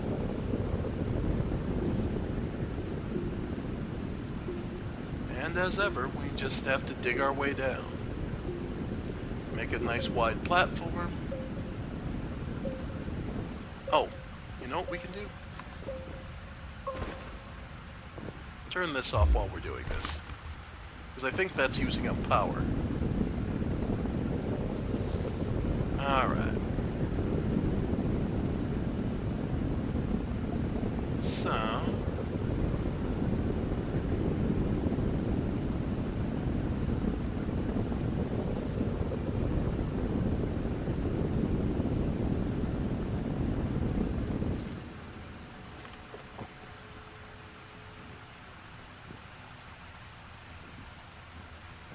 Alright.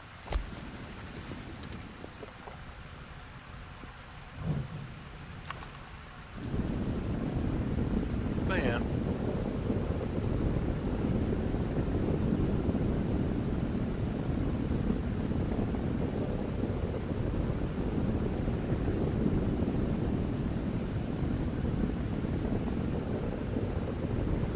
Though, something I would compare, actually. I'd have to sit down and make an official video of it at some point to really get it across perfectly how I would want.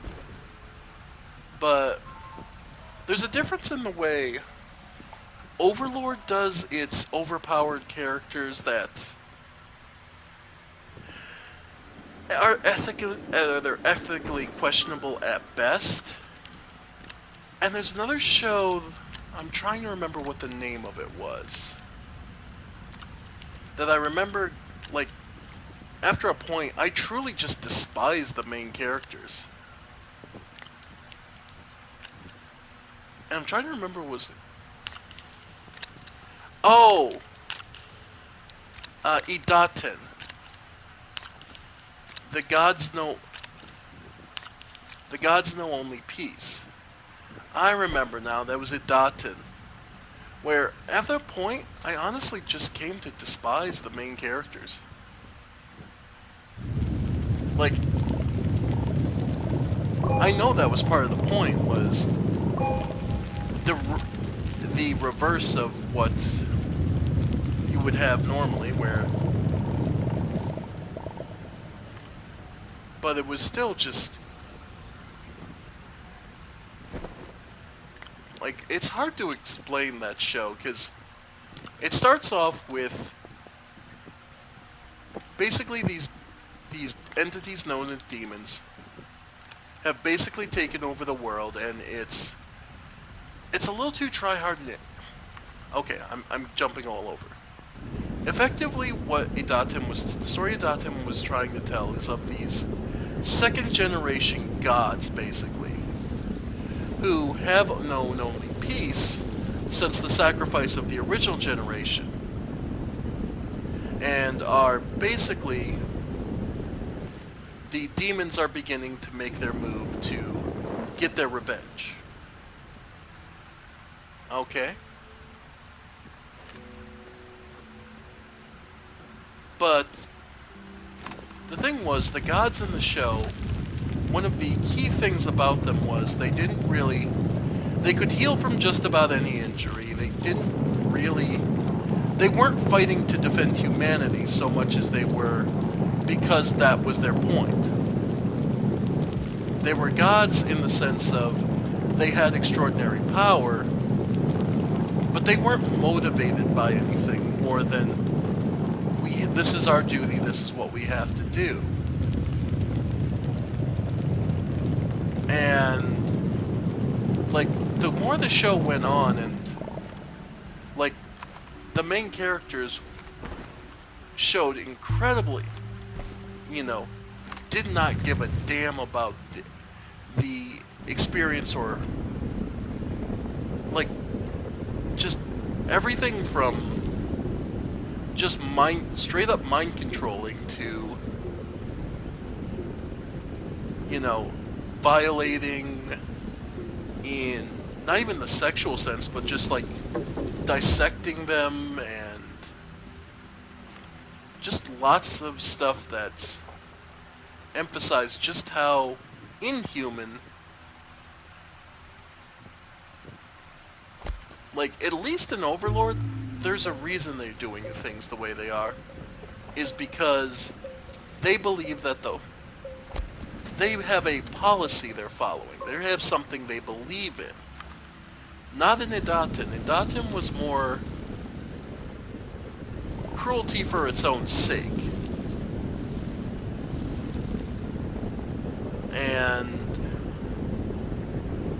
like, nothing for nothing, the demon lords, the demons, were pretty immaculate fuck-ups. Kind of just... kind of were just going for the ancient demon lords because that had been the grudge imbued in them. But, like, oh, but it wasn't like there was true personal anger at it. And I don't know, just the overall feeling of it was just kind of off. At least with Overlord, there's a sense of whimsy regarding it. There's a sense of, you know, these are hyper-competent beings, but they're NPCs, basically.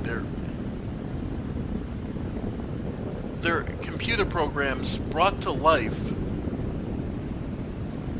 for the sake of this.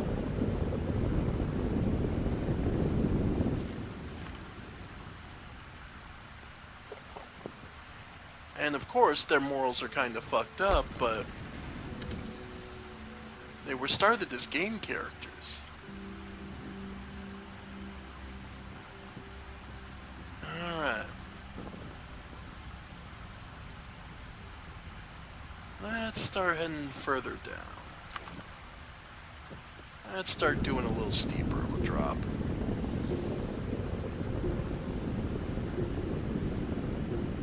Yeah.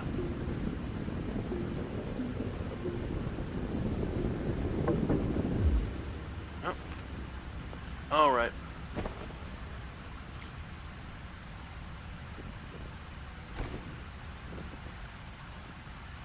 Alright.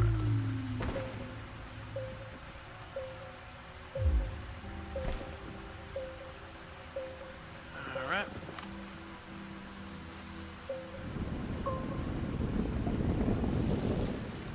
Perfect. Okay. And from here...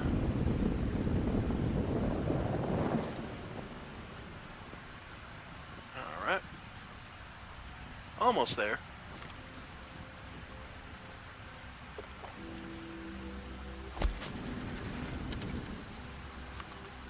But yeah.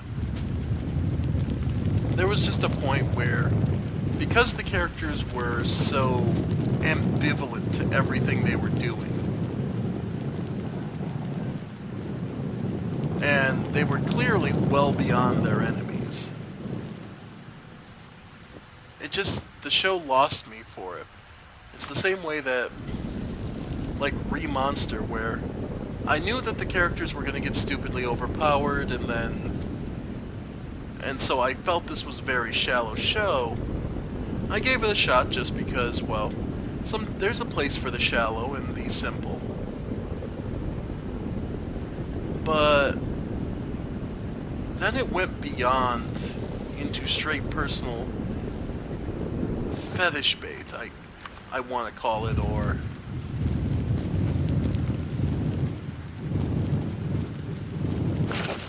yeah. Or... just like, it was clear the main character was a self-insert of the highest caliber. And that's always a little rough to swallow, but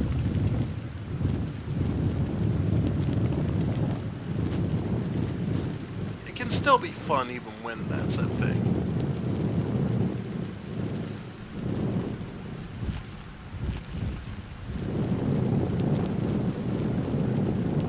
But when something is such a joyless romp, there just comes a point where you go, yeah, I'm good. And your only jokes are, well, isn't it funny he gets laid for this? And it's like, nah, not really. There we go.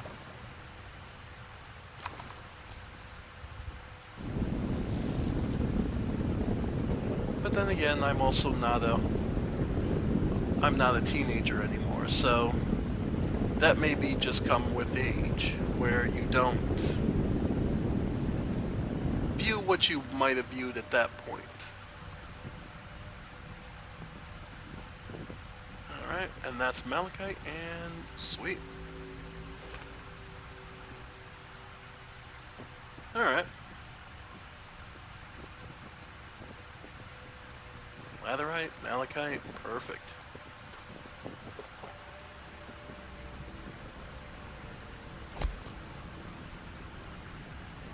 Nice. Oh, thought it was connected. My bad. There we go.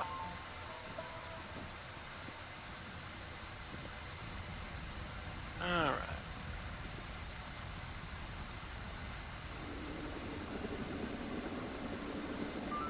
Lots of potential materials down here. Auto extractor was an exochip, steel, tungsten carbide, and rubber.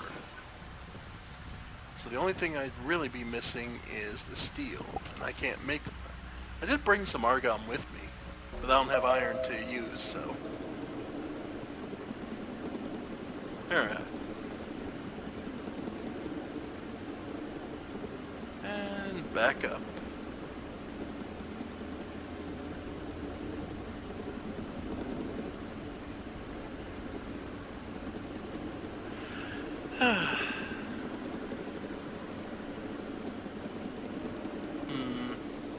Because today's what?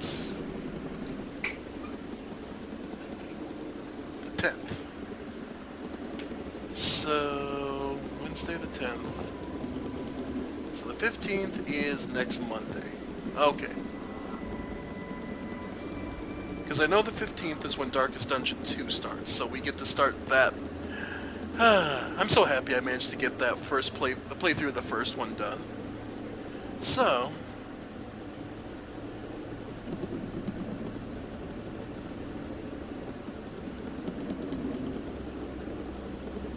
And I think we're gonna call it, when we get back up, I think we're gonna call it there.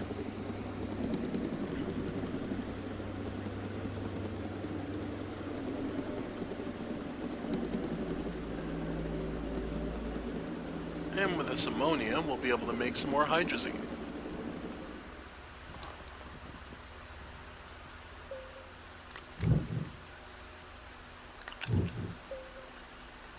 So, let's see.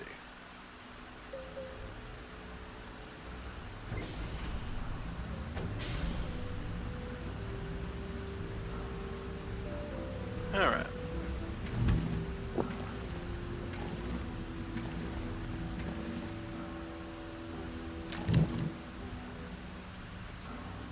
Alright.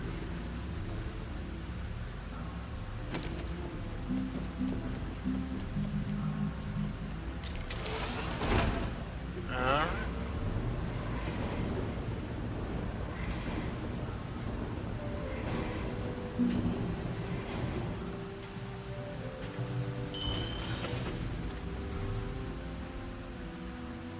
Cool. And 2 more.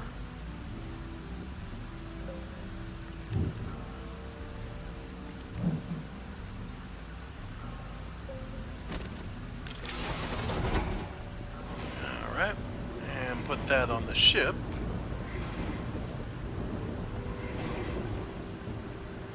Alright.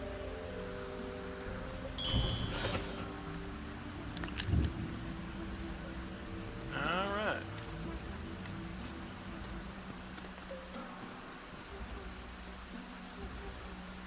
So for Silva, we need iron. We just need iron to make shredders and... yeah.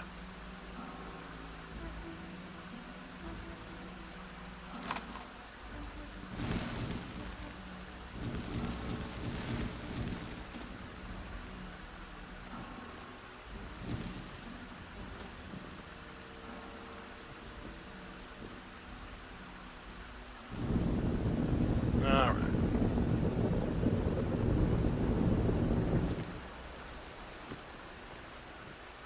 Okay.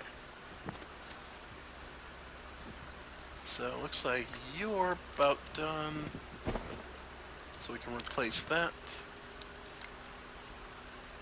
Fuel, 100%. Sweet.